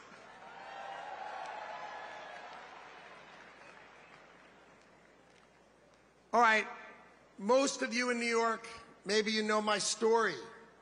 My company is called Cantor Fitzgerald. And we were located on the 101st to the 105th floors of the World Trade Center. I get to be here today because I was taking my son Kyle to his first day of kindergarten that morning, 23 years ago. I lost 658 of my friends and colleagues. I had 960 who worked in New York that day, and we lost 658 people. And we rebuilt that company to take care of the families of those that I lost.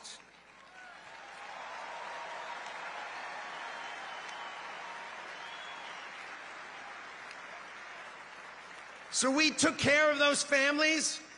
Each of my employees, they took 25% of their salaries and they gave it to the families of the people we lost, because that's what New Yorkers do. And we gave those families $180 million.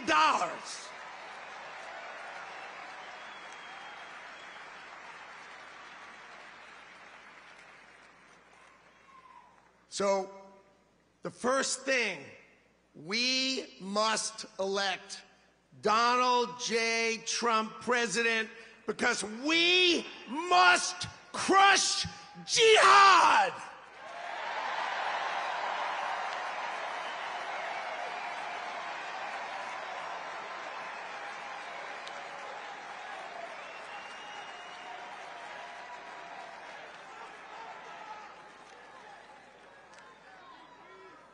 I love this city. I love this city. And Donald Trump loves this city no matter how crappy they treat him. He is back because he loves you and he loves this city.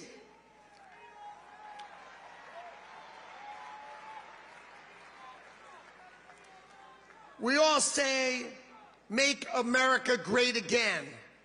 But let's just go over for a minute what that means, because we all say it as a slogan. When was America great? At the turn of the century, our economy was rocking. This is 1900, 125 years ago. We had no income tax. And all we had was tariffs. All we had was tariffs. And we had so much money that we had the greatest businessmen of America get together to try to figure out how to spend it. That's who we were then. But then we had World War I and we had World War II. And we felt we had a duty to rebuild the rest of the world. So here's what we did. We took down our protection. We took down our tariffs. And we turned instead and we taxed Americans so that we could export the power of our economy and save the rest of the world, which we did. Now let me ask you a question. What decade should that have ended? Should it have ended in the 80s? The 90s? 2000? What in the world are we doing? We're letting the rest of the world eat our lunch. And it is time to make America great again.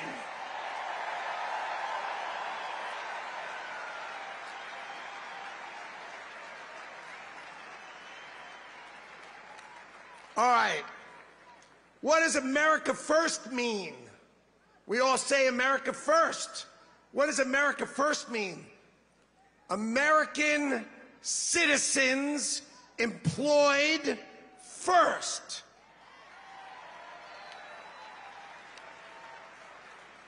NAFTA. NAFTA, Bill Clinton's favorite I hate Michigan move. Open the border, take all car manufacturing and move it to Mexico, and screw over everyone in America who works in the auto industry. We don't make cars here. I mean, they make our cars in China and ship them here. It's got to end. So, when he says America first, let's be crystal clear. He is saying employ American citizens first.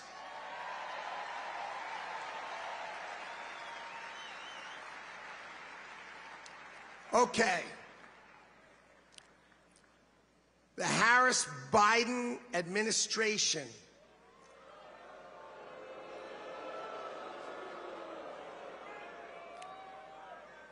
has set us up with a $6.5 trillion spending budget on our taxes of $4.5 trillion as they screw our children's future to the wall. We lose $2 trillion this year, $2 trillion. And Donald Trump is going to build the greatest team to ever walk into government, and we are going to balance our budget.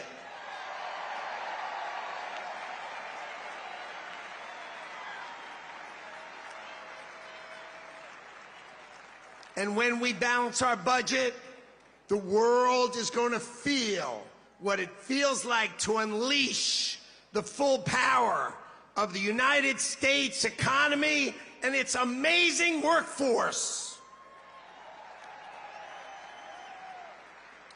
Okay. So, ladies and gentlemen, I have the honor to introduce the co-founder with me of the Department of Government Efficiency, Doge, Madison Square Garden. Ladies and gentlemen, give it up for the greatest capitalist in the history of the United States of America, Elon Musk.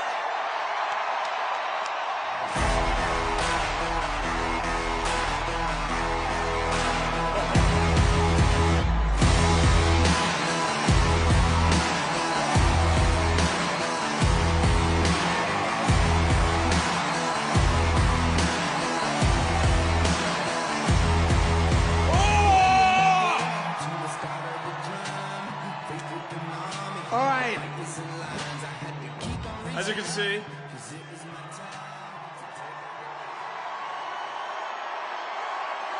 I'm not just MAGA, I'm dark, gothic MAGA.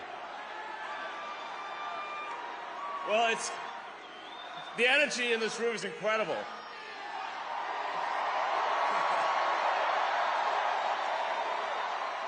What a great group of people. All right, I've only got one question for you, and then I'm getting out of here because All right. this is your stage. But we set up Doge. Yes. How much do you think we can rip out of this wasted $6.5 trillion Harris-Biden budget? Well, I think we can do at least $2 trillion. Yeah! Yes. $2 trillion. I mean, at the end of the day, you're being taxed. You're being taxed. All government spending is taxation. So whether it's direct taxation or all government spending, it either becomes inflation or it's direct taxation. Your money is being wasted, and the Department of Government Efficiency is going to fix that. We're going to get the government off your back and out of your pocketbook.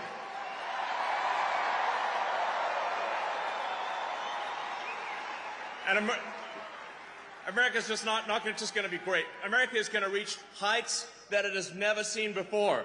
The future is going to be amazing.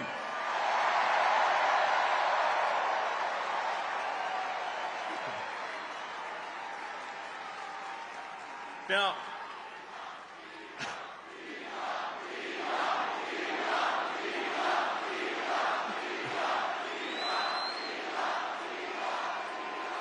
you guys are awesome. Honestly, this is like...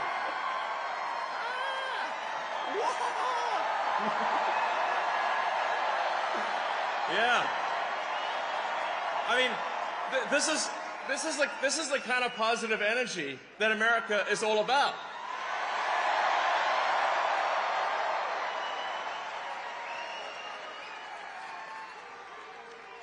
Yeah. USA, USA, USA, USA, USA. Ha! Yes. Now, I have something I want to ask you to do, though, because obviously we're somewhat preaching to the converted in this stadium, but there's a lot of people out there who need to vote for President Trump. Okay, so this is a real battle. This is a real election battle. So you need to get friends and family to vote. Make sure they vote early. This is important. We're going to be putting up a scorecard, okay? An early vote scorecard, state by state, county by county. What is the scorecard? Vote early. Vote now. Yeah.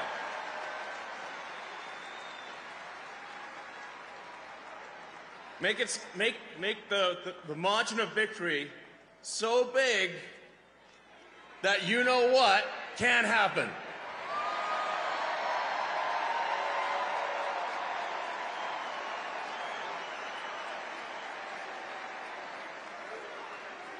Massive, overwhelming sweep of every swing state, and even some of the states that people don't think are swing states.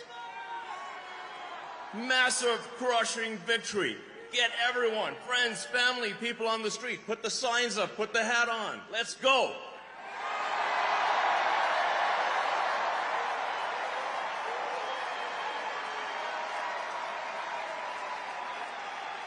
And with that, it is my honor to introduce the First Lady, Melania Trump.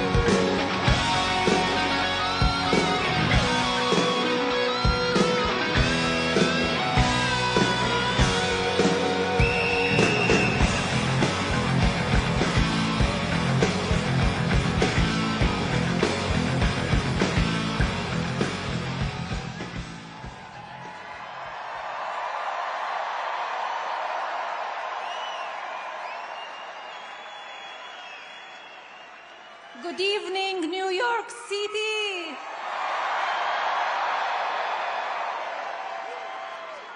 Hello, Madison Square Garden. Our hometown, where architectural symbols of strength, courage, and unity create a canvas for the world's undisputed capital of industry. Where titans of finance, fashion, and entertainment convene among an iconic range of superior design, structures, and artistic accomplishments.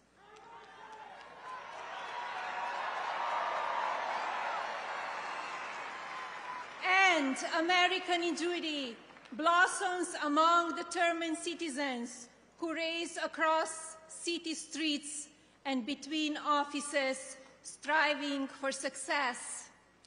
It is you who are the heartbeat of this great metropolis. It is you who are the pulse of this America. Yet, New York City is unforgiving. In fact, our lives are complicated even during the best of times. And sadly, today, a declining quality of life coupled with economic instability makes it difficult for business to thrive. Love you too.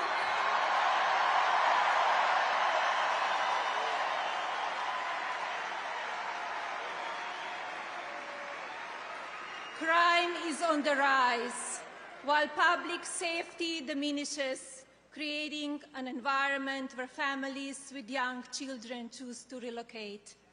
And this story repeats itself from coast to coast across our nation. This is America.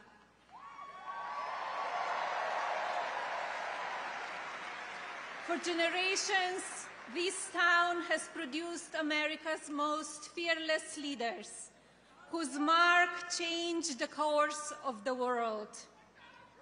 New York City and America needs their magic back.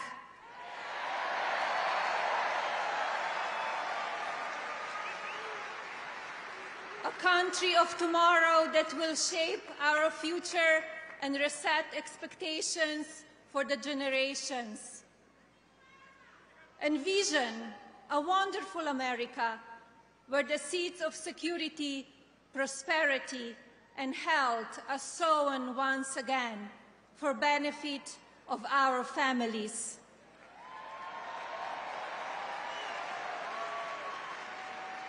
Let us charge together with a shared vision that builds on American greatness. Let's seize this moment and create a country for tomorrow, the future that we deserve.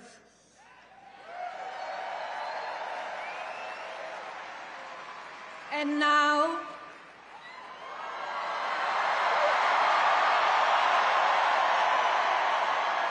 please welcome our next Commander-in-Chief, my husband, President Donald J.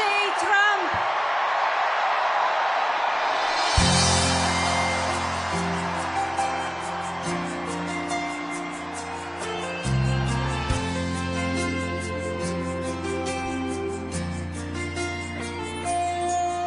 If tomorrow all the things were gone, I'd work for all my life.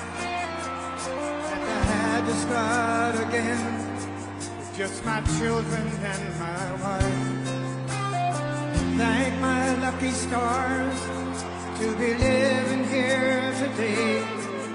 'Cause the flag still stands for freedom, and they can't take that away.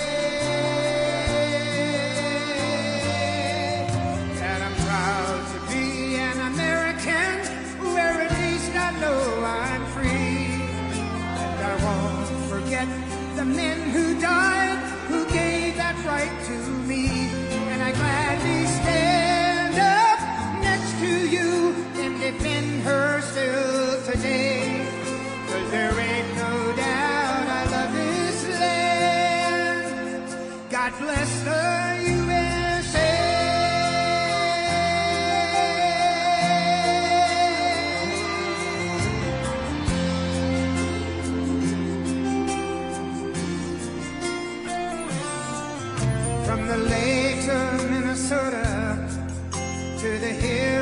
Tennessee, across the plains of Texas, from sea to shining seas, from Detroit down to Houston, and New York to LA. There's pride in every American heart, and it's time we stand and say that I'm proud to be an American, where at least I know I'm free. And I won't forget the men who died, who gave that right to me. And I gladly stand up next to you and defend her still today. 'Cause there ain't no doubt I love this land. God bless the USA.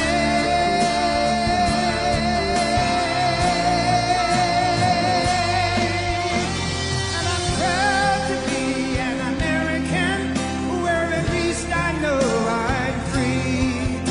And I won't forget the men who died, who gave that right to me. And I gladly stand up next to you and defend her still today. 'Cause there ain't no doubt I love this land. God bless the USA.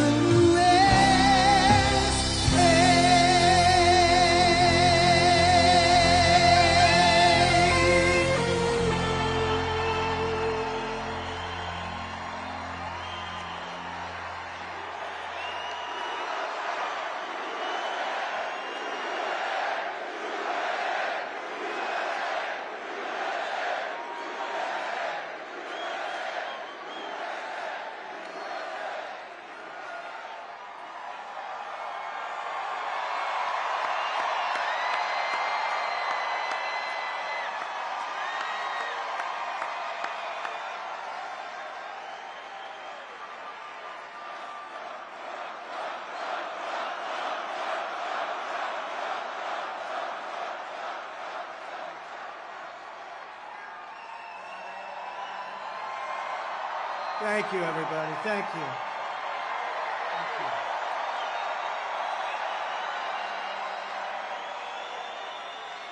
Thank you very much, everybody. Thank you very much to a very popular former First Lady, hopefully First Lady again.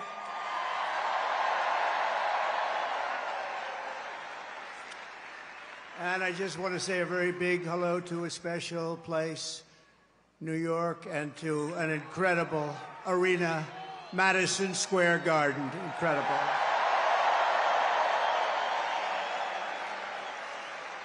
And then we have all of the people that could fill it up 10 times. You take a look at outside what's going on all the way down to the river, the beautiful, beautiful Hudson River. They're outside watching this now at levels that nobody's ever seen before. They've never had it. And I want to thank Jim Dolan. He's been incredible. He's been just incredible. The job they've done. Job they've done. Thank you. But I'm thrilled to be back in the city I love, and thousands of proud, hard-working American patriots. You're with me. We're all together. We've always been together.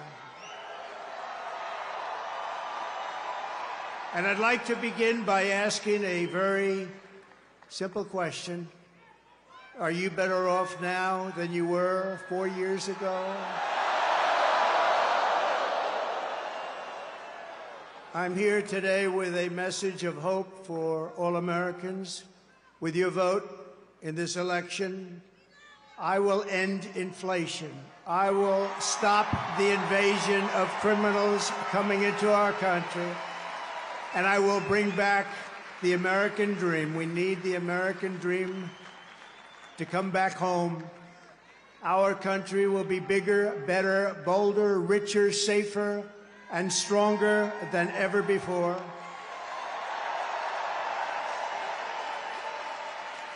This election is a choice between whether we will have 4 more years of gross incompetence and failure, or whether we will begin the 4 greatest years in the history of our country. we will achieve success that no one can imagine. We will have the strongest economy, the most secure borders, the safest cities, the most powerful military, the best trade deals, and we will dominate the frontiers of science, medicine, business, technology, and space.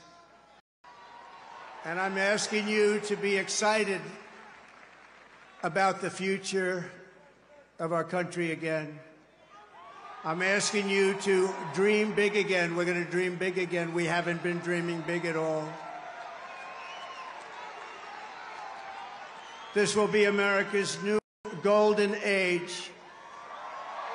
It's going to happen quickly, too, very quickly. Every problem facing us can be solved, but now the fate of our nation is in your hands. Next Tuesday, you have to stand up and you have to tell Kamala Harris that you've done a terrible job, that crooked Joe Biden has done a terrible job. You've destroyed our country. We're not going to take it anymore. Kamala, you're fired. Get out, get out. You're fired.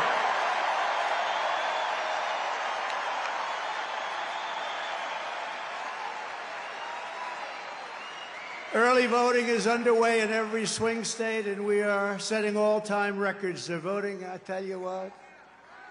I don't want to talk about it.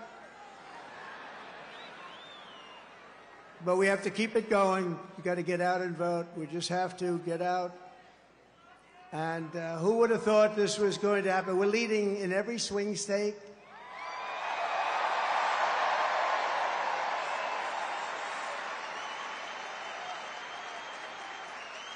But it doesn't mean a thing. It only means how are we doing at the end. So look, we have 9 days from now, and we're going to defeat Kamala Harris, and we're going to win back the beautiful White House, and we're going to make America great again, and it's going to happen fast.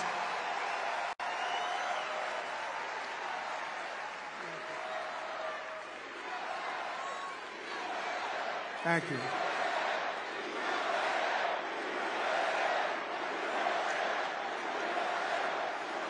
In less than 4 years, Kamala Harris has shattered our middle class. She cast the deciding votes that launched the worst inflation in the history of our country. She cost the typical American family over $3,000 in a short period, but over $30,000 over the last 3 years. She killed 50,000 manufacturing jobs this year alone. Now Kamala wants to raise the typical family taxes by nearly $3,000 a year and impose a 33% tax hike on all domestic production. If Kamala Harris gets 4 more years, our economy can never recover. If I win, we will quickly build the greatest economy in the history of the world.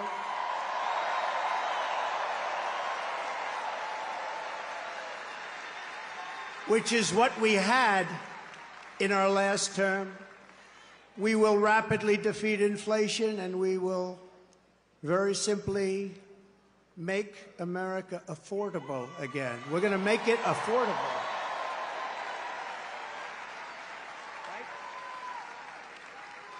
I will massively cut taxes for workers and small businesses, and we will have no tax on tips, no tax on overtime, and no tax on Social Security benefits for our seniors.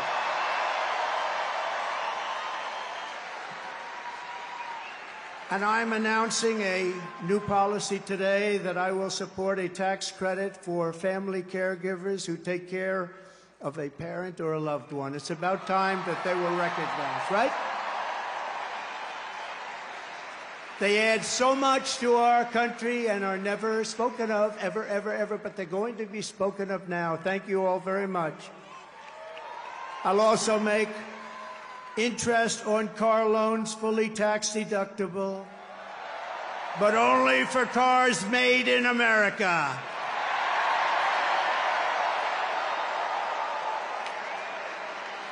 Have to be made in America. And we will achieve energy independence, and we will do something. We want it so badly. We're going to do something. You know what we're going to do? Front row Joes. You know, I got front row Joes here. I got the ladies from North Carolina, number 249. This is the 200, and you look so beautiful. We have a lot of people. They followed us, but we're going to do something. The ladies can tell you what we're going to do. We're going to drill a baby drill. And I will terminate the Green New scam, and we'll cut your energy prices in half, 50%, within 1 year from January 20th. Is the fake news hearing that? Whoa! Look how much. Wow, that's a lot of fake news. That is a lot of fake news. Look at that. Wow. That's got to be a record, Mr. Speaker. I think that's a record. That is a lot of fakers back there. To bring back millions of jobs, we will give our companies the lowest taxes, the lowest energy costs, the lowest regulatory burdens, and free access to the best and biggest market on the planet. Remember this, if we keep going like this, we won't have the biggest and the best. We won't have a market, we won't have a country. But only for those who make their product here in the USA and hire American workers for the job. And if these companies don't make their products here, then they will pay a very stiff tariff when they send their products into the United States for the privilege of competing with our workers and our now protected companies. We're going to protect our companies. They're not leaving anymore. They're not leaving anymore. We're also going to pass the Trump Reciprocal Trade Act, meaning if China or any other country charges us 100 or 200% tax or tariff, we will then charge them a 100 or 200% tax or tariff. It's called an eye for an eye.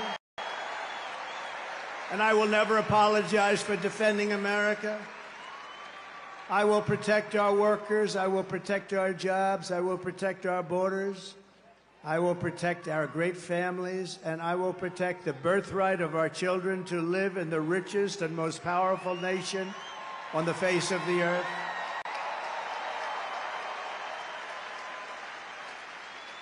As we rescue our economy, I will also restore our borders. There's never been anything like it. It's bigger than inflation. It's bigger than the economy. What they're doing to our country, they're allowing criminals from all over the world to enter our country. Over the past 4 years, Kamala Harris has orchestrated the most egregious betrayal that any leader in American history has ever inflicted upon our people. She has violated her oath, eradicated our sovereign border, and unleashed an army of migrant gangs who are waging a campaign of violence and terror against our citizens. There has never been anything like it anywhere in the world for any country.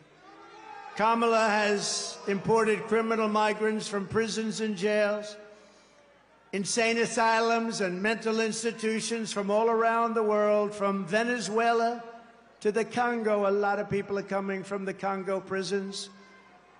They're coming from all over the world. Over the last month, 181 countries violated our laws. And she has resettled them into your communities to prey upon innocent American citizens. But the day I take the oath of office, the migrant invasion of our country ends and the restoration of our country begins.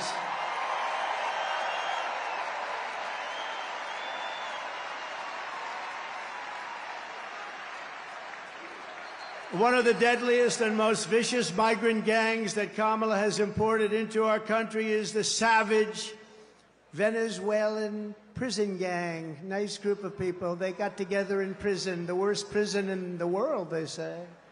It's called Tren de Aragua. And that is taking over apartment complexes and unleashing a violent killing spree all over America, especially in Aurora, Colorado, where we have a governor who's petrified of them, and maybe he should be. But now they've even taken over Times Square. Take a look.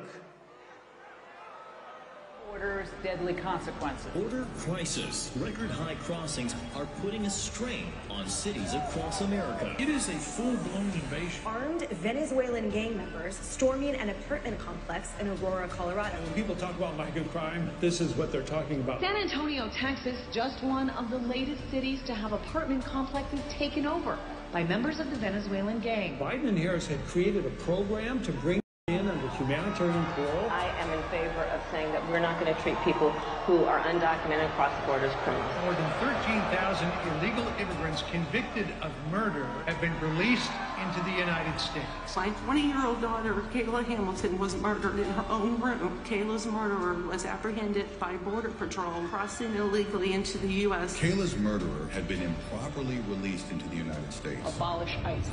Yeah, we need to probably think about starting from scratch. More than a dozen people suspected of being Tren de Aragua gang members right here in San Antonio. The gang members had been terrorizing the apartment complex. New details in the murder of Laken Riley. The illegal immigrant suspect, who cops say committed the heinous murder, is a Venezuelan national. And was paroled and released into the country by the Biden administration. If they'd all been properly vetted, that probably wouldn't have happened. 2 men investigators say are in the country illegally from Venezuela are charged with capital murder and the death of Jocelyn Nungaray. Martinez and Angel wrapped his arms around Jocelyn's neck, took off her pants, and climbed on top of her. Later strangled Jocelyn to death, and then tied up her hands and feet. Court documents suggest a group of men arrested for beating and robbing a Dallas woman last month are members of a Venezuelan street gang. The men threatened to cut off her fingers if she did not cooperate. Manuel Hernandez was booked by Colleyville police just 2 days earlier and released the day before the robbery. A Peruvian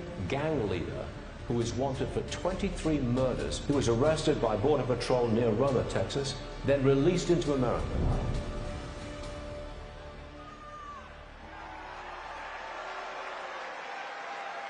That's who we're allowing into our country. We're not going to have a country any longer. That's who we're allowing in.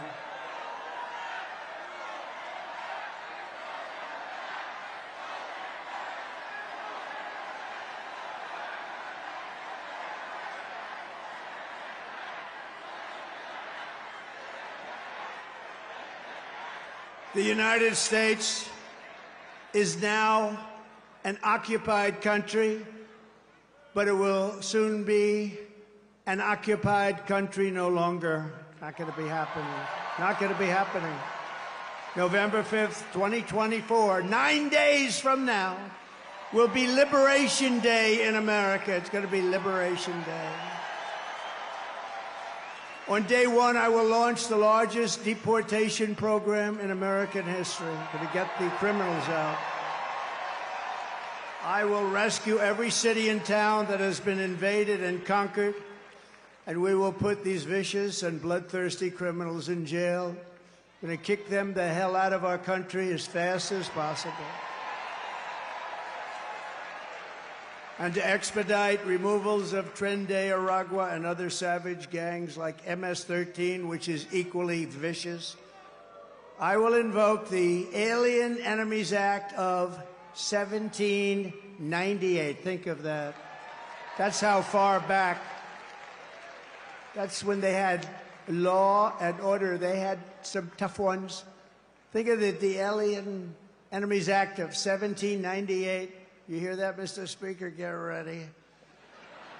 to target and dismantle every migrant criminal network operating on American soil. And there are lots of them. We don't have the same country anymore, you know that. And you know, when you look at the polls and they say about the economy and they have all these different things, the worst nightmare that we're facing is what they've done to us on our borders. We had the safest border in the world. In fact, there's a chart, which I hope they have, because I didn't tell them I wanted it, but there's a chart that I love very much because I wouldn't be here without it. That's it. I love it. I'm in love with it. I love that chart. Even if it had bad numbers, I would have loved that chart, but it doesn't. It has great numbers. And if you look at the arrow on the bottom, you'll see that was the day I left office. That was the lowest illegal immigration that we've ever had in recorded history, the recorded history of our country. And then look at it. It was like an Elon Musk rocket ship. Look at what happens. Look at what happened after that. And if they come back into our country, it's an automatic 10 years in jail with no possibility of parole. And I'm hereby calling for the death penalty for any migrant that kills an American citizen or a law enforcement officer.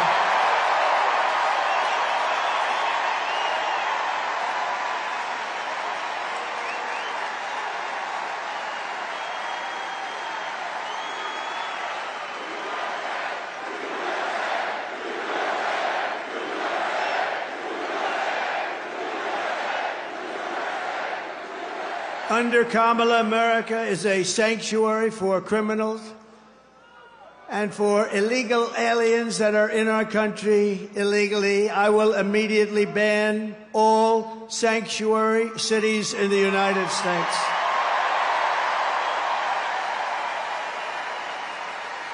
Kamala's gross incompetence disqualifies her from being President of the United States of America. She is grossly incompetent. All you have to do is look at her interviews, look at what she did the other night on fake news CNN. Just take a look. She couldn't answer a question. She's unfit for office. Everyone knows it. No one respects her. No one trusts her. No one takes her seriously. Everyone knows she is a very low IQ individual. From humiliating our country in Afghanistan to the war in Ukraine, to the nightmare on our border, to her inflation catastrophe, all done in conjunction with Sleepy Joe. But he was largely sleeping, wasn't he? After 4 o'clock, it's time to go to bed. To his and her egregious hurricane response, the worst response in North Carolina and other states since Katrina, but I think it was even worse than Katrina. They haven't even responded in North Carolina. They haven't even responded. There's nobody. They don't see any FEMA. You know why? They spent their money on bringing in illegal migrants, so they didn't have money for Georgia and North Carolina and Alabama and Tennessee and Florida and South Carolina. They didn't have any money for them. They spent all of their money on bringing in illegal immigrants and flying them in by beautiful jet planes. They flew in. We just found out about a year and a half ago. Remember, we said, what's going on? Those planes, a lot of planes going over there. What are they? They would fly them into the middle of our country, our beautiful, beautiful country. And you know what happened? You take a look at Springfield, Ohio. Think of this. Where 30,000 illegal migrants were put into a town of 50,000 people. No place can withstand that. Or take a look at Aurora in Colorado. Colorado is going to vote for us. You know why? Typically, they go a little bit the other way. Of course, with their voting system, I'm not so sure about that. But you know why? Because they tried to throw the leading candidate of both parties, meaning me. I was leading both parties, off the ballot. And the people of Colorado including Democrats, are very angry about it. They are a threat to democracy, to use their term.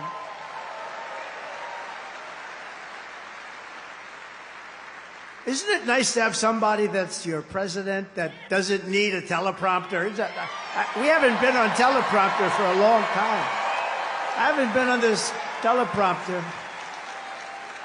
No, it is nice. You saw the other day where Kamala got a little stuck on the teleprompter, went a little bad. It stopped on her. You have to be, you know, if you're a politician, you have to be able to handle that. Remember? You have to do the weave, he says. You got to do more than the weave. But it happens a lot as a politician. It happens. I mean, we have so many politicians here, great ones. Really great. Some are not so good, but great ones. And when Newt, or when the Speaker, or when Tommy Tuberville, who's here someplace, the great senator from Alabama, or when any one of our literally 75... By the way, should I introduce all of them by name? I should. Should I? No? Yes? I don't know. It's a lot. Speaker, should I? I don't know. Will they be angry? Yeah, they will. It's a lot of introducing, right? Let's keep going with the speech, right? But, you know, when you have when you're in this profession, I have a friend who wanted to come in. I said, do you like speaking? Well, I do, but I have a great fear of speaking. I said, don't be a politician. If you have a fear of speaking, don't be a politician. But one thing you have to know is that no matter how good your people are that operate this machinery, it's going to break. And you're going to be out there all by yourself a lot. And you got to be able to do so. 3 weeks ago, she was saying there was only 32 days left, right? And she's reading it like, there's 32 days, and it stopped. And she went, there's 32 days. 32, 32. And I was watching. I said, this isn't pretty. 32. She was gone. And then, damn it, it kicked back on. She was gone. We've had it. Happens a lot. And don't forget, you got all those people back there. Now, they don't talk about her. But if that ever happened, it happens all the time. I was campaigning in Ohio for a very, very... Bernie Moreno, he's doing a good job. I think he's maybe going to win in Ohio. The problem he's got, his opponent, Brown, Sherrod Brown, he's taking ads in like he's my best friend. He never votes for me. He's not my best friend. Ohio's been very friendly to Trump. We win it all the time by a landslide. But the opponent is taking ads. I got 4 of them. I think we have 4 of them, right? They're taking ads. All of a sudden, they love Trump. We agree with Trump on tariffs. We agree with Trump on the border. We love Trump. And they're Democrats. They have friends calling up. Did they switch to the Republican Party? But it happened with Bernie Moreno. I was in Ohio to try and get him over the initial primary hump. And it was 45-mile-an-hour winds, and these suckers were blowing like... You ever try reading a teleprompter where it's moving about 2 feet in each? But I didn't have to worry about that because even worse, they ended up blowing off the stage a lot of it. So I'm now in the first sentence, and I got 28,000 people and millions of people watching on television. I got no teleprompter. And did I do a good job, Mr. Speaker? And he won. And he won, huh? Thank you, Matt. And he won. And so you're up there all alone. We don't go 32, 32, 32. Oh, my God, whatever. Kamala Harris is a train wreck who has destroyed everything in her path. To make her president would be a gamble with the lives of millions and millions of people. She would get us into World War III. We're very close to World War III. If you don't have a smart president... If you don't have a president that gets it, if you don't have a president that is respected by the other side, and they did respect us 4 years ago, they really respected us. Iran was broke. They had no money. Russia wouldn't have played with us at all. Russia would have never gone into Ukraine. Israel, October 7th, would never, ever have happened. Would have never have happened. All those people would be alive right now. Those people that were killed on that horrible day.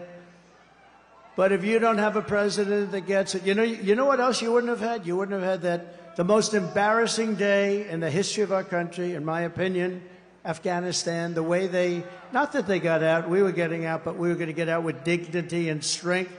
We got out, an embarrassment, the likes of which this country has never suffered. And because of that, Putin looked at us and they probably figured we were a paper tiger, and he went into Ukraine, and the rest is history. It would have never happened with us. And you wouldn't have had any inflation. We had the best economy, but we had no inflation. And inflation has destroyed a lot of seniors on fixed income, and a lot of people in this room have been virtually destroyed by inflation. You wouldn't have had inflation. They screwed up our energy, and it went up so much. And then they started spending far too much money on things like the Green New Scam, which are just a scam, just a complete scam. They actually admitted that, if you think about it. But she would get us into World War III because she's incompetent, can't do the job, unfit for it, and then all of your sons and daughters will end up getting a little notice. They'll say, Mom, Dad, what is this little green piece of paper? Ay, ay, ay, darling, that's a draft notice. They're drafting you to go and fight in some country that I've never heard I've never heard of this country before. Oh, no, I don't want my baby to fight. I don't want my baby to be killed. What they did in Afghanistan with those 13 great soldiers, I've gotten to know the parents so well, and leaving all of that equipment behind and leaving Americans behind, and many, many people with no legs and no arms, all because of incompetent people. But we don't want your sons and daughters to get a little draft notice and you have to explain to them what it means. We're tired of fighting. I'm the only president in the last 84 years that didn't start a war. Remember Crooked Hillary?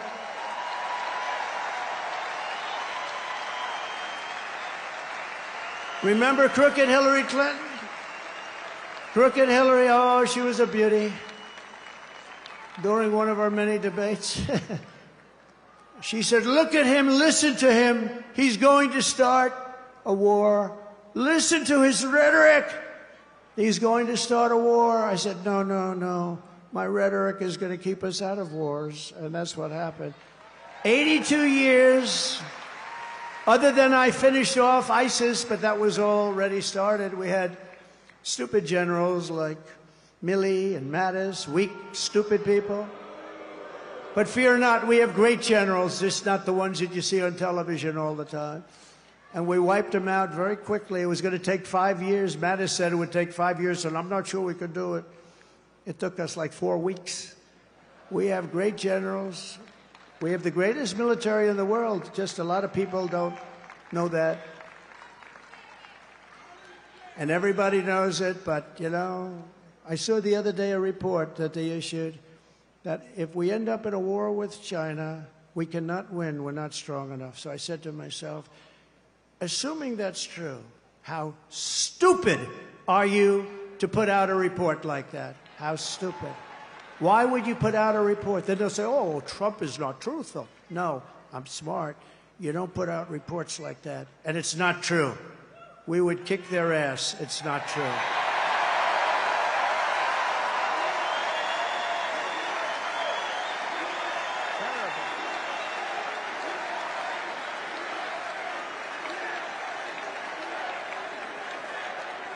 Our enemies are laughing at her. They want her to win so badly. Oh, they don't want Trump. They don't want Trump. I've made this position a very dangerous one because of that. That's why. It's a very dangerous. You know, if you drive a race car, you have 1/10 of 1% chance of dying. If you ride the bulls, I think the bulls are pretty nasty, right? You have about the same 1/10 of 1% of dying.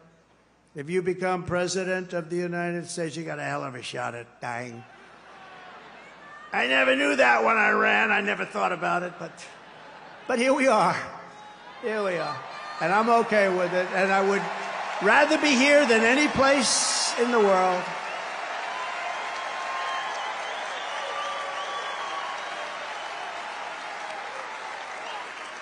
It's called a very dangerous profession.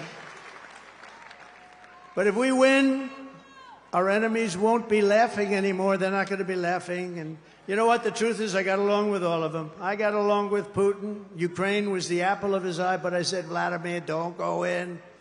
Remember, I ended the pipeline in Europe. I ended the pipeline in Europe. And then when Biden came in, he approved it. But he ended the Keystone Pipeline, the one in America. So he got it a little mixed up, didn't he, huh? Nord Stream 2, I said, we're ending Nord Stream 2. Everybody said, what is Nord Stream 2? I said, that's the massive Russian pipeline where they're going to make a fortune, where they're going to Germany and all countries in Europe. So I said, you mean we're fighting to help them with NATO and spending all of that money, and they're paying the person and the group that we're fighting billions of dollars a month? What the hell are we doing? I ended it. It was dead. And Biden came along and he approved it. Weak. Look, 30 years ago, he was not considered smart either. So now he's really not smart. If we win, America will be respected, and even if it's necessary, feared again. It's not the worst word. On issue after issue, Kamala broke it, but I will fix it. We're going to fix it. But we're just not running against Kamala. I think a lot of our politicians here tonight know this. She means nothing. She's purely a vessel. That's all she is. When you see her up there talking about the grass on my front lawn, I grew up in a middle-class neighborhood and I had grass on my front lawn. Yeah, but we're asking, what would you do to fix the country? And why didn't you do it? You had almost 4 years. Why didn't you do this stuff? Now she's, she's becoming more MAGA than those politicians I just told you about from the different states. She can't put two sentences together. She's just like, she's really just like, in many ways, crooked Joe Biden. And she never said to us, she never told us that Joe was not functioning properly. She should have. Because, we're talking about the life of the most important country in the world. We need very smart people. We're running against something far bigger than Joe or Kamala, and far more powerful than them, which is a massive, vicious, crooked, radical left machine that runs today's Democrat Party. They're just vessels. In fact, they're perfect vessels because they'll never give them a hard time. They'll do whatever they want. I know many of them. It's just this amorphous group of people. But they're smart and they're vicious. And we have to defeat them. And when I say the enemy from within, the other side goes crazy, becomes a sound. Oh, how can he say? No, they've done very bad things to this country. They are indeed the enemy from within. But this is who we're fighting. These are the people who are doing such harm to our country with their open border policies, record-setting inflation, Green New scam, and everything else that they're doing. But we're not going to let it happen any longer. We're going to have the biggest victory in the history of our country on November 5th. It's going to be the biggest victory in history. We're going to make America great again, everybody.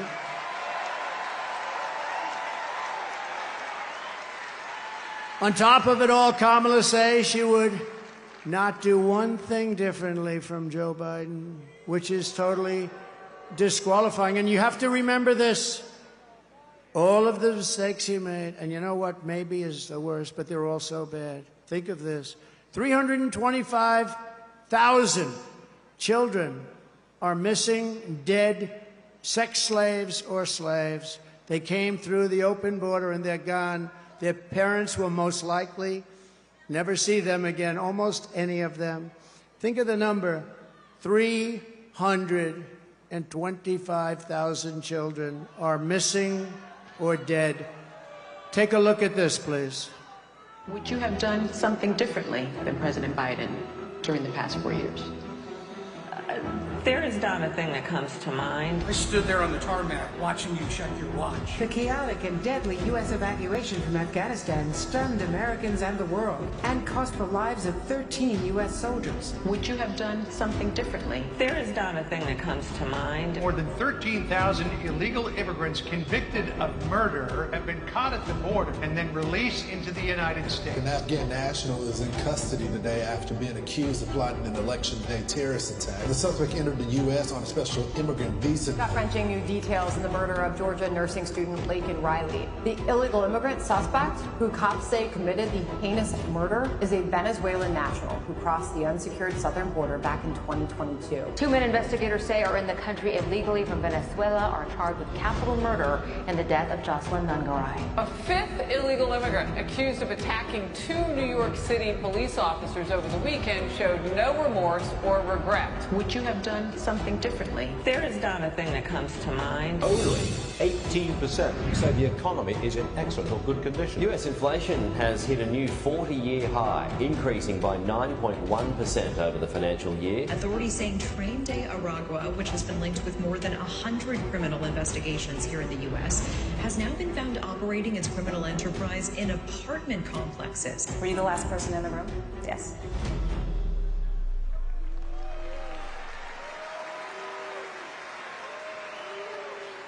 So if you want to end this disaster, you got to get out and vote. Just go out and vote. You got to get out. We have to put it away. We're close. We're so close. You know, usually the Republicans are losing in the first week in the early voting. And we did something that has not been done. I don't think, Speaker, it's been done yet, but it's been done for us. We're leading every one of the swing states, all 7 of them. So we usually get them from behind. Because Republicans like to vote on a thing called Election Day. You know, in the old days we had election days. Today we have election periods. They go on forever. And last time they went beyond and start early, start late, do whatever the hell you want. You know, we got more votes in 2020 than any sitting president in history by millions. Okay. And we did great, obviously, in 2016 we won, but we did much better in 2020. But everything, nothing compares to what's happening. I mean, you have tens of thousands of people standing outside watching us on a television, and we love you out there. We love you. They're watching.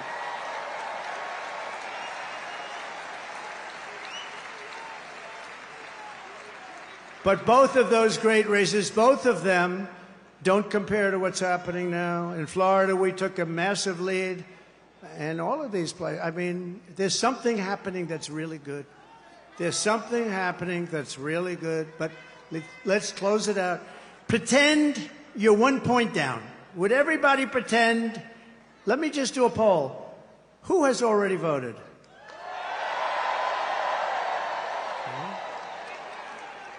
Who is going to vote?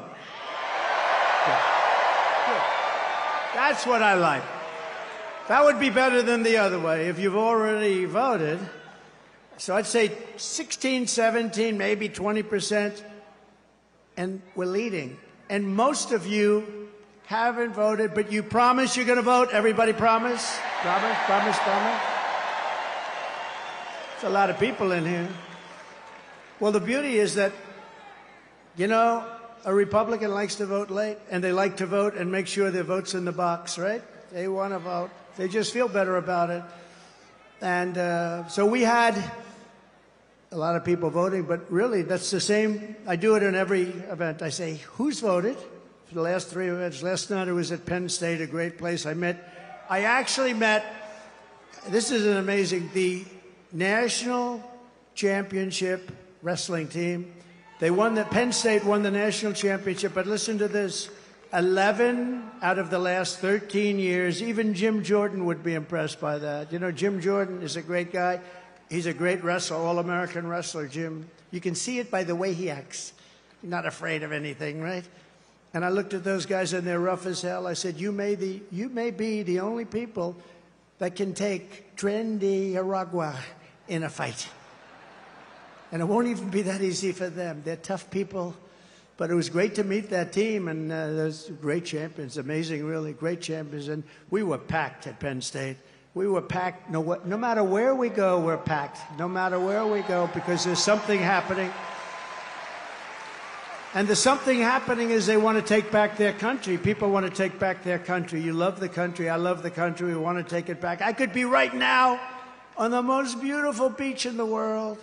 I could be at Turnberry in Scotland. I own it. I could be anywhere. I got that greatest. I don't have to be here, but I would much rather be at Madison Square Garden with you.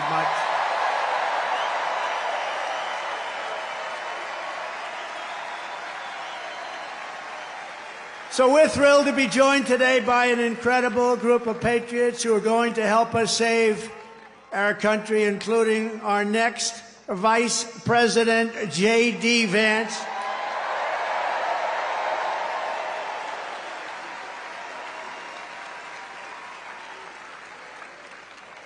And a man who was so incredible. Last week I watched that rocket ship come down. I've never seen it.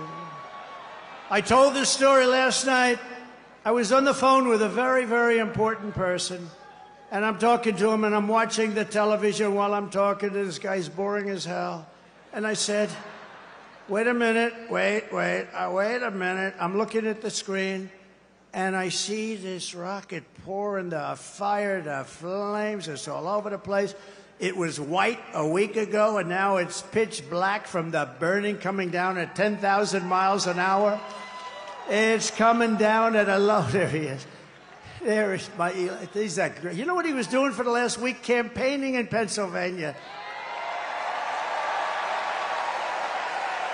He's a sweetheart, too. So I'm talking to this guy, very important guy, big guy, and I have the television screen on, and there's rockets coming down. I said, you know, it was pure, beautiful white when it left, but it's burned from the fire and the flame, and it is. And now I see it coming down like this. And it's like 20 stories tall or something. It's massive. And it's coming down. And I say to the guy, hey, do me a favor. Will you hold on a minute? Just hold on. I'll talk to you. This is like one of the most important people. I'm watching. So just hold on. I put the phone down. By the way, I never picked it up again. You know what these people are going to say? He's cognitively impaired.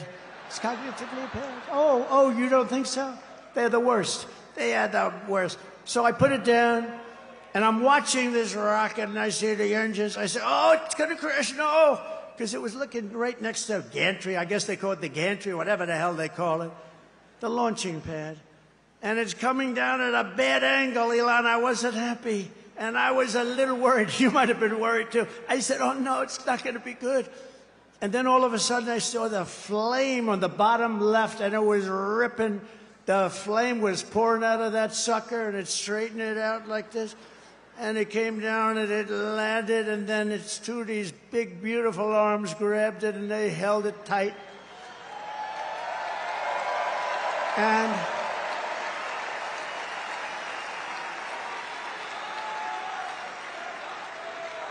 And I said, I wasn't sure if it was a movie. I thought it might be one of these crazy movies. And I said, I got to call Elon. And I call him. I said, Elon, was that you? This is like about 4 minutes after. Was that you? Yep, that was me. I say, Elon, you're a genius. You are a genius. You are. He is special. He is special. And you know what he wants more than anything else? For our country to be really well run, solidly run, to be run democratically, all the things that everybody in this room wants. And I mean, honestly, he left that pad and he went to Pennsylvania to campaign. Can you believe it? And I asked him a couple of questions. I said, Elon, let me ask you a question. Can Russia do that? No. Can China do that? No. Can anybody do that other than you? Nobody else can do it. Nobody else can do it. Pretty good. And he said, and they won't be able to for 10 years, you said, right? They won't be able to for 10 years. No, he's amazing. And he's a great guy, too. He really is. Got to remember him. This is a piece of work.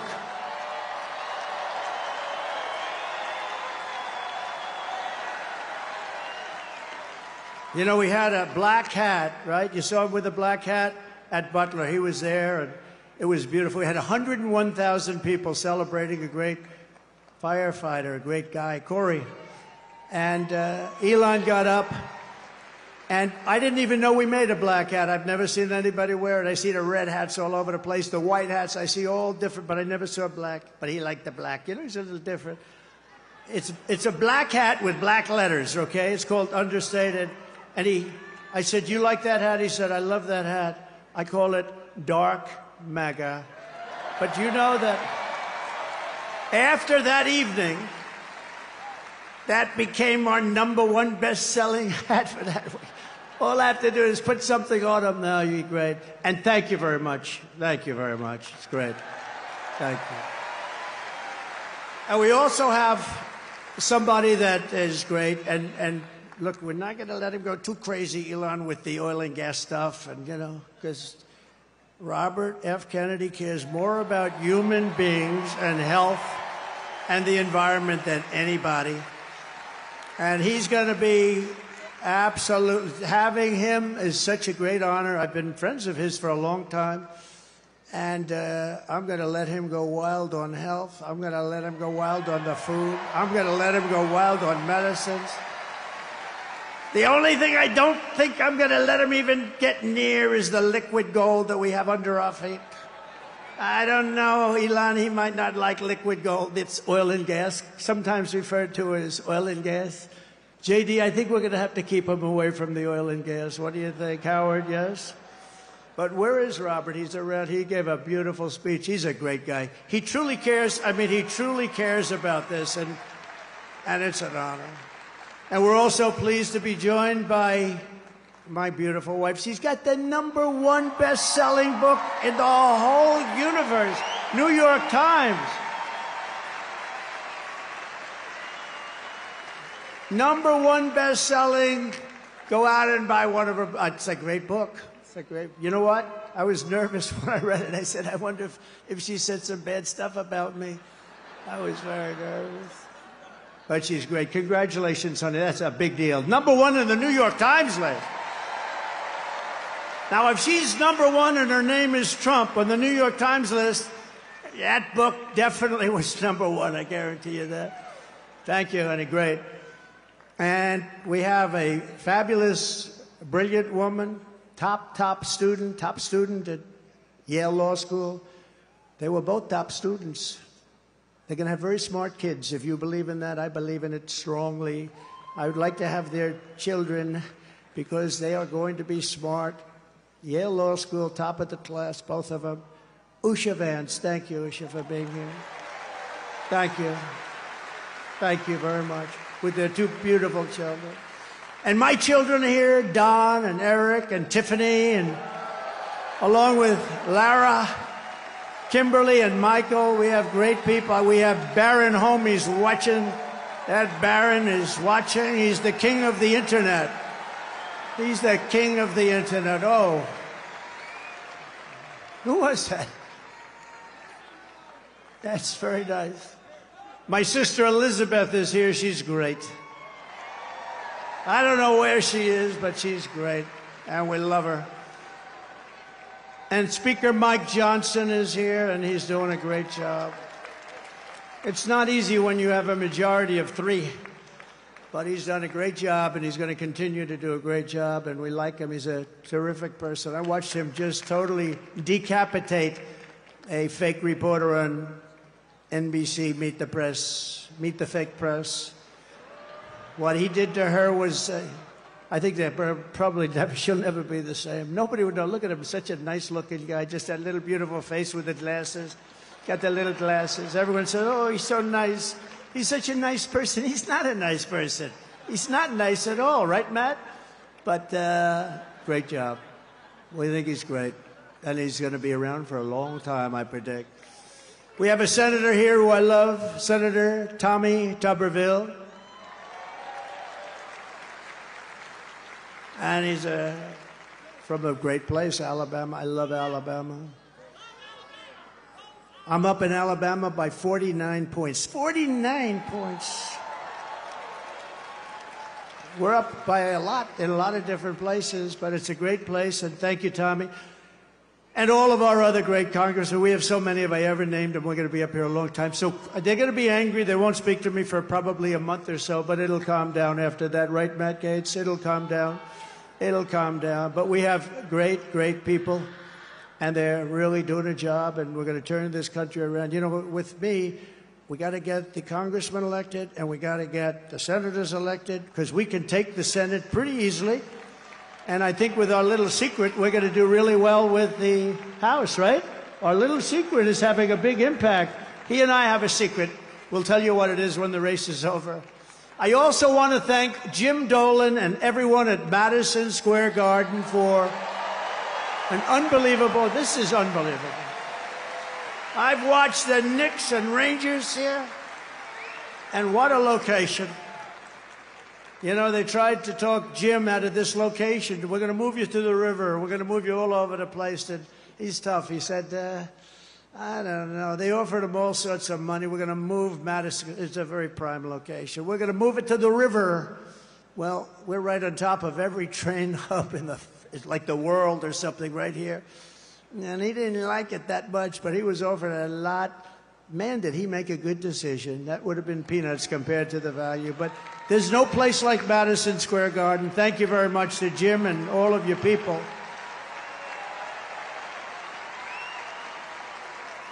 But here are the facts. Kamala Harris is a radical left Marxist, rated even worse than crazy Bernie Sanders or Pocahontas. She destroyed our economy. She was an original creator of Defund the Police. Can you believe it? She was one of the originals for Defund the Police. And anybody who wants to defund our great police for even 1 week is not worthy of being President of the United States, because that's where her thinking is. Kamala vowed to abolish ICE. You know, those tough people you've been looking up at the screen? They're the ones that get them out of our country. I know a lot of people right in these rows. They're very tough. They don't want any part of it. They got to go in there, fist a-blazing to move them. You know, we had a case in Long Island where MS-13, one of the other really bad gangs, killed 2 young girls, 16 years old, walking to school. They didn't shoot them. They knifed them and they cut them into little pieces because it was so painful. Perfect young, beautiful girls were cut up into little pieces by knives. MS-13, they're animals. And you know who took care of it for us? ICE. ICE, they had no problem. Kamala wants to defund ICE. We're not defunding ICE, right? We're not defunding ICE. We're not even going to think about it. She's never going to get the chance. There's no way she becomes president. There's no way. Radical left lunatic who she destroyed San Francisco. She destroyed, along with Gavin Newsom, the governor, who's the worst, one of the worst governors in the country. They destroyed California. And she's not going to get a chance to destroy our country any further. We're going to get it back fast. She wants to ban fracking. And as California Attorney General, she redefined child sex trafficking, assault with a deadly weapon, and rape of an unconscious person as a totally nonviolent crime. She pledged to confiscate your guns. Is there anybody in the room that would like to give up their gun to come? I had a feeling you might say that. And endorsed a total ban on handgun ownership. I don't think that's good. When a criminal crawls into your house at night, it would be nice to be able to at least have a chance, wouldn't it? Wouldn't it be nice? She even called for free sex change operations on illegal aliens in detention at taxpayer expense. Think of it, at taxpayer. She said, they're caught, they're illegally detained, but if they want a sex change operation, she's all in favor. Now, she gave this stuff up about a year ago, a little more, because it didn't work. It wasn't working too well with the electorate. But she'll be back to it because that's where it is. She's a radical left person from San Francisco. She destroyed the place. But you know, she lied about that, but she also lied about something very important. For years and years, she said she had a job at McDonald's. And the reason I went there last week, do you know that I got a call from Sundar, very smart guy at Google.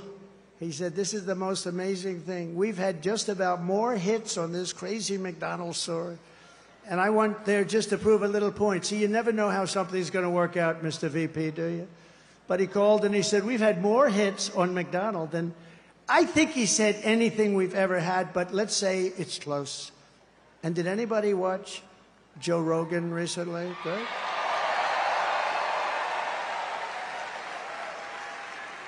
So she lied about McDonald's. She lied about everything. She's got ads on saying Donald Trump is this, he's going to do this, he's going to do... It's the exact opposite what my policies are. She's got me doing this. He doesn't want to frack. No, I'm all for fracking, and I have been for... One thing I have been, even the enemy, because they are the enemy, what they've said, even that enemy too, and they're really the enemy. They're the enemy of the people, the press. They said one thing about me that I consider a great compliment. They said, this guy is the most consistent person we've ever seen. Because I've been against cars and car factories being taken out of Detroit and being taken out of our manufacturing of automobiles, being taken out of our system, out of our country for years. I've been against all of the things that are happening and have happened. We stopped it, and now it's happening again. When you hear 50,000 manufacturing jobs lost in just a short period of time. But I've been the most consistent because we're going to bring our manufacturing back to the United States. It's all coming back, so get ready. Get ready. You're going to have your choice of great jobs. And on top of all this, Kamala tried to turn our military woke. So tonight, whether you are a Republican, Democrat, or independent, conservative, or liberal, I'm inviting you to join the greatest political movement in the history of our country. It's really that it is. You know, it's the greatest movement in the history of our country. I tell the story that years ago, there's a guy, a great guy, older guy now, very old, but he was great, conservative guy, Pat Buchanan, right? We know Pat Buchanan. He came in second in the New Hampshire primary, and for 45 years he made an unbelievable career of it. He was a hot item. He was on every show. He came in second in one primary. We came in first in 50 primaries. We then had a great election that we won. We then had another great election that we did a hell of a lot better in, and bad things happened. We're not going to let that happen. COVID.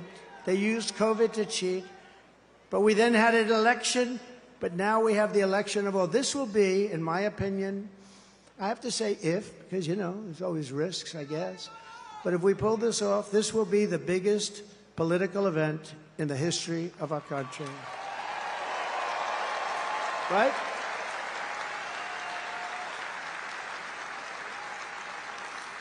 And we're building the biggest, broadest, most diverse coalition in American history, including union workers and Border Patrol agents. By the way, the Border Patrol gave me last week their complete and total endorsement. They said he's the greatest president in the history of the country, but we don't have to go that far. And they said there's never been anybody like him on the border. They said to him, the fake news said, has she ever called you? No. They didn't like that answer, by the way. Then they asked her, have you ever called? No, she never called. Almost 4 years, she never called, not once, the Border Patrol. And she was the border czar. She was in charge of the border. Think of it. 4 years, she never called. Now she's trying to say, well, you know, I was really not the border. Whether she was the border czar or not, she was put in charge of the border by Sleepy Joe, and then he went to bed. He put her in charge. She went to bed. She did the worst job on the border than anybody has done in the history of the world. There's never been a border like this in the world. And a third world country would fight people with sticks and stones to stop them from pouring into that country. And we let them just come right in. What a shame. What a shame. Police and firefighters also. We have every endorsement from virtually every sheriff's department, police department. I don't think they have one cop. They're looking for just one cop. Is there one? Well, it's not going to be in New York's finest. By the way, how good are the police outside? New York's finest.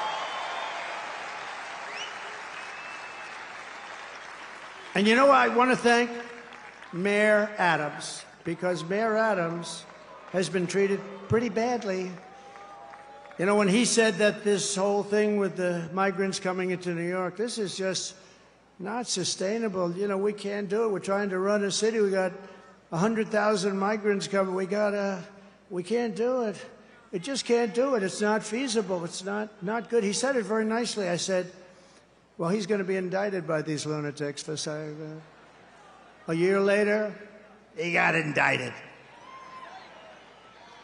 I think they upgraded his seat in an airplane. I heard that's a very serious charge.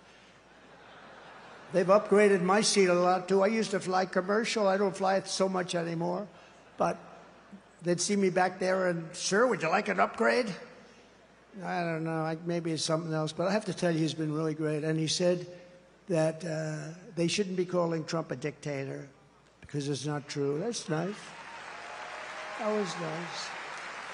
Very nice. So we want to thank Mayor Adams. He's going through a hard time with these people. These are lunatics, by the way. They've weaponized the Justice Department against their political opponent. I am under investigation more than the great, late Alphonse Capone. My father's looking down on me right now. He was a tough guy, but he was like legit. And I know my mother's in heaven. I'm not 100% sure of my father, but it's close. But he's looking down at me right now. And he's saying, how the hell did this happen to my son? He's not a bad person. I'm a good person. All we want to do is straighten out our country. But all of the veterans are with us, all of the steel workers. I saved our steel plants. And I don't like Japan buying U.S. steel. U.S. Steel used to be like Elon Musk, like 70 years ago, the biggest, the best company in the world. You know that, Elon? You wouldn't know. He's too young to know. U.S. Steel was the big baby. That was big. I don't know. There's something nice about U.S. Steel being the biggest as opposed to Google. You know, it's like a different kind of a company. But we sort of need steel in this country. Like, we're not going to go to war with me as your president, but if we, on the long shot that we do, we don't want to say we need steel. Can we get it from China, or can we get it from someplace else? You know, it's always a possibility. But I will tell you, you're not going to have a war with me, and you're not going to have a third world war with me. That I can tell you. But we need steel. And I would not approve U.S. Steel being bought by Japan. I wouldn't do it. Just out of psychologically not good. We'll help them out, but I don't like it. We're seeing historic levels of support among our black population, Hispanic population, and our Asian population. Jews, Muslims, by the way, did anybody see yesterday? Did anybody see what took place? I was with the Muslims yesterday in Michigan. And when the polls first came out, they had 100%, I had 0. And yesterday, I watched this anchor on CNN almost choke. She said, something's happening in Michigan, big population, couple of 100,000, a lot of votes. Something is happening, the poll just came out. Trump is at 59, Kamala is at 8 with the Muslim population. They never saw anything like that, Eli. And these are people, by the way, they're great. They just want peace. They want to have peace. And it's great. So Jews and Muslims and Catholics and evangelicals and Mormons, and they're all joining our cause in large numbers, larger than anyone has ever seen in this country before, larger than they've ever seen in any country. And the Republican Party has really become the party of inclusion, and that's something very nice about that. And we're a big, powerful party, and they're losing it. They're really losing it. Together we will lift America to glory beyond your wildest dreams. It's going to happen fast, too. So in conclusion, With your vote this November, we are going to fire Kamala, and we are going to save America.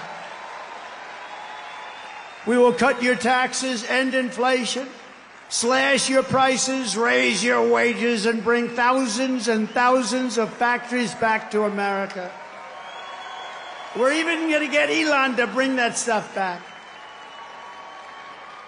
We will build American, we will buy American, and we will hire American. I will end the war in Ukraine, which would have never happened if I were president.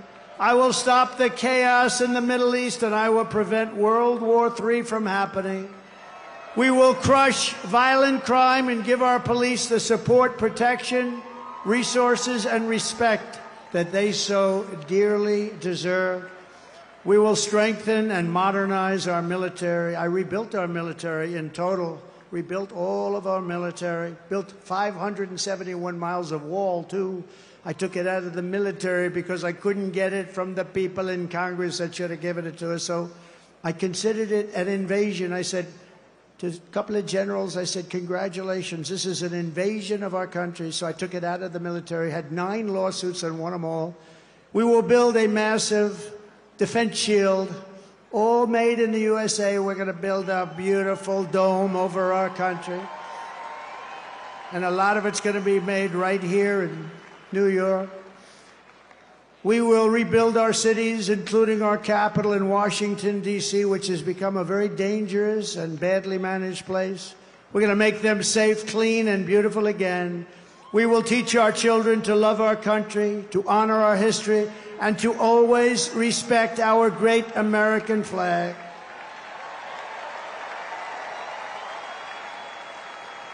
And as long as the Speaker of the House of Representatives is here, I would like to put forward a bill, because I watched 2 months ago as some very bad people, radical left people, by the way, nothing happened to them, in Washington, D.C., burned our American flags. They were burning flags. And I would like to suggest that we put in a bill, if you burn the American flag, 1 year in jail.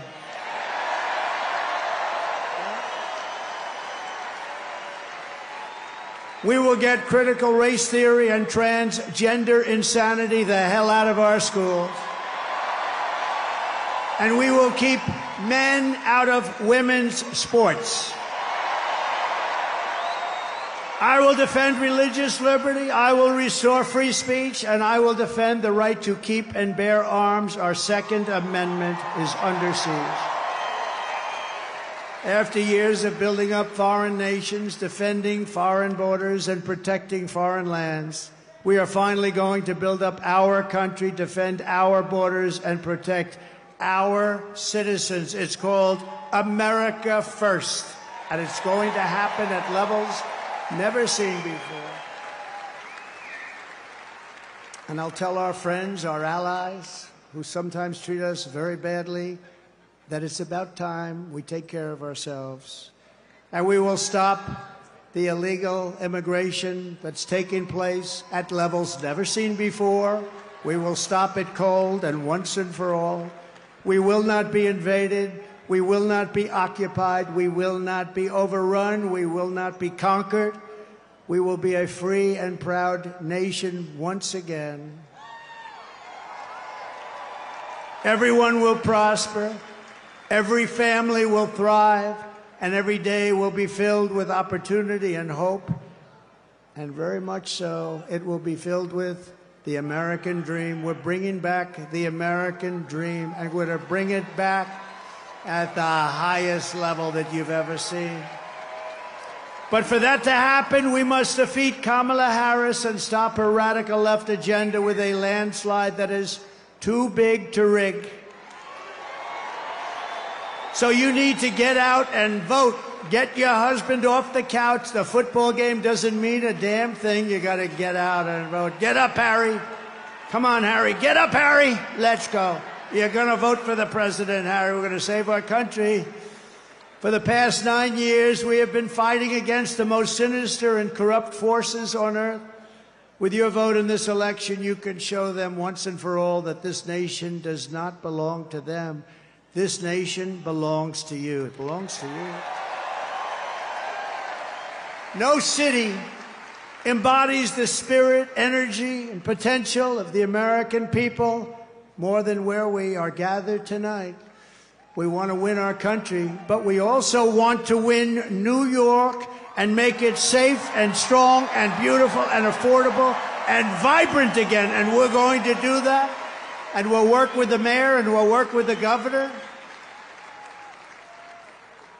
We're going to do that. We're going to make it great. You know, when I left for Washington 8 years ago, we had a horrible mayor named de Blasio. He was a horrible.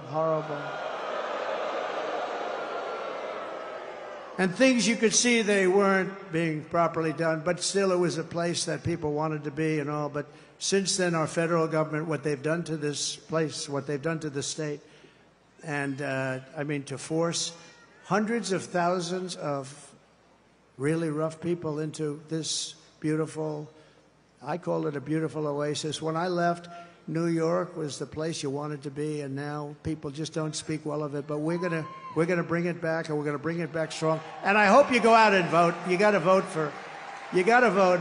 It would be such an honor to win New York. Hasn't been done in decades. Hasn't been done in so long. It hasn't been done in so long. They all say, "Sir, you're wasting your money." I don't think so. Your crime is through the roof. Everything is through the roof. I remember during the debate, they said, "No, sir, this stupid person named David Muir from ABC Fake News." He said, "Sir, crime is not through the roof. Crime is down." I said, "No, it's not." I said, "It's not down, it's up. It's down." I was like debating three people. I had him, I had that person next to him who I never even heard of. But it turned out the following day, they released the stats, and crime was up 45%. And what a shame, what a shame. We really need a fair press in this country. If we have a fair press, that's going to be 50% of the battle of bringing it back. But this is the city where I was born and raised, and this is the town that taught me that Americans can do anything when they want to. So no matter our differences, when we work together, there is nothing that we cannot achieve. From New York to Las Vegas, from Philadelphia to Phoenix, from Chicago to Charlotte, from Atlanta to Detroit, this nation was built by generations of American patriots who gave everything they had for our rights, our future, and for our freedom. Through freezing cold winters and hot, scorching summers, through storms and setbacks and conflicts and danger, our American ancestors pushed onward, marched forward, and overcame every single obstacle that stood in their way. Together they crossed the oceans, settled a continent, tamed the wilderness, laid down the railroads, raised up those mighty skyscrapers, built the highways, won 2 world wars, defeated fascism and communism, and launched American astronauts to the moon. It was hardworking patriots like you who built this country, and 9 days from now, it's hardworking patriots like you who are going to save our country.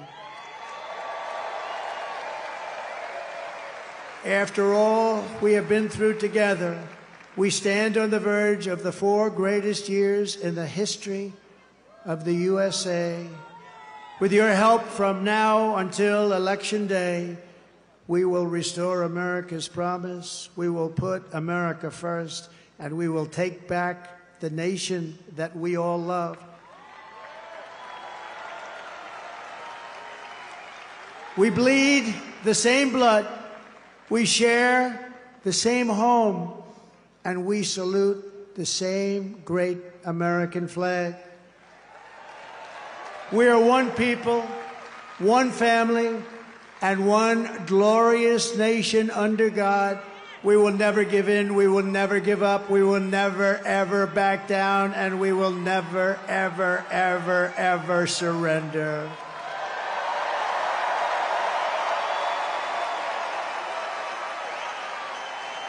Together we will fight, fight, fight, and we will win, win, win. We're going to win, win, win.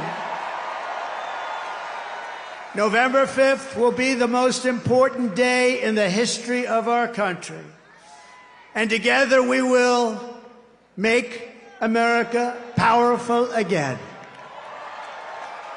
We will make America wealthy again. We will make America healthy again. We will make America strong again.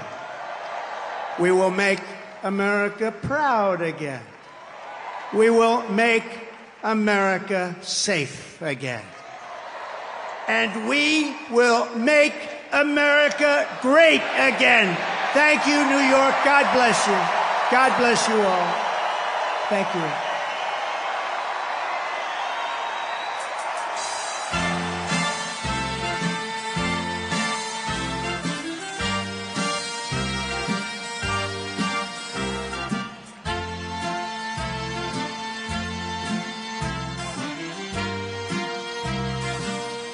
Start spreading the news. I'm leaving today. I'll make a brand new start of it. New York, New York. These vagabond shoes are longing to stray. They'll step around the heart of it. New York, New York. I wanna wake up in a city that never sleeps. But I'm king of the hill, top of the heap. These little town blues are melting away. I'll make a brand new start of it in old New York. If I can make it there, I'll make it anywhere. It's up to you, New York, New York.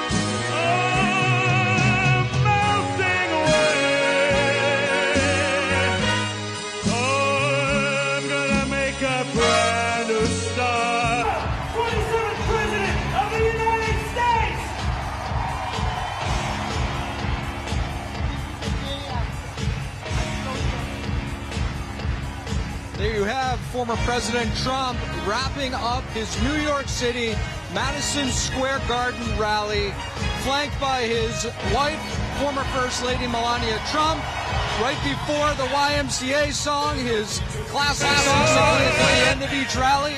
You heard New York, New York being sung by the singer to kind of reflect the historic nature, really, of this event. To talk about what former President Trump said in his speech, there was a lot of, the same policy issues that he lays out. He really focused on early voting, encouraging the Republican base, his supporters, to get out there and early vote. Typically, Republicans don't vote early. They like to wait for Election Day. But he encouraged people to get out there. He also mentioned the fact that in a lot of the battleground states, North Carolina, Pennsylvania, Republicans are already in the lead, which is very uncharacteristic in traditional elections because Republicans like to vote on Election Day, so this may reflect somewhat of a new trend. He also talked about China and a recent report that was released talking about China. He wasn't a fan of that report. It sort of reflected weakness in the United States, and he reiterated that if there were to be a conflict with China, that the U.S. would win. On top of that, he mentioned the Reciprocal Trade Act. That's one of his policy issues that he's gotten a lot of credit for in the conservative circles, where it talks about any country that taxes the United States, whether it's Japan or China, at whatever percentage they tax American goods, there will be a reciprocal tax on that country. That was a big one as well. So definitely a very massive rally today with around 20,000 people in this venue. It's all packed, as you can see. People are just starting to leave right now as Trump exits the stage. And Trump today also called it one of the greatest political events in our nation's history. That's what he believes. And we will also heard from Eric and Laura Trump tonight before Trump came on stage. And they said that actually over 200,000 people tried to get in tonight, while only 20,000 were let in. And the campaign told me that it's apparently a packed stadium, so that's their campaign head count as well. And we also talked about how we are here in the heart of New York City, a very deep blue area of New York, and being able to pack such a large stadium shows that Trump is on the path to win in his 9 days. And also Trump Jr. saying how they wouldn't have been able to do this 4 years or 8 years ago. And we'll also have Alina Hava talking about the journey of Trump's legal cases in New York, how she says that the multiple court appearances by Trump in New York actually only made him more popular among New Yorkers.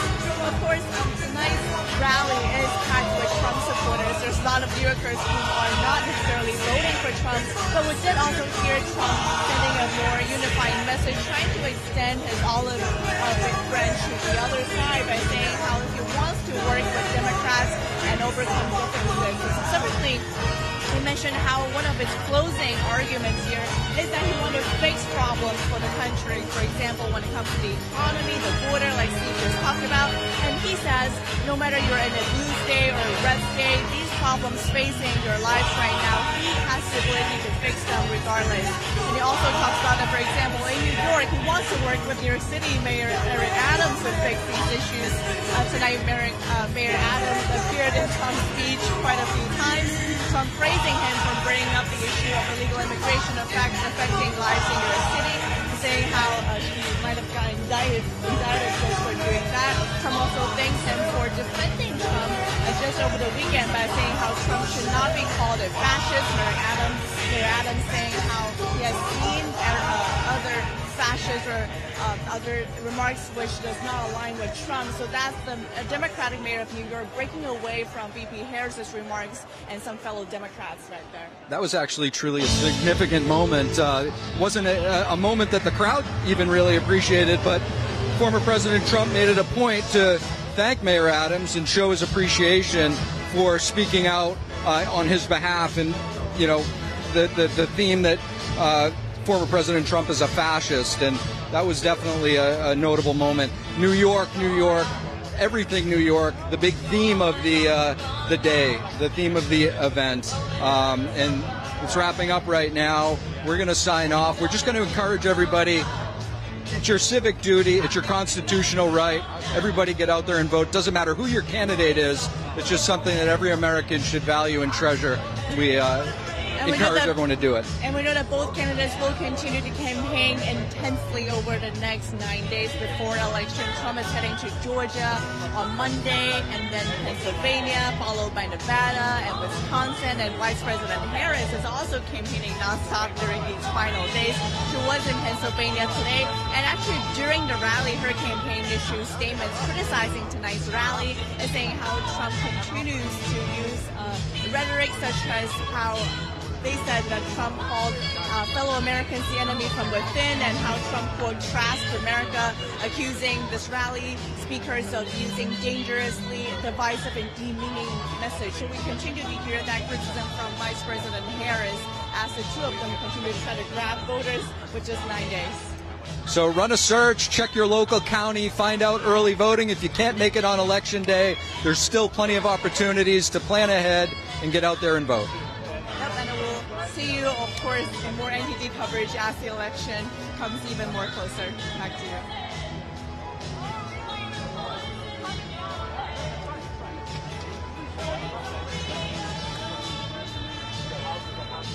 Good.